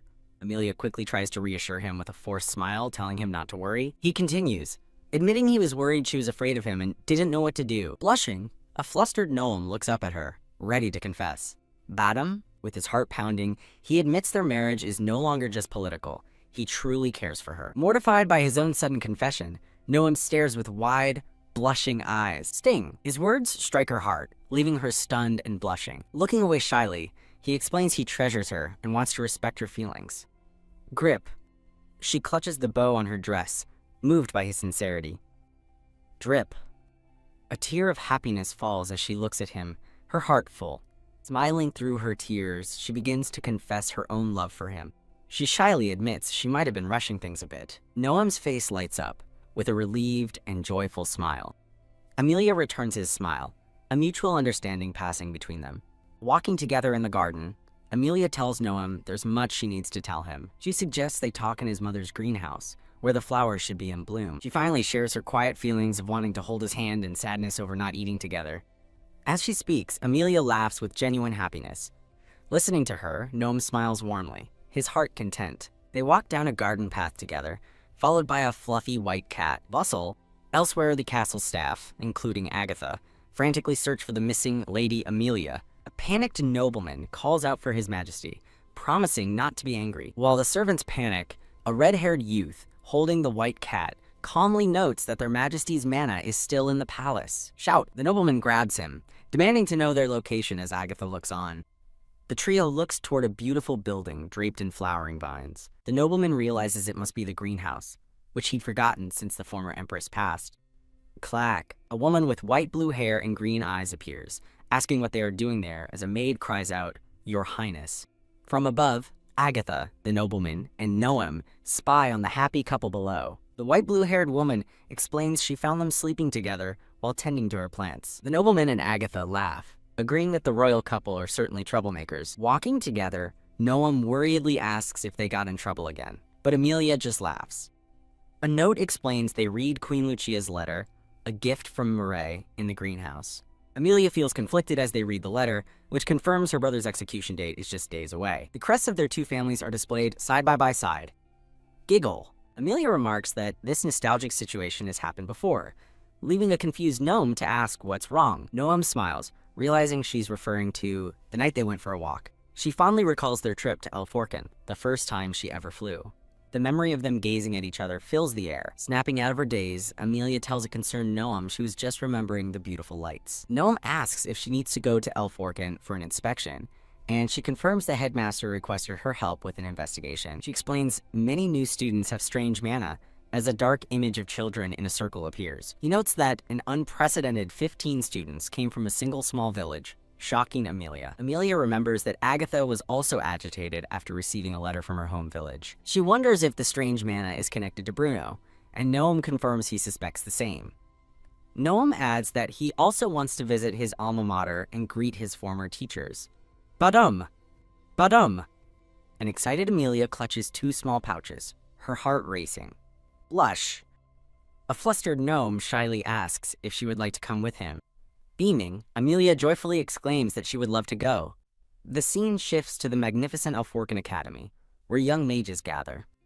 They walk forward together in elegant, fur-lined winter attire. Noam and Amelia arrive at the academy, looking regal and determined. Inside, young students practice their magic, one nervously conjuring a small light. Amelia recognizes the light of mana, realizing the students are undergoing the same training she did. As Amelia starts to speak, Noam looks past her, greeting someone off-screen. A grand witch with a white owl compliments him on how upstanding he's become. Noam respectfully greets her as Mrs. Caroline, who tells him to raise his head. He insists on showing respect to his first magic teacher, making Amelia realize she's a renowned witch. Ba-A-A-M. The witch formally introduces herself as Caroline Flork, the headmistress of Awaken. Jump Amelia excitedly identifies her as the Mrs. Caroline Noam always mentions, startling him. Caroline fondly recalls that while Noam was a capable student, he was also a shy child who often spoke to animals. An ornate hall is introduced as the place for teaching practical skills. From above, small groups of students in witch hats are seen practicing on the grand floor. Shine, splash. One young student successfully materializes water in a vase as her friend cheers. Amelia watches in awe, remarking on the difficulty of materializing mana. A boy with an eye patch observes that the sudden surge of talented students is an unnatural, peculiar phenomenon. A worried Caroline looks on, a sense of unease on her face. Cough. She thinks the feeling is the same as when she met Bruno, then quickly dismisses the thought. Noam turns to her, stating he came specifically to discuss that very man. His expression turns cold and serious, his eyes filled with resolve. With a worried Amelia beside him, Noam addresses Mrs. Caroline once more. He repeats that his purpose here is to speak with her about Bruno. Caroline explains that magic is usually genetic, with most students being children of alumni. Noam and Amelia listen intently from their seats.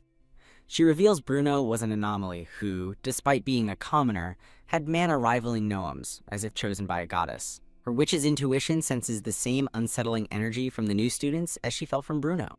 Amelia recalls that Bruno was skilled with spells long before they were taught in class.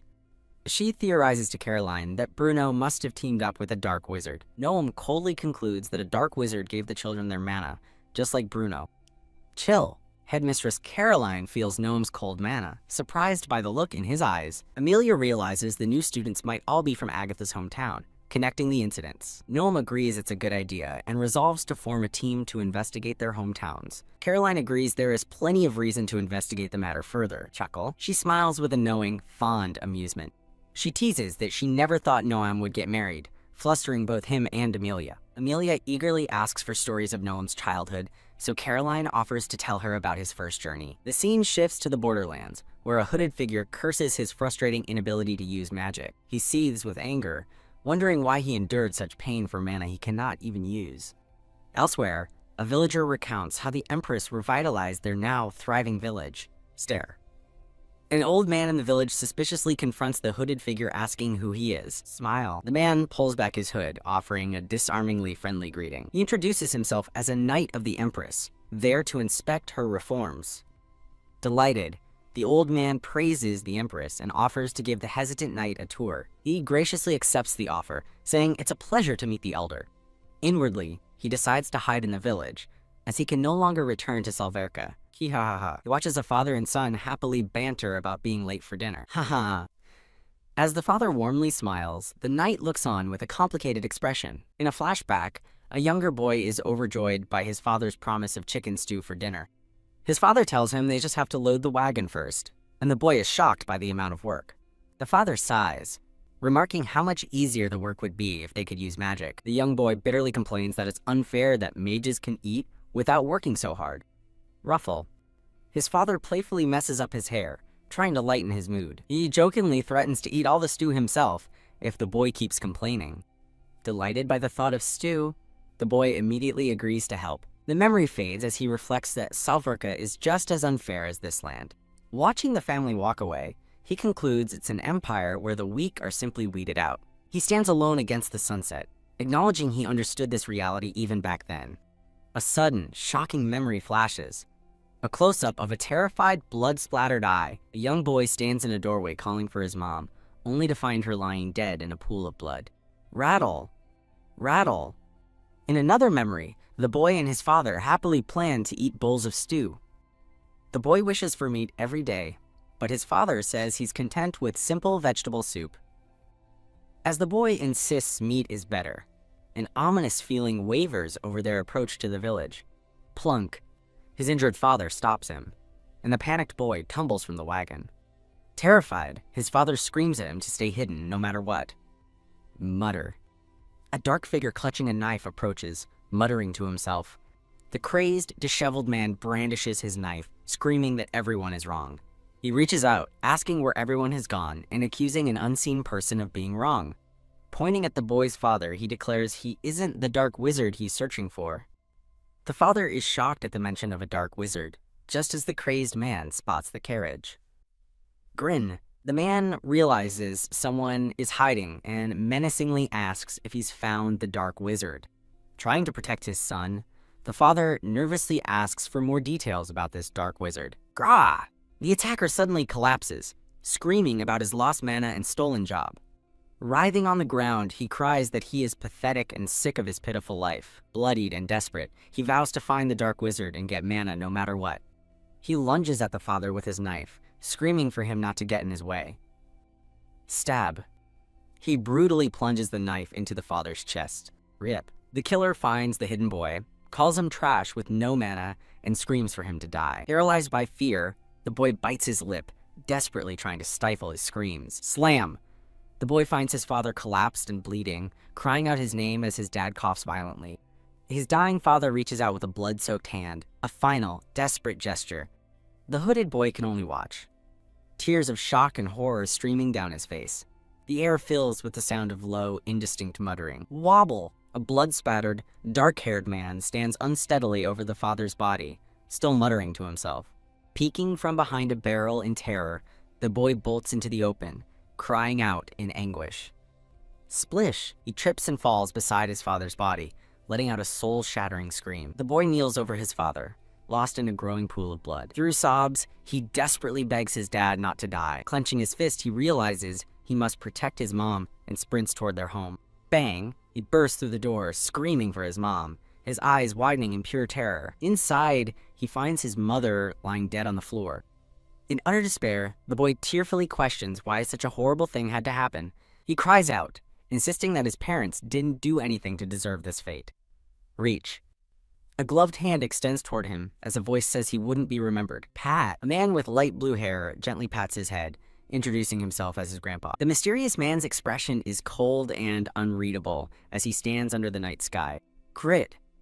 The boy seethes with rage and confusion, unable to process the man's sudden appearance. Jump. He lunges at the man, screaming that he's too late. He cries that his parents are dead for no reason, remembering the killer blamed the Empire. He recalls his innocent belief that the Emperor was supposed to bring happiness, as a small boy flinches nearby. The man explains that in Salverka, magic is everything, and the weak are not even considered human.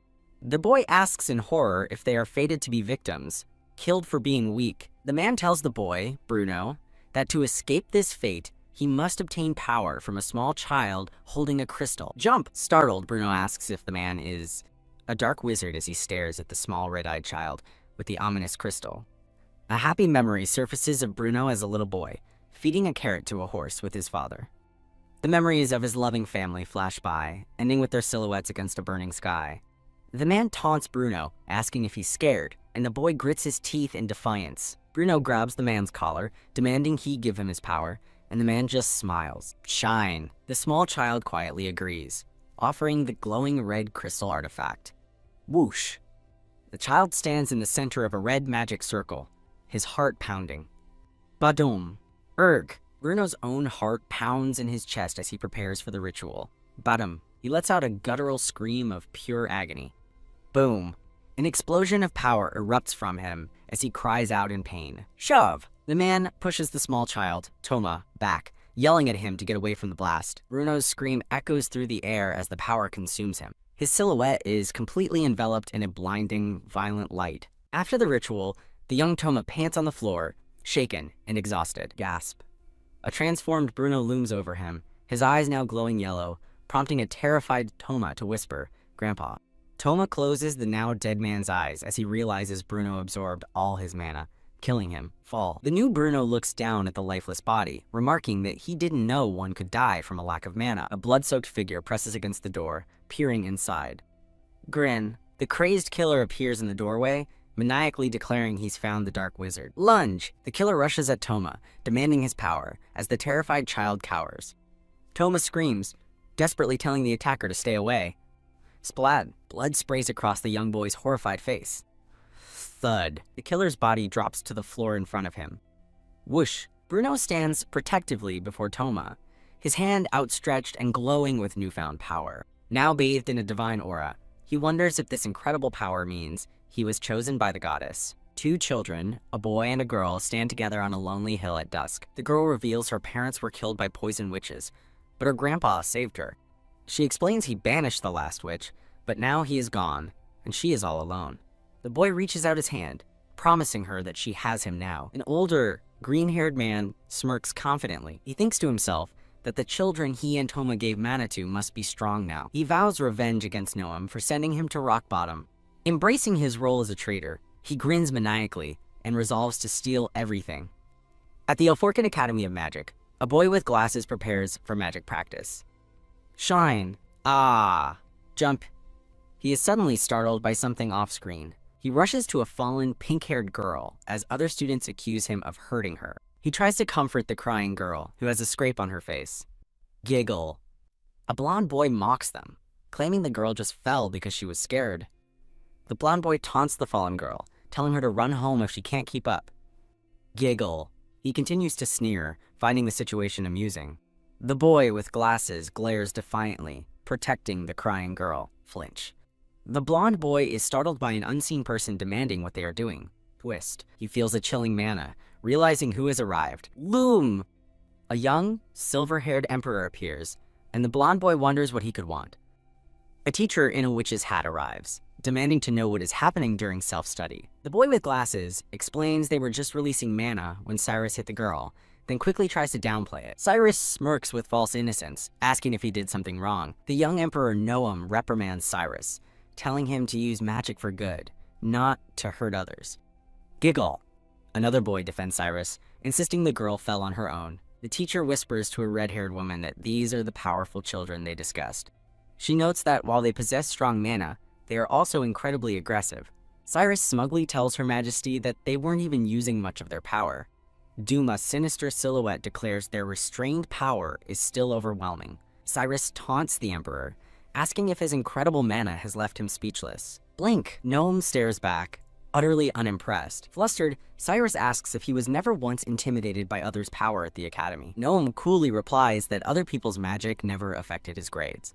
The teacher sighs in exasperation, remarking, "There he goes." She explains to the smiling red-haired woman that Noam has a habit of preaching. The red-haired woman resolves to calm the two boys down as they glare at each other. She gently tells Cyrus she understands his frustration with the dense Master Noam. She offers a kind, reassuring smile. She proposes a duel. Whoever knocks a flower off their opponent with magic first wins. If Noam wins, Cyrus can't hurt anyone again. Cyrus accepts, vowing the elite class will prove they are right. Two other students step up, telling Cyrus they'll defeat the Emperor first. Cyrus reluctantly agrees, watching as his classmates prepare to face Noam. Giggle. A girl mockingly asks the emperor not to hurt them. Noam waits patiently, a single pink flower pinned to his coat. Whoosh! In a flash of wind, both students' flowers are torn from their clothes. Plop! Cyrus realizes the emperor's mana instantly knocked their flowers off, a feat the others couldn't even see. Noam approaches Cyrus, noting his own flower is still intact. Cyrus declares he's no small fry and will give the fight his all, shocking his friends. Chill. Noam's gaze turns cold and serious, meeting Cyrus's determined glare. Cyrus unleashes a massive orb of energy, screaming that he has the strongest power. Doom. He is confronted by the Emperor's immense, terrifying aura, which takes the form of a shadowy giant. Wilt. Cyrus stares in shock as the flower on his coat withers from the Emperor's power. Shake. He trembles, realizing in horror that he was completely paralyzed by Noam's overwhelming mana. Lean. The red-haired woman comforts the stunned Cyrus, explaining that Master Noam has trained relentlessly, even after becoming Emperor. She continues, stating that Noam's strength comes from his effort, and he returns Cyrus's full-powered attack in kind. Taking his hands, she tells him that was the message Master Noam wanted to send. Cyrus angrily rejects her lesson, boasting that he received mana stronger than anyone's from him, shocking the nearby teacher and another boy. Her face falling into shadow, the red-haired woman smiles unsettlingly as she calls his name. Her eyes glowing an ominous purple, she menacingly asks Cyrus who him is. She presses closer, repeating her question, causing Cyrus to flinch away as she realizes mana can't be received naturally. FWIP. She concludes with dawning horror that if he received it, it must have been stolen from someone else. Yell. Cyrus furiously retorts that he doesn't need a lecture from her. She calmly holds his hands, warning him that there are many ways to get strong, and he chose a dangerous path. He admits the process was painful, but insists he survived because he was strong and chosen. Grip. The woman realizes he's fixated on being chosen, and asks if some children failed to receive the mana. He confirms some did. Cyrus proudly declares they were special, which is why they succeeded where others failed. She realizes the children were fed pretty lies, told they were chosen simply because they were compatible with the stolen mana. As Noam appears behind her, she has a terrible revelation. Bruno and the Dark Wizard gave these children their power. The two exchange a silent, worried glance. She asks if those men mentioned defeating anyone, and Cyrus, after a moment of angry denial, admits they did tell them something. In a flashback, the green-haired man tells a young Cyrus that magic is the key to a comfortable life in the Empire. Another memory shows a green-haired boy telling a young Noam he's lucky to have been born with both mana and status. Confused, the young Noam looks at the magic glowing in his own hands. A sad-looking black-haired boy with yellow eyes sits alone. He thinks to himself that commoners could also live well if they just had mana. Two young girls fret, one lamenting that you can't get rich without mana, while the other tearfully vows to work at the palace to escape poverty. Cyrus remembers his happy family, dreaming of becoming rich so they would never starve again. Noam agrees that palace work is honorable, but warns that honor and happiness are two different things. As Cyrus looks on confused, Mrs. Caroline tries to silence the Emperor, but he insists the children must know their fate, since they'll be managed by the palace eventually. He states that they have a right to know the future that awaits them. Kneeling before Cyrus, Noam delivers a harsh truth. Their freedom will be stolen from them. As the children look on in shock, Noam explains they must offer their lives to the Empire, even killing loved ones if ordered. He declares they will become the blood and muscle of the nation, for that is the true meaning of power. Horrified, the children realize they will become the Emperor's tools, a fate Cyrus vehemently rejects. The red-haired woman tells two other children that having power is wonderful, because she gently pats their heads, offering them comfort. She gives the two children a warm, reassuring smile. Noam leans in, taking Cyrus by the collar as the boy stares in wide-eyed shock. A young girl asks the red-haired woman if it's already decided that they're going to work at the palace. She replies that those with strong mana are usually assigned to the night units. The red-haired woman looks on with a thoughtful, concerned expression. She approaches Noam and proposes letting the children observe work at the palace, surprising him. She explains she wants him to see how hard yet worthwhile the work is. Overshadowed and desperate, Cyrus pleads with them to agree. Noam and the red-haired woman share a look of mutual understanding. Cyrus looks up, his expression a mixture of renewed hope and fierce determination. The children stand in awe before a grand, sunlit imperial building. Cyrus stands with the other children, determined to prove his worth. recalling the immense power of the figure who gave him his mana. He daydreams of a knight praising his incredible mana and offering him a position on the spot. The red-haired woman warmly welcomes the children to the palace for a day of observing the knights. Cyrus smiles, filled with eager anticipation to finally see the knights in action. Clap. The red-haired woman announces it is time to change into comfortable clothes. Now in apprentice uniforms, she explains they'll start by observing the Imperial Knights. Shock. A voice off-screen suddenly bellows, "Idiots!" startling her and Cyrus. The voice berates them for their lack of preparation and determination. Bam, a stern, mustached man scolds two cowering boys who apologize meekly. He lectures about discipline before ordering 10 more laps around the palace. Your angry gaze shifts as he calls out to your majesty. Shiver. He furiously scolds the Empress for being late. She apologizes. Terrified, Cyrus smirks, recognizing the man as Sir Thunder, Caesar, captain of the Imperial Knights. Shine. Confident, Cyrus prepares to demonstrate his powerful mana. Yoink! Caesar yanks him back by his uniform, telling him it's not time for mana. Seething with rage, Cyrus silently curses the captain. Caesar orders 100 swings next, with no rest, making Cyrus yelp in dismay. Eek! Cyrus grits his teeth, convinced he can become a knight without such tedious training. Jump! The captain's sudden shout about poor posture makes the children flinch. He then scolds the Empress, asking if she isn't embarrassed she can't even hold a staff properly. Weary, the Empress announces they will now observe the Black Knights. The exhausted children agree, though one whispers that he wants to go home. The children walk on, glad to leave the Musclehead Knights and excited to see the cool Black Knights. They arrive to find an office swamped with paperwork, as knights are berated for missed deadlines and urged not to overwork themselves. A red-haired man, the temporary captain, explains that while they hunt monsters, most of their time is spent on office work, shocking the children. Raise.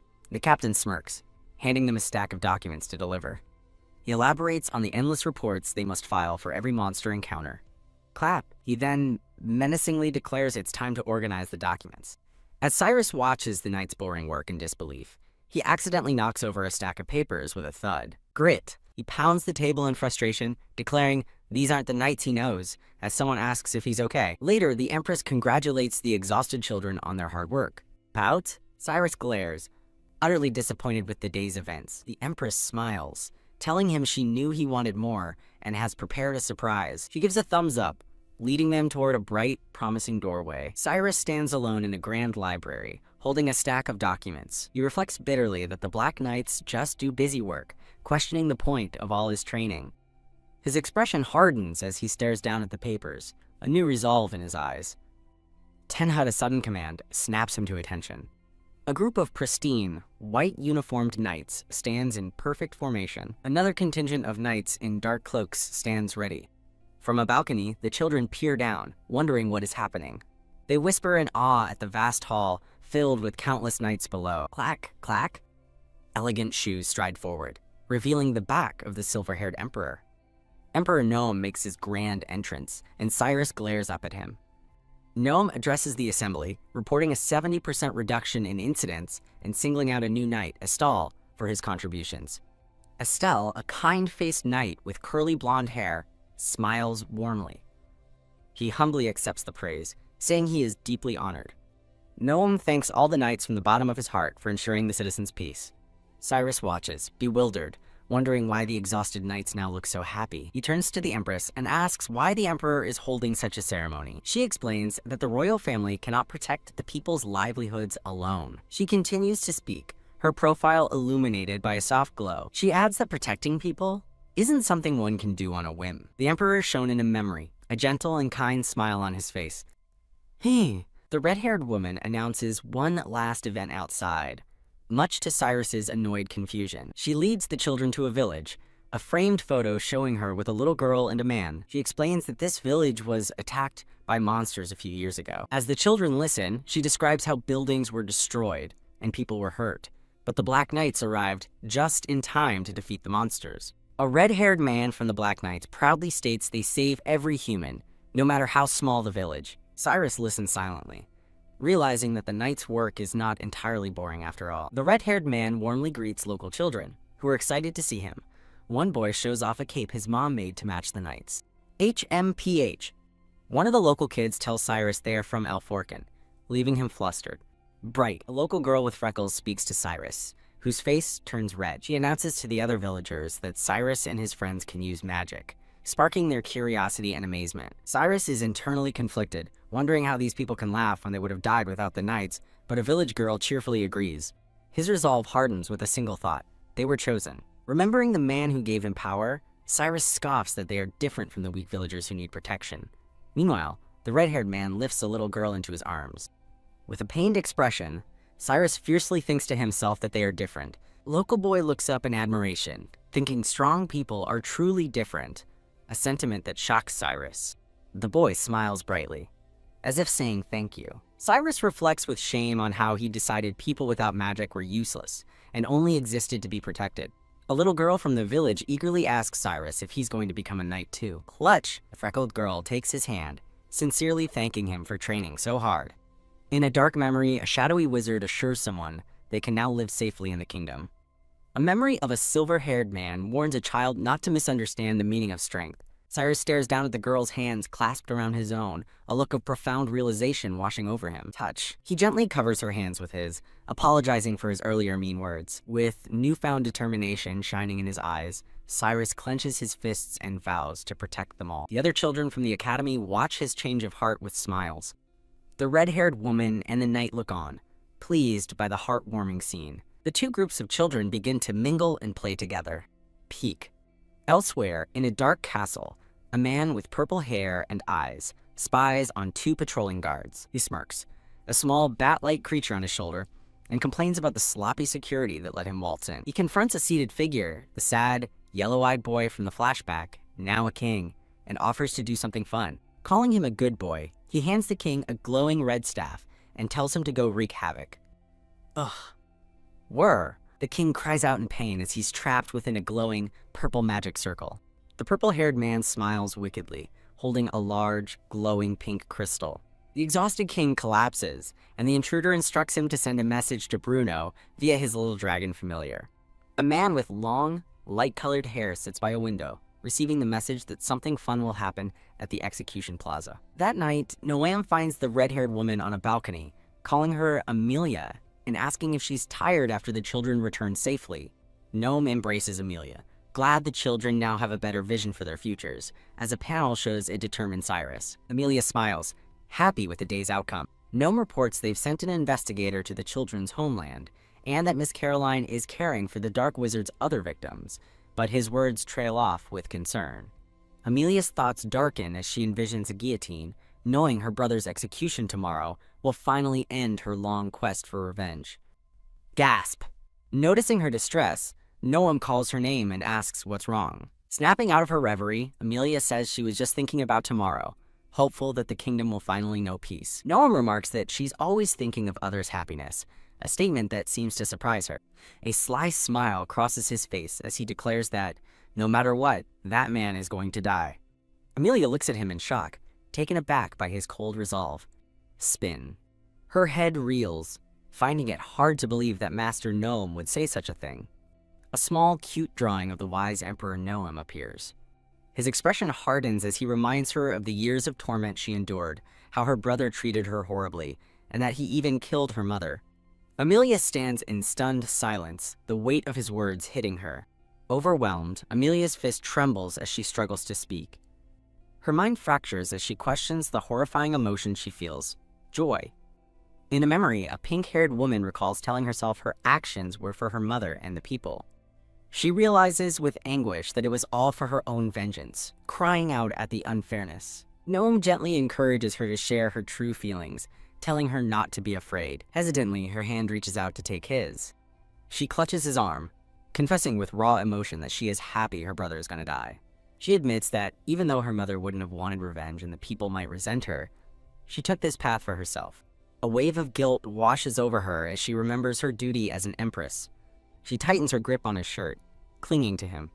Noam pulls her into a comforting embrace. He softly reminds her that before being royalty, she's a human who can laugh and cry like anyone else. He tells her that loving and hating are part of human nature, and she realizes this is his true, kind self. She recalls his profound empathy, how he tried to understand Sir Bruno's betrayal and even connected with Cyrus. She looks up at him with determination, wishing for him to love her, just as he understands everyone else. He gently lifts her chin, his expression soft. He leans in, closing the distance between them with a kiss. Embracing her under the moon, he promises to love her even more as he discovers her hidden self. Holding her close, he asks her to reveal all of herself, not just the perfect parts. His complete acceptance leaves her wide-eyed and deeply moved. Overwhelmed with emotion, she breaks down in tears, clutching his shirt. Finding solace in his arms, she buries her face against his chest. In his arms, she wonders if he'll still love her for desiring a peace built on sacrifice. The view from above captures their intimate moment on the palace balcony. Blindfolded, she whispers his name, Master Noam. She sees the honesty in his clear eyes, recognizing he holds no falsehoods. Radiant and smiling, she reaches out a hand toward him. In the city streets, newspapers stir the public's anger. Roar! A massive crowd roars in the execution plaza as flyers announcing the event fill the air. Dressed in formal, somber attire, Noam and Amelia proceed to the execution. Clank! As the former king is locked in stocks, the crowd gasps at his arrival. Roar! Chained and defeated, Craig is marched through the jeering crowd with 2 other female prisoners. The crowd screams accusations, throwing things and demanding death as Craig silently endures the abuse. From a balcony, the new monarch, Yua Lavana, raises her hand to address the crowd. She formally begins the proceedings, announcing the punishment for the sinners in her name. An official reads the former queen's crimes, including assassination and weapons dealing, shocking the confused public. The female prisoners react in terror upon hearing the name Oliopa. She panics, realizing they're being sent to Oliopa, a brutal prison island. Aurora Felamarin. Her crimes are read aloud, embezzling taxes and abusing the Empress Amelia, shown in painful flashbacks. The official declares her actions unforgivable, stripping her of the Felamarin name for disgracing the kingdom. Her sentence is revealed. She will be sent to a convent for corrective education, leaving her stunned. She panics, unable to fathom a life of prayer without her luxuries and servants. Shove! In a desperate frenzy, she shoves a guard aside. Clank! She's tackled to the ground, screaming in protest that she's a princess and deserves better. Yura!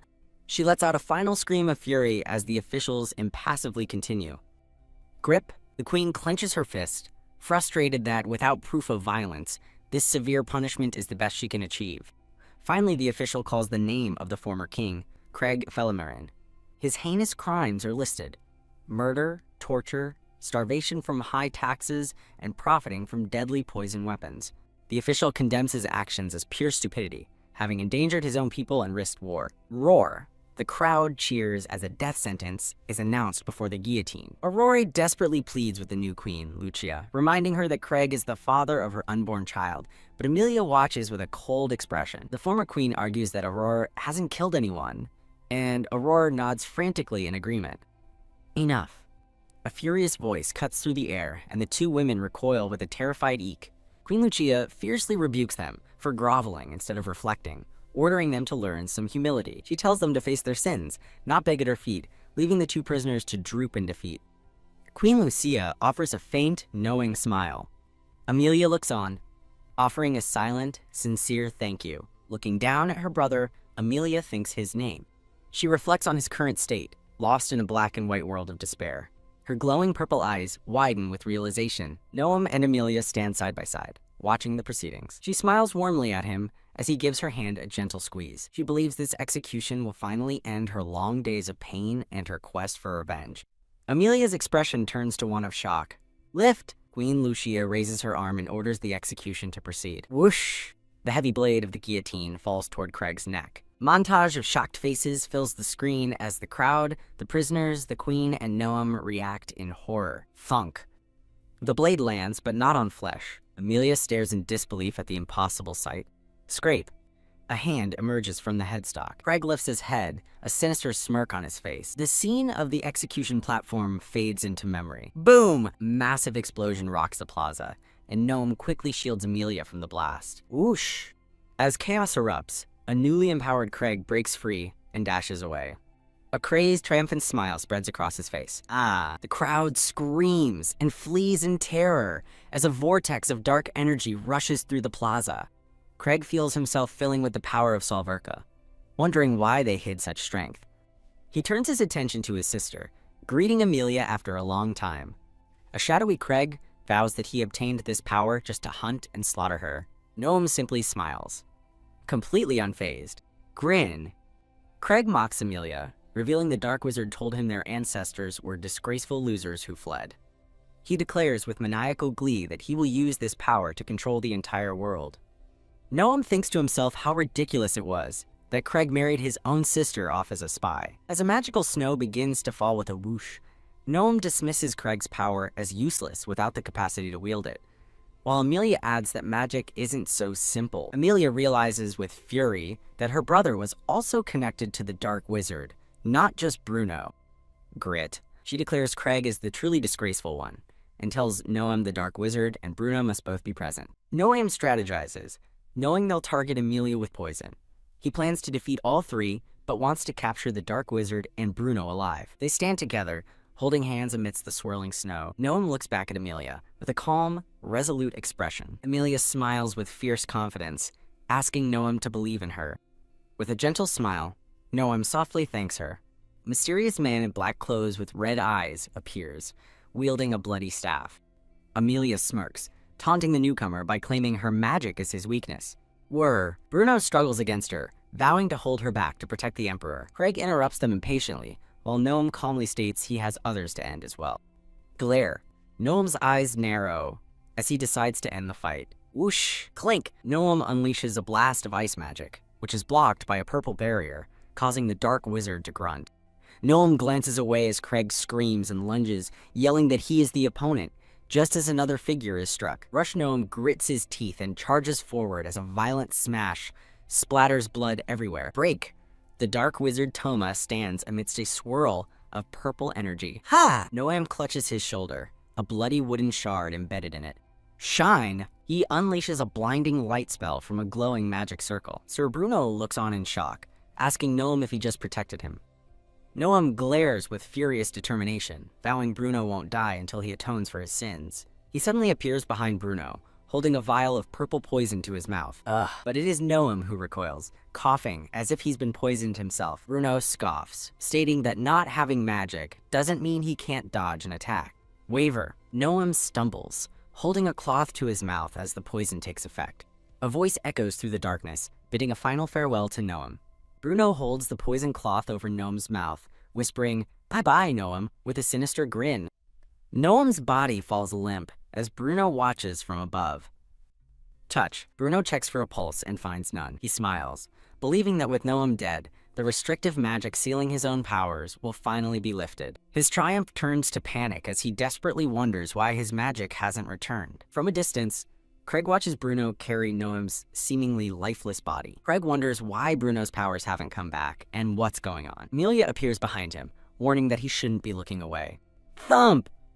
A blast of energy strikes Toma, causing him to clutch his chest and gasp for air. As his strength fades and his body goes numb, Toma apologizes to Bruno before losing consciousness. Bruno rushes to Toma's side, frantically calling his name and trying to wake him. He glares at Amelia with pure rage, demanding to know what she did to him. Amelia calmly explains that since dark magic is taboo, she stripped him of it. Grit Bruno accuses her and Noam of unfairly stealing others' powers. Amelia looks down, sadly questioning his definition of unfair. She condemns them for using innocent children, declaring that they are the truly unfair ones. Bruno stares at her, asking what's so funny. He reveals their plan to be captured alive, taunting that while they were busy, Noam died. Amelia's eyes flash with fury as she declares that he and his mother were the ones who killed Noam. Below, Craig cackles maniacally while standing over Noam's unmoving body. He laughs triumphantly, celebrating the fall of the Emperor by his own hands. A pair of feet descend from above. Whoosh! A mysterious man warns Craig to be careful around magic circles as one ensnares him. Clank! Craig struggles against magical blue chains, cursing his sudden capture. Waft! A sudden chill fills the air, and Craig stares in disbelief. Noam appears in the cold mist, remarking that even Bruno couldn't block his techniques. Whoosh! He stands perfectly fine amidst swirling ice and snow, leaving Craig to wonder how this is possible. Noam calmly exhales a frosty breath and reaches out his hand. Clink! Craig screams as ice rapidly encases his hands. His vision darkens as he succumbs to the freezing magic. Thud.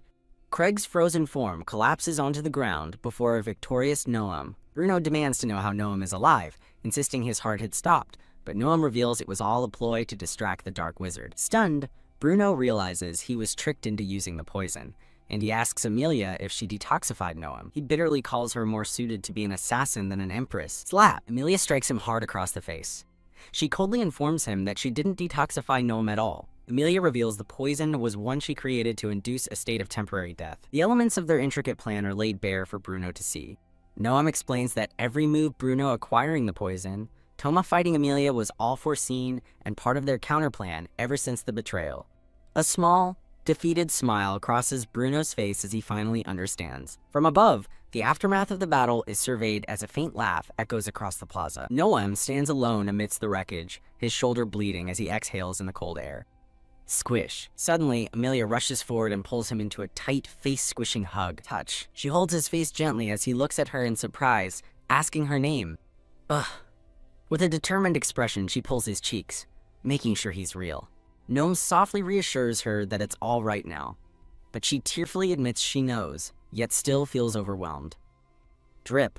Crying, Amelia confesses she was terrified he'd actually drink the poison, and that something would go wrong, not wanting to see him suffer again. He holds her close, apologizing for making her worry and thanking her for her concern. Sleep clank in a dream, Craig awakens on a grand throne. Clatter. He asks where he is, as the roar of a massive crowd hails him as King Craig. In his hallucination, he sees Noam defeated and recalls his own victory, realizing the dark magic circle was a mere illusion before grinning maniacally. He revels in the feeling, declaring this adoration from all of humanity is what he's always wanted. Laughing, he claims the entire world is his, but flinches as his triumphant vision begins to warp. His celebration halts as he looks around in confusion, questioning what's happening. Stare. A colossal, glowing purple eye suddenly fills his entire view. He realizes in shock that the eye belongs to Amelia, who watches him thoughtfully. His dream resets, showing the defeated Noam kneeling before him once more. Noam thinks to himself that he defeated the King of the Frozen Blade and obtained Solverka. Craig's inner monologue repeats his delight, believing he has finally obtained the worship of the entire world. An attendant announces gifts from other kingdoms, and a lounging Craig dismissively orders them to be arranged. Ruer. Nobles praise King Craig for ruling the world as a crowd cheers his name. He smirks, satisfied that he has finally achieved the recognition he's been searching for. Eek. The illusion shatters as the giant purple eye reappears, startling him. A tiny Craig finds himself held in the palm of a giant Amelia, shouting her name in disbelief. He furiously points at her, demanding an explanation for why she's so big. Amelia looks down at him with an expression of pure disgust, remarking that there's a bug. Glance. Craig seethes with rage, incensed at being called a bug. He gasps in terror as a monstrous insect appears behind him, and Amelia states her hatred for bugs before reaching for him. Pinch. As she grabs him, Amelia lists the horrible things bugs do, while he futilely insists he's not one. Cinch! Squeezed tightly, he lets out a desperate scream, begging her to stop and offering his forgiveness. The vision dissolves into a swirl of black and white. Gasp! Craig jolts awake, finding himself back in the throne room and wondering if Amelia really smushed him. His mind flashes to a smirking gnome as a horrifying realization begins to dawn on him. Slumped in his seat, he asks in terror if he's repeating the same thing over and over. No. He screams in absolute despair as his mental prison becomes clear. In reality, Craig's body hangs limply in the air while Amelia and Noam watch calmly. Amelia explains she used a hallucinogenic poison because he would never repent, ensuring his personal hell continues as he screams for forgiveness.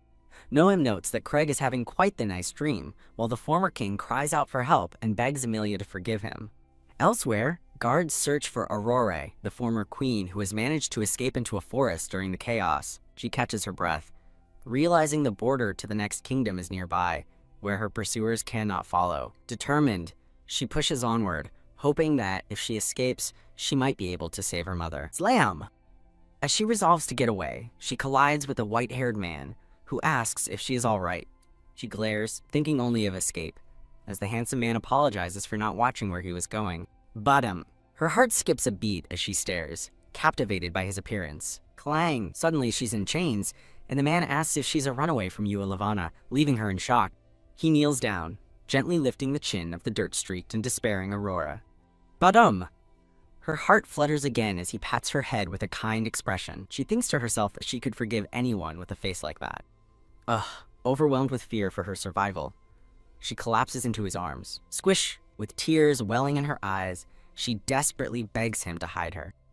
Grin, a dark-haired woman, celebrates the success of her sinister plan. Blink, the dark-haired woman wakes refreshed, but a sudden clang reveals she is chained by the neck.